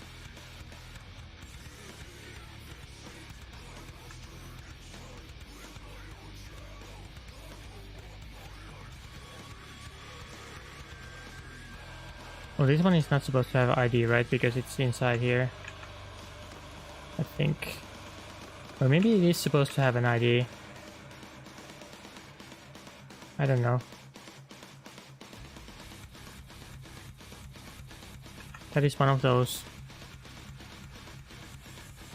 Let's see, here we have list panel without ID that works inside item template, so probably no ID then.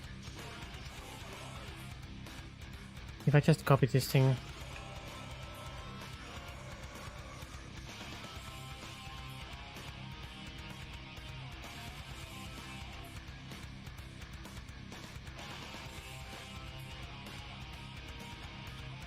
Item template, and then list panel.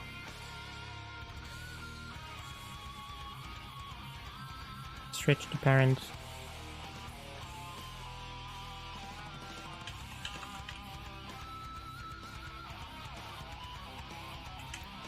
This should also be probably stretched to parent. Let's just try to make this a bit larger.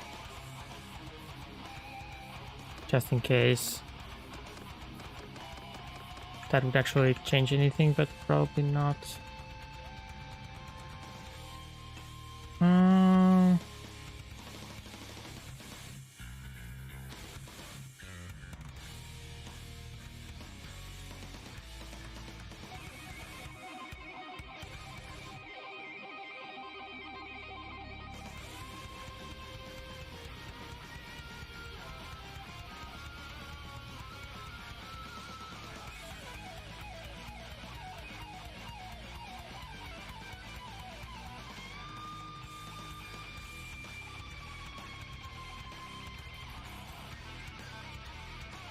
I have to admit that this is getting kind of hard for me. So for some reason this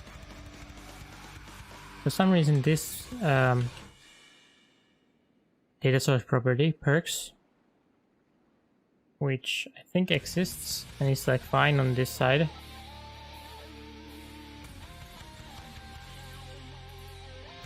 is not accessed by this.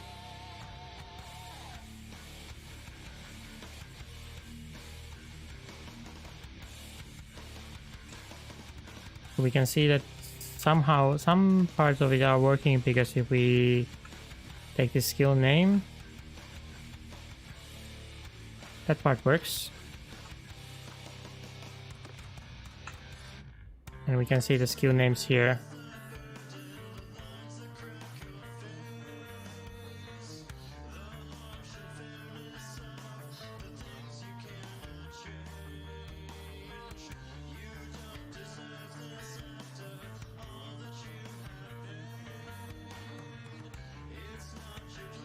So we can see that this thing works. This thing actually accesses the skill name. Then I'm supposed to have this list panel. Morning, hi Kimobits. Then I'm supposed to have this list panel here, which is supposed to access the data source perks.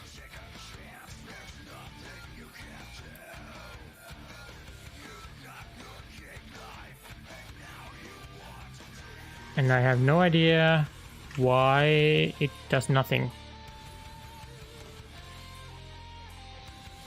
No errors, no nothing.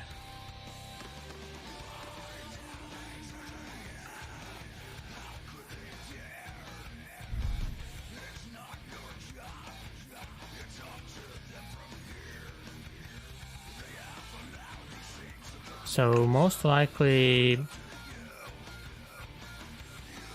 I'm misunderstanding something about these VMs.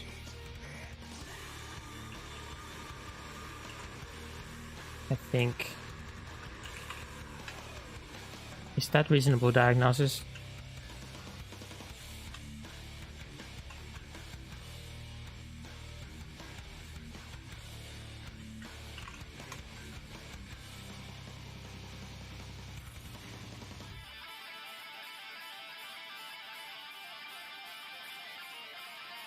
They have these binding lists.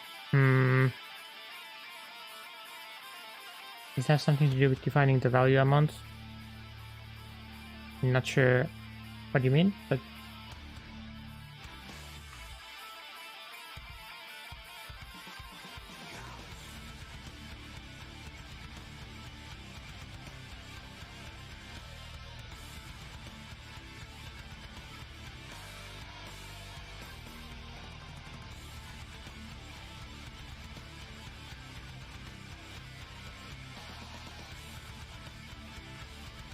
like, according to my understanding, this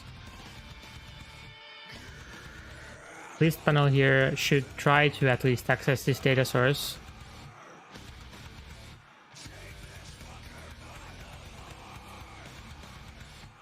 Like, there's like this context thing. So in each of these contexts, you have sort of like VM, like one view model in each of these contexts. In this context, the VM should be this myperf display VM. And like here, this thing renders text with the skill name. So this has two data source properties. The two data source properties are the skill name and a list of perks. And here we can see that you can access the skill name to write this part, which is supposed to be like the title for this list. And then after that, there's supposed to be a list panel, which should access the list of perks, which should be the second data source property. But if I put breakpoint here, you can see that nobody even tries to access that property. So this is working, it accesses the skill name, but it doesn't even break here where it's supposed to access the perks.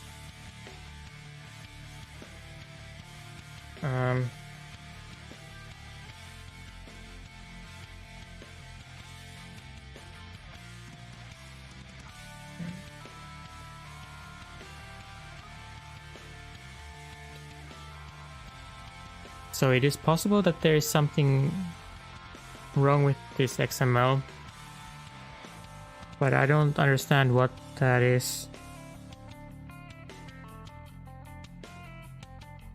If I make this like empty, let's try that.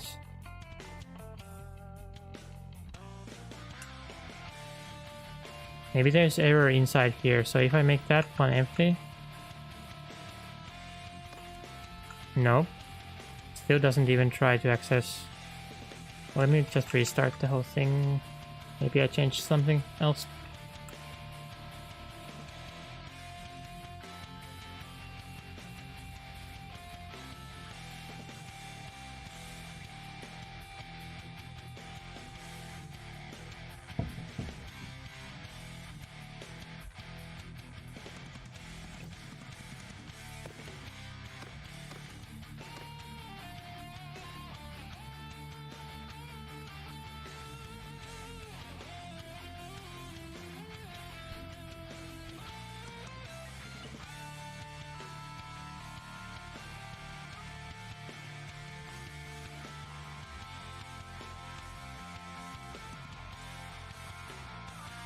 I guess I should go read some more of this XML stuff, just to like see if there's something that I'm misunderstanding.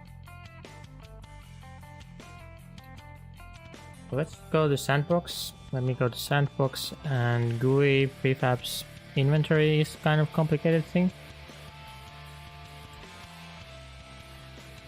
So let's look like how they access data sources.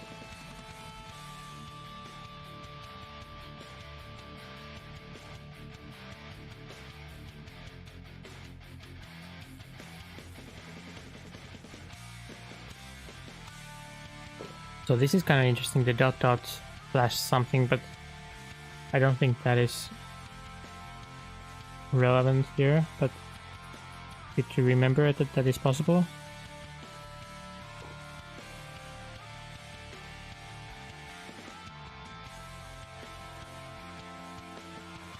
Well, what is this? Oh, it's the parent. Huh.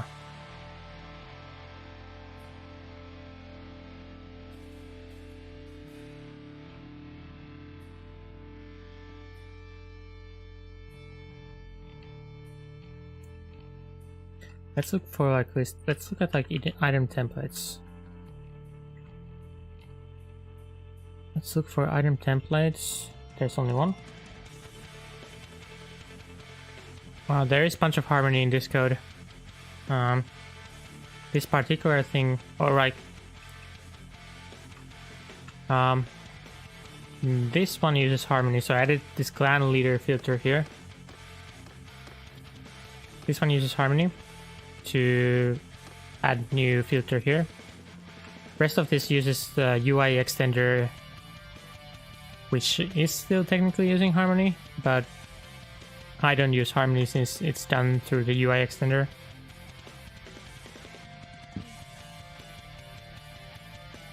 But yeah, there's a bunch of, I guess there's a bunch of harmony here.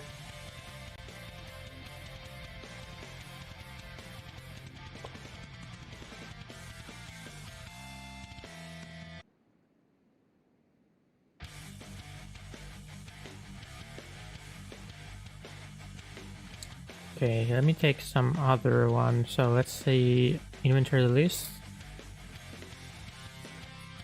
Let's look at item templates here. Only one.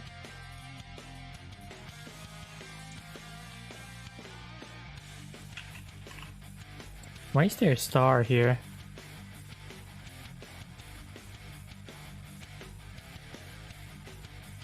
What does that mean?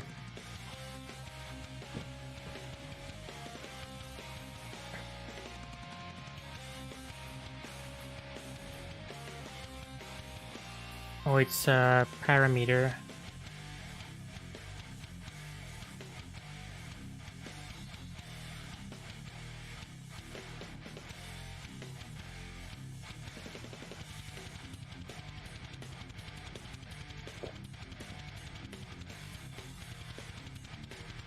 Is it possible to do anything about the marriage picking order?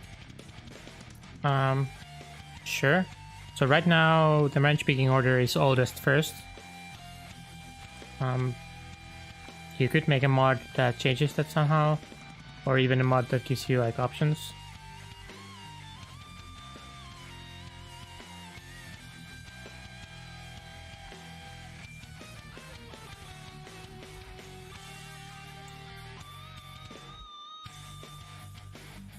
That might be a good mod idea.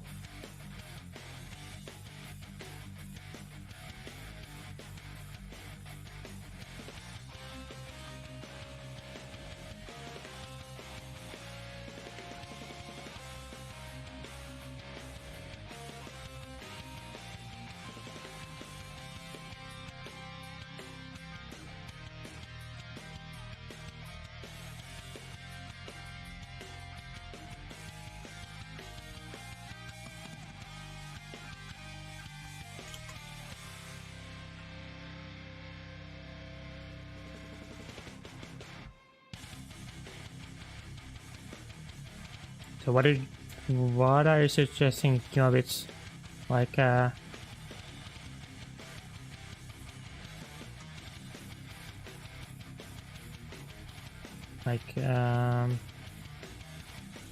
have the list of skills.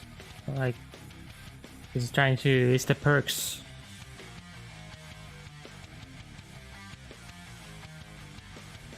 The issue is, I mean, I have the list in code. If I break like here, I can show you what I have. Let's break there. Need to go here. So I have like a list of perks. So for this skill, this hero has these perks.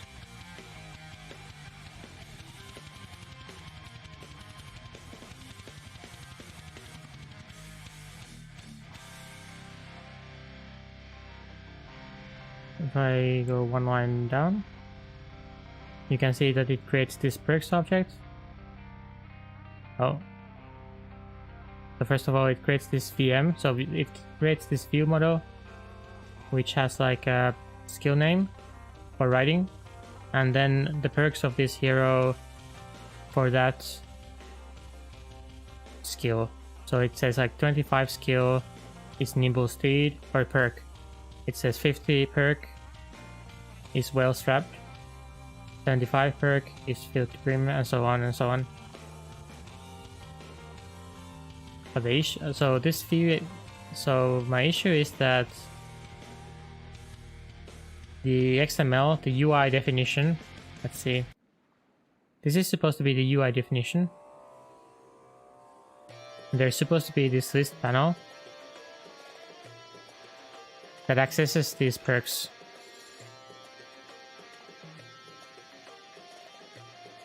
But it doesn't.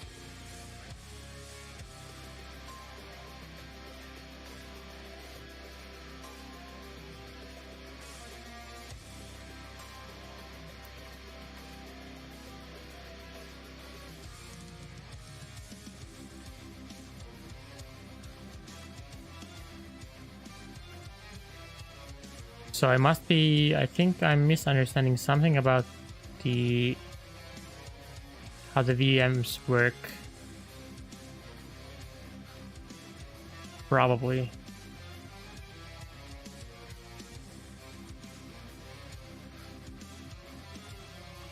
Okay, let's look at string pair item VM. That's actually a good one.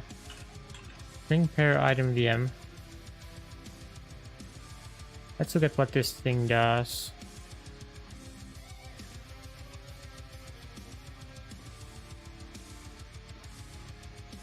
Huh. They do this on property change to value stuff. I wonder if this is like actually required. I mean, I could try to write it like this, I guess. I don't think this is it, but I can try to write it like this.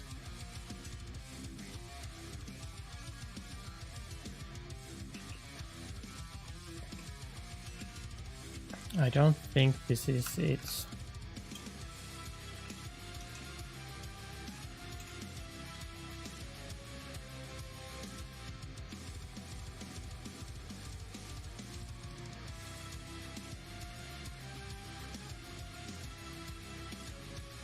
So first you set it to value, oh, if value.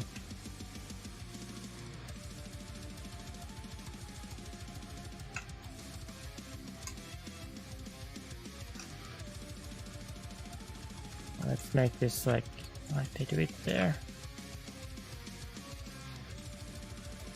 I don't think this is it though, but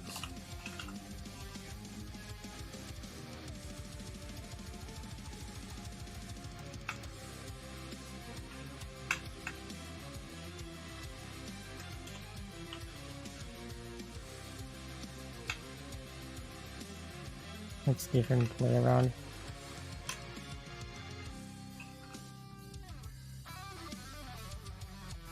Wow.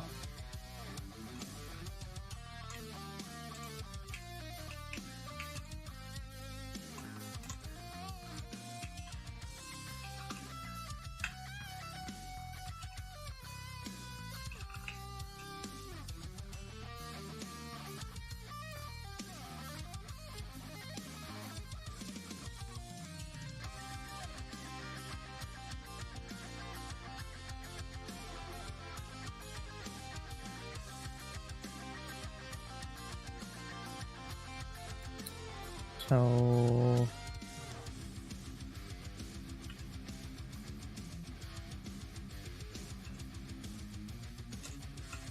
I see. Okay. Now it looks pretty much the same as this one, right?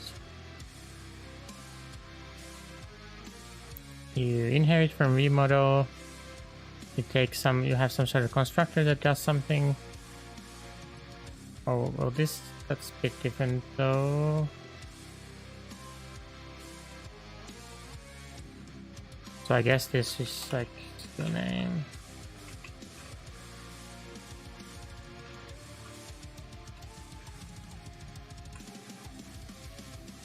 I guess there will be a bunch of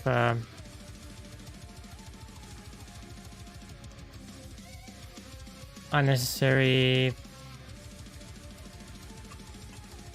balls here, but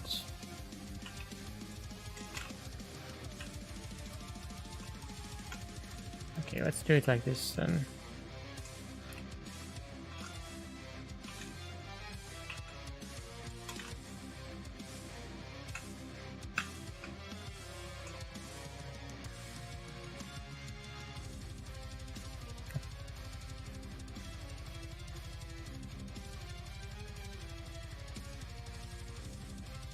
They should change absolutely nothing.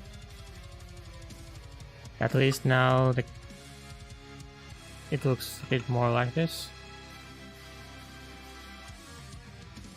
But just in case my confusion is somehow related to that, we can hope that it actually does something.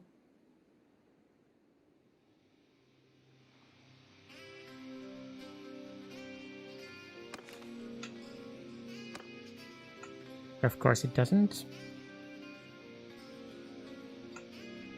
So I'm leaning towards the problem being in the XML somehow.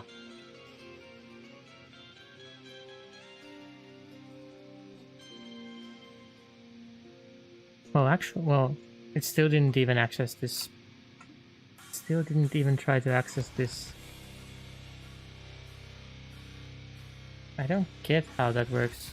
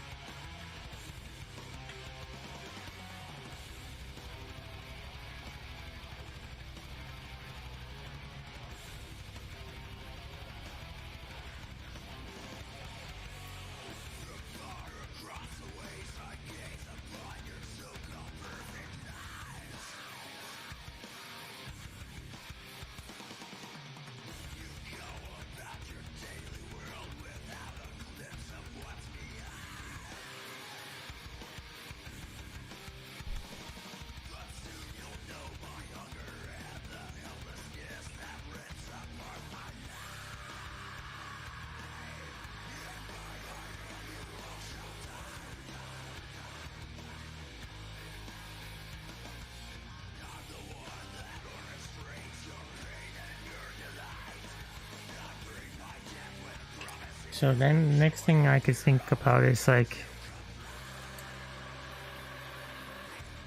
can I somehow get something else from the... Can I access it somehow otherwise, somehow without using a list panel, for example? Can I do thing like...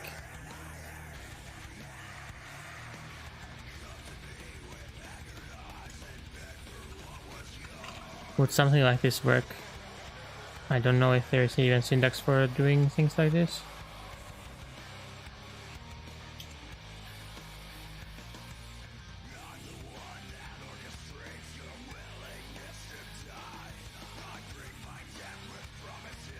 This Encyclopedia extended. Well, let's just go here.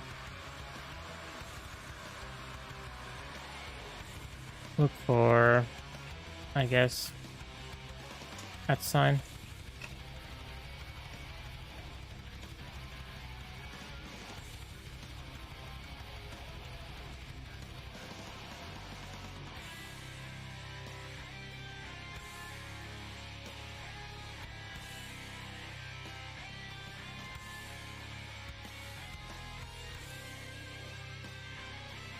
So it looks like all the time there is a @ sign, it's used immediately.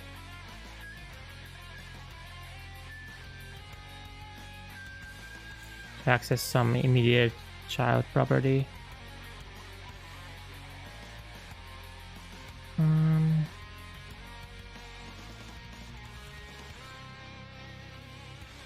Let's look at like item templates or something.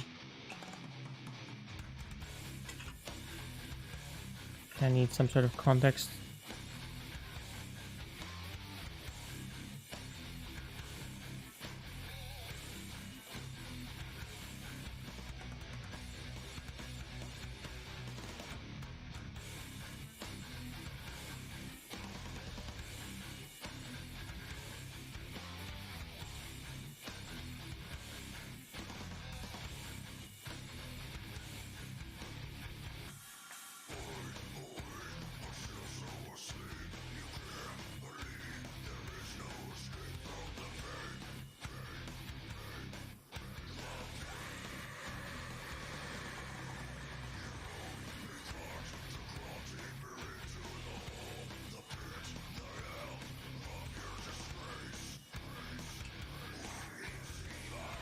This is kind of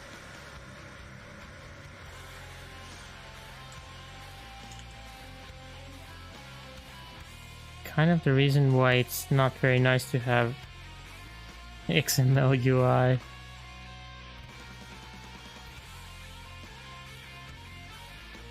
If you ask me.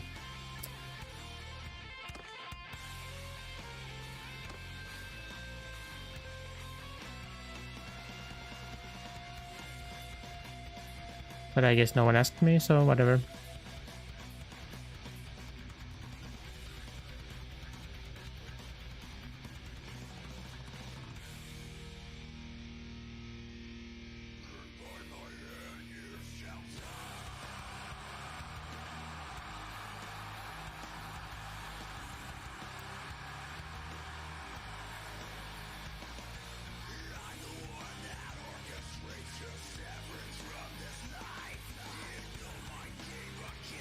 So let's look at example where you have item template with multiple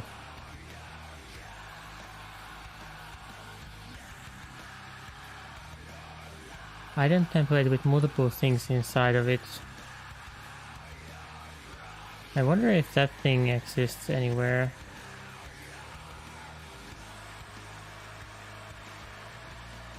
Huh. Maybe there is. Look at this actually. Let's try this. Let me look for widgets.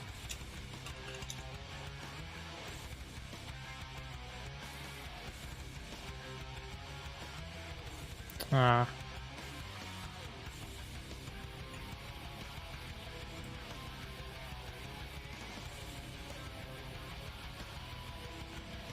I wonder if that's it actually, but no, it doesn't make any sense. No, it doesn't make any sense.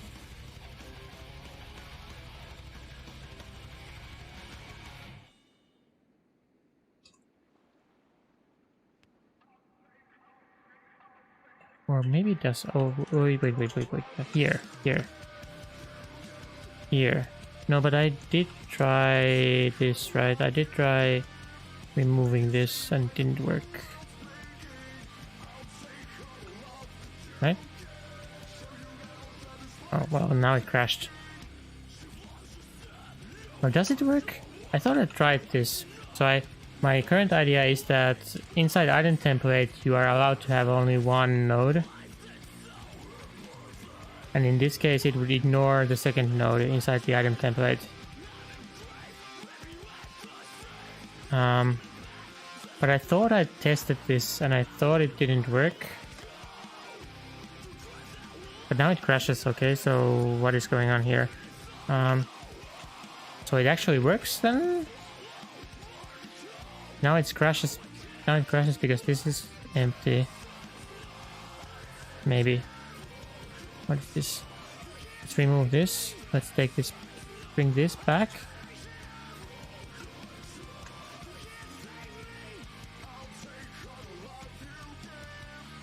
So this might actually be the key thing. Inside item template, you are only allowed to have one node.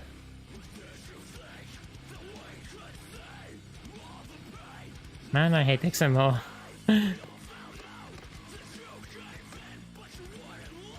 No, that's not it.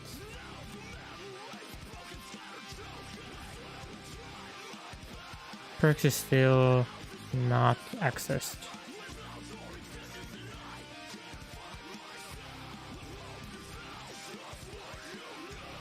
Although the crash seems to indicate that something changed.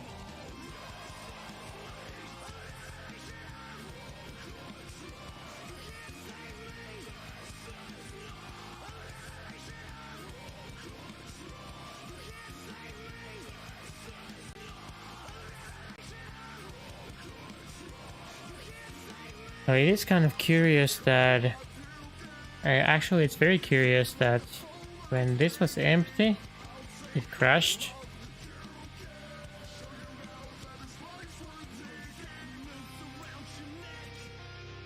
But if this is here, then it doesn't crash.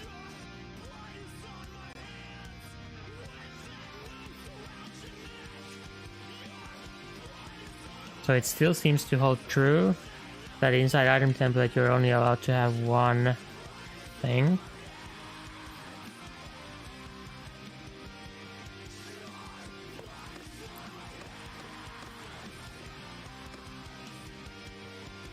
So let's try to wrap this in some sort of widget, which is some sort of cover everything widget, or well, let's put like width size policies cover stretch, actually stretch everywhere, and height size policies cover children.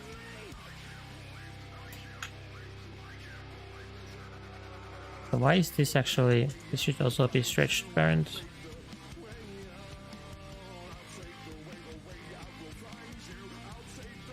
So now I need to push everything in here back. Add this extra widget here.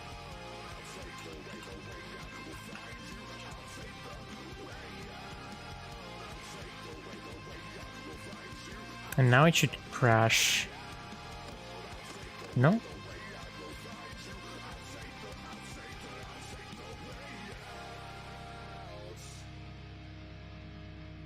Oh, this is completely wrong. It should have children, right?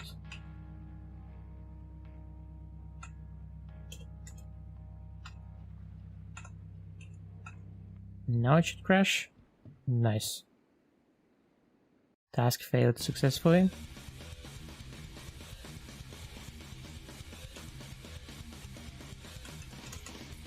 Now it should not crash.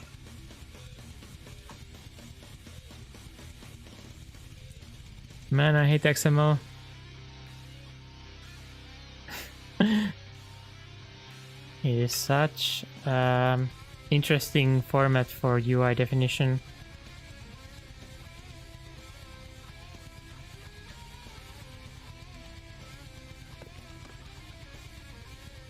Wait, this is access now.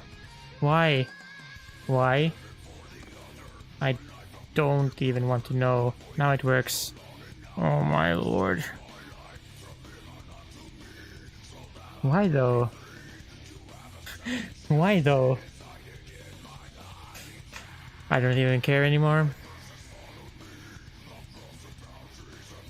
So this is not supposed to be widget actually, now I understand. This is supposed to be another list panel.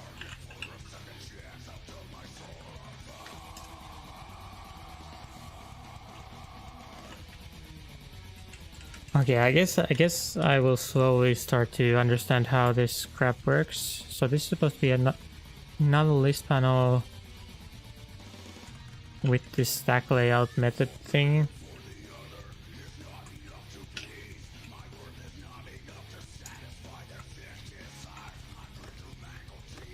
Okay, that looks way better. Okay.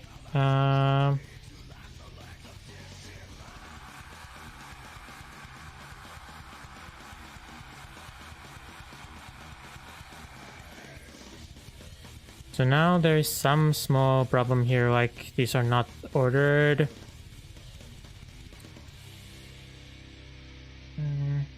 Which I should fix, I guess.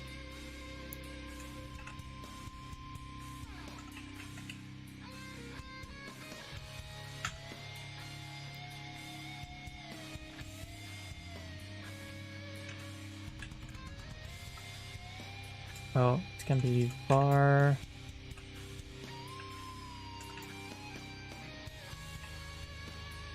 Right? Well, let's just write it out. String pair item.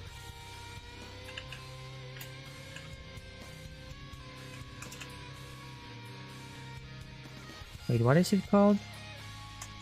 It's called definition and value. Definition. Okay, order by the definition.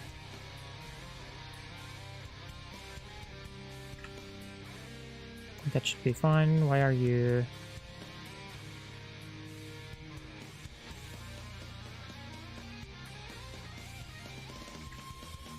You are complaining about something that is wrong, or the complaint is wrong.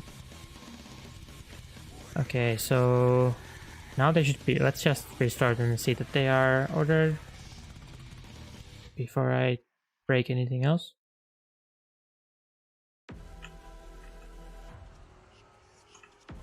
I mean, this was educational, I guess.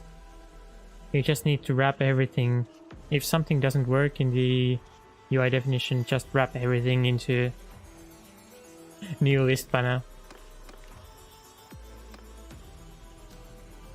So now that order looks fine, that order looks fine. So it would be nice if you could close them. I don't know if I... Oh, it's not even ordered. Oh.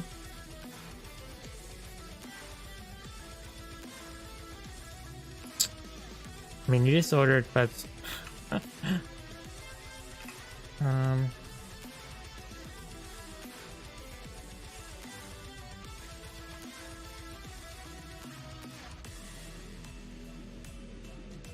Can I choose like 0?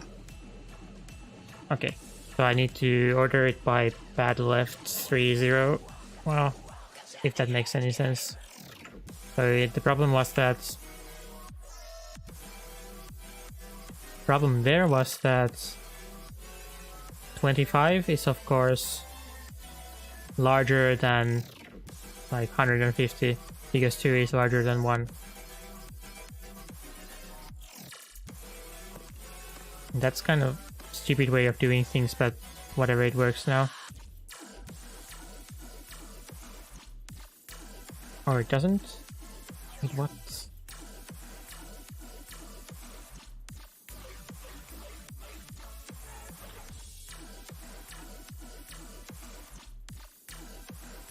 So let's see then. Oh, order by. This is classic, of course. Order by is probably not in place.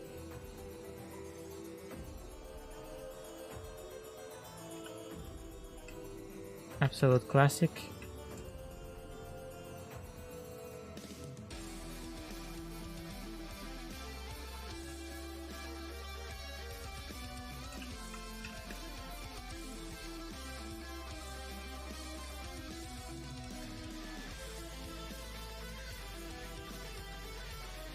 Oh, it should be binding list.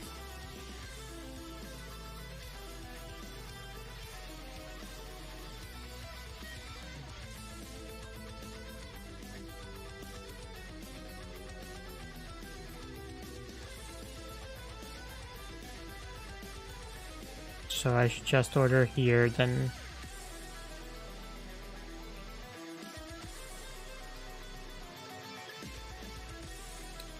Let's order. This is actually way better anyway. So let's order here the list before it comes. Before we add them to the binding list, let's order them while there's the normal list. Work object. The required skill value. This is also integer, so I don't have to do the stupid padding anymore.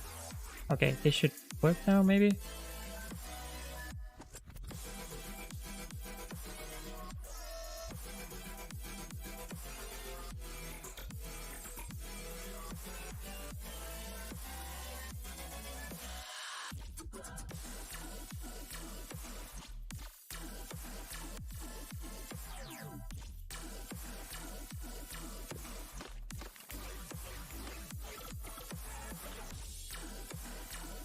Okay, looks good. Looks like they're ordered now, finally.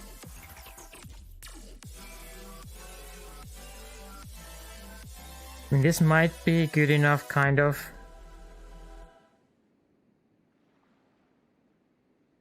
I wonder what happens if I just do like grid widget here.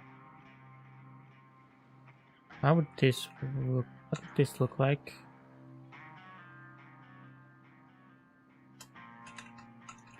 If I do like 2 or 3, let's try 2 columns or 3. Well, how does this work? Column count. Let's try 2 columns.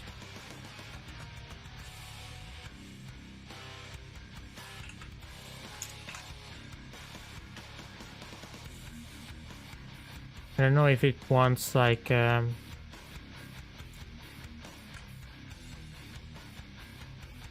more information about the size of the cells.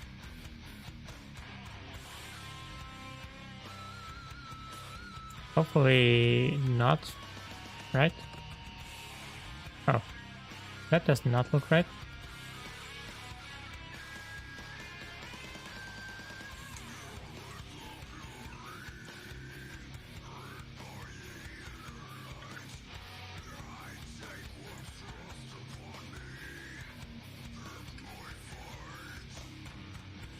So I don't want this thing. I don't know if it even does anything, but probably not. Can I say to grid widget like... Can I say to grid widget like, look at your cell or your child size and do something smart based on that?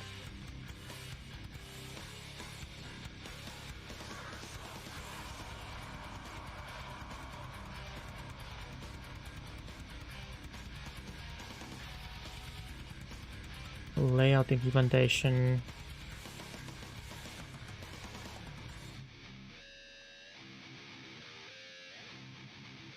Layout implementation grid layout. I wonder what that is.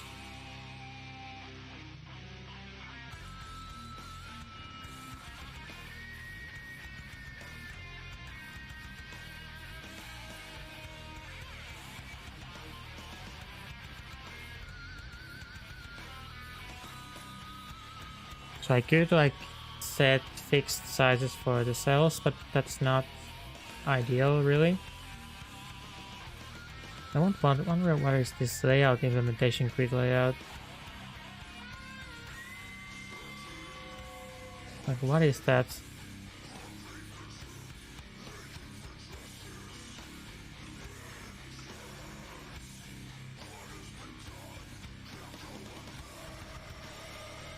So height size policy is cover children, which like, well, that did not mean, that did absolutely nothing. So they always give these default cell heights. I don't, whatever, dude. I guess the grid layout needs fixed sizes. Yeah, maybe the grid layout only works with fixed sizes. That's a bummer. Well, they do have clip contents.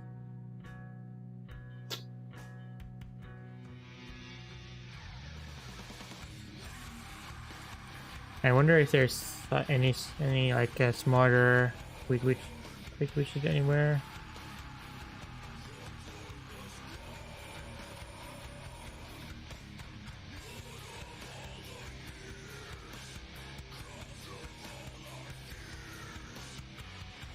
Let's see. Grid widgets. Okay, it's crafting piece, grid widget, and focus control grid widget. I guess there is no smarter grid widget.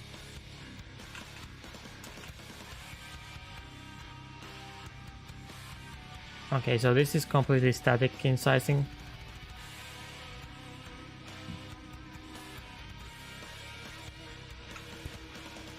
So the only way to control the size is with these fixed cell sizes. Okay, so that will not work then.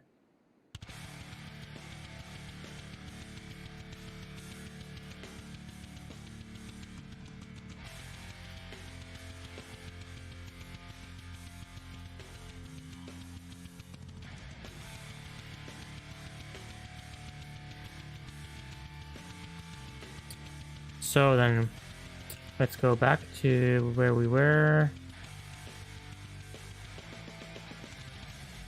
We were here. I guess this is the best I can do right now. I might try to make this a bit more beautiful later.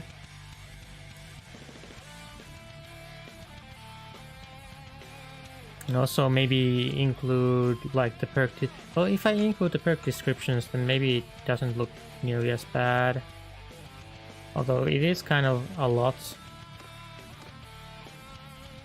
I could maybe put it on the bottom so that it's not as distracting. Maybe if it's on the bottom, then yeah, let's try to change it so that it writes like the perk descriptions.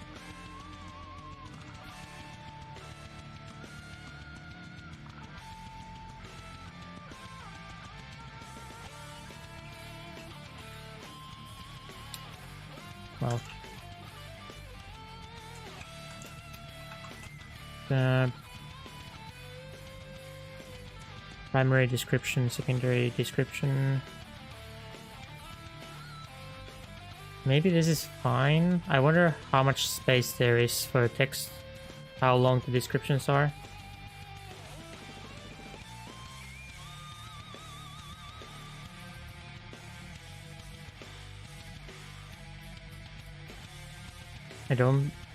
There's probably not enough room for both descriptions.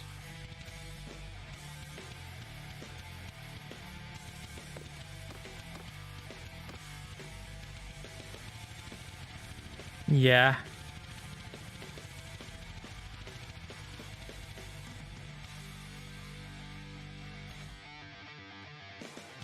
If I try to put both of those,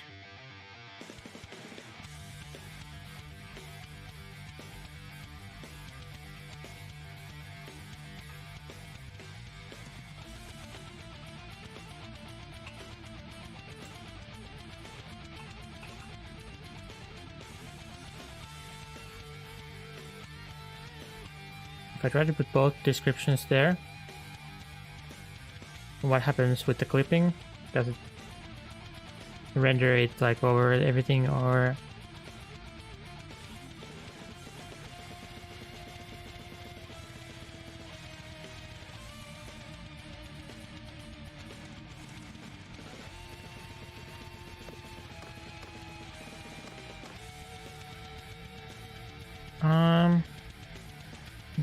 doesn't look well.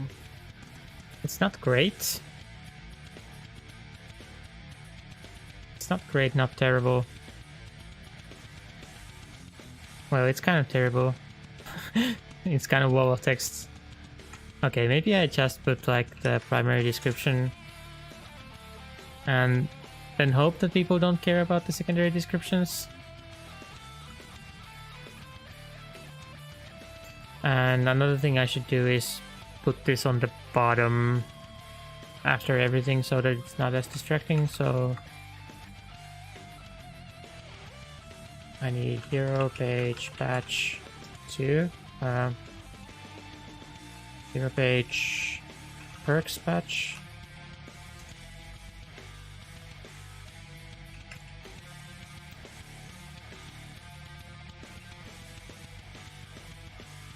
I need to copy all of this.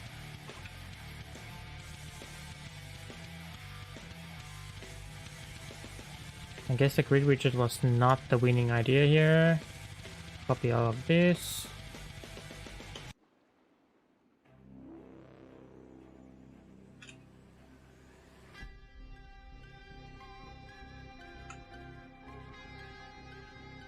Then I need a second one of these. Things that extend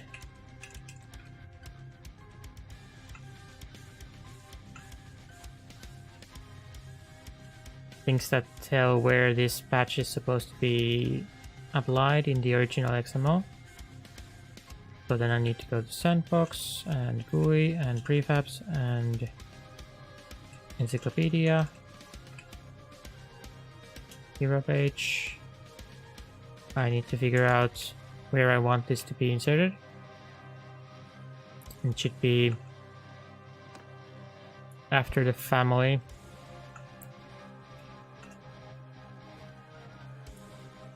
So after family grid?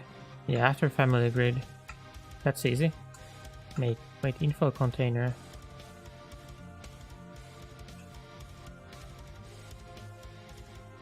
I think it's right. So just family grid here. And this is hero page perks patch.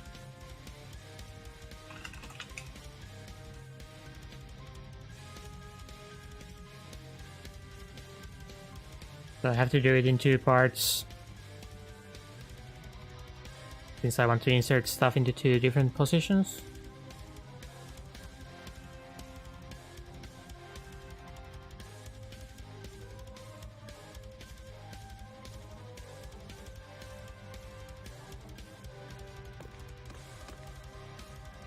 No, family grid not found.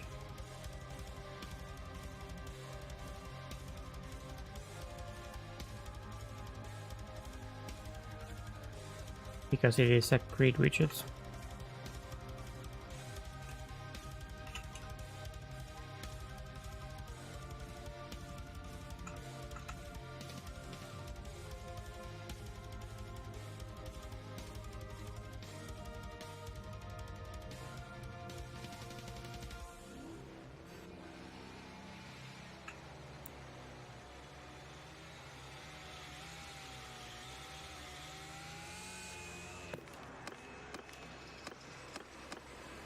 What? Why? Okay, now it's in 2 places. That was not my intention. I guess this is just not saved. This is not supposed to be saved. Okay, now...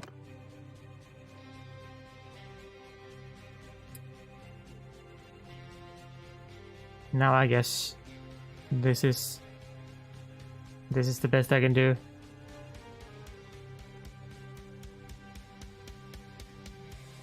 I should add like a margin on the bottom.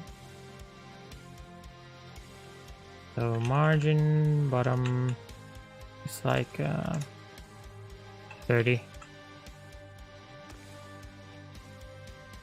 or more, 50. Okay, that looks better. Okay. And let's see, my own hero is Windsor. Let's pick self-promoter.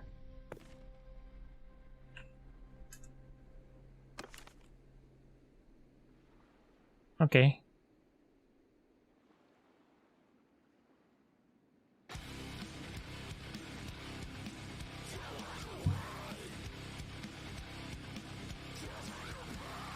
I think this is the best I can do.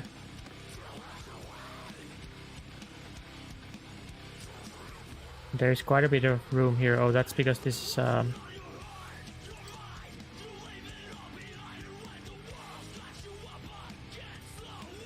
that's bad.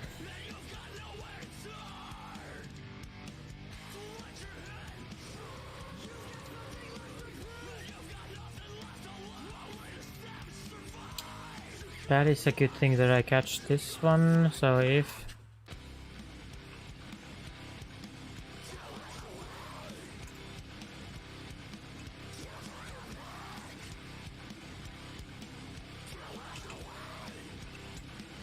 Need to check that the hero clan is not null. Wait, what? Oh, what is that?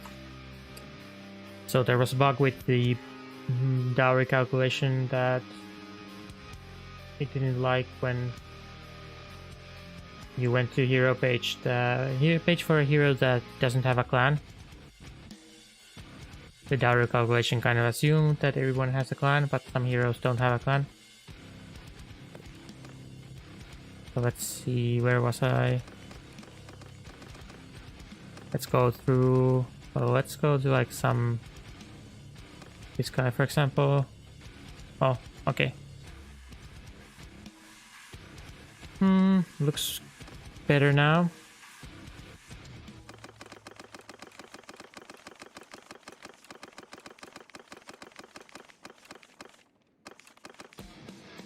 This is kind of stupid that it even shows the dowry price at all, but whatever, nobody cares about the... Oh, this is a Wanderer page. Nobody cares about these pages anyway.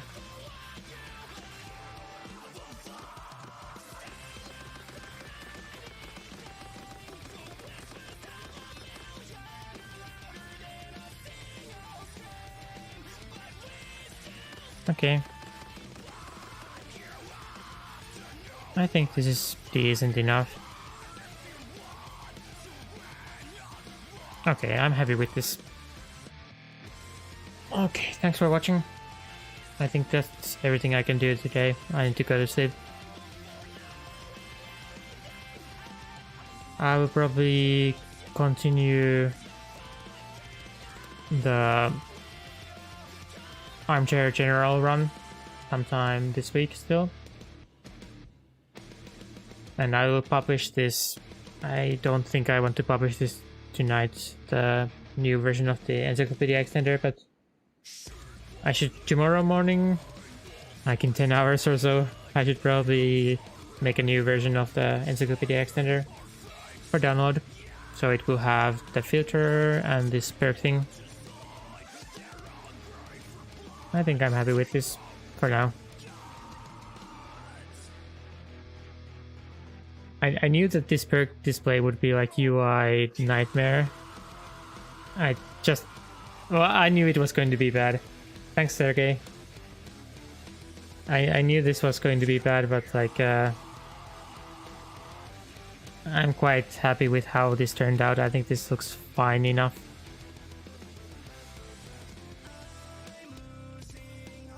I think this looks fine enough.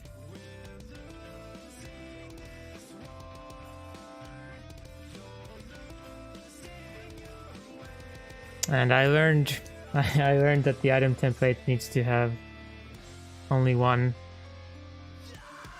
node inside it. And it's so annoying that there's like no errors for anything.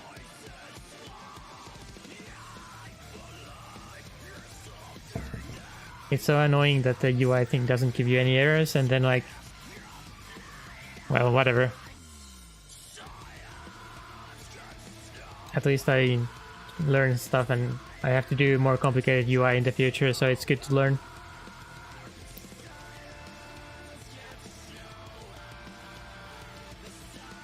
Yeah.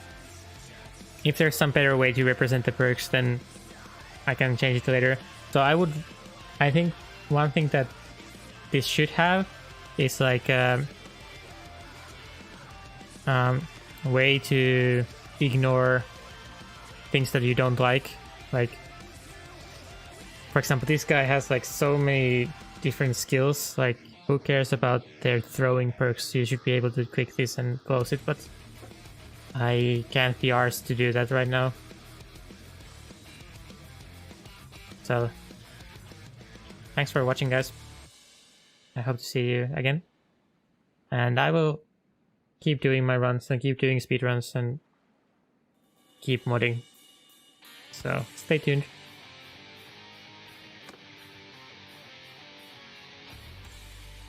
And I hope to make the modding streams a bit more accessible. I think if you have like any questions during the mods, like I will try to answer to best of my ability, but sometimes I don't know what I'm doing myself, so I have to just figure things out. Thanks, and I will see you later.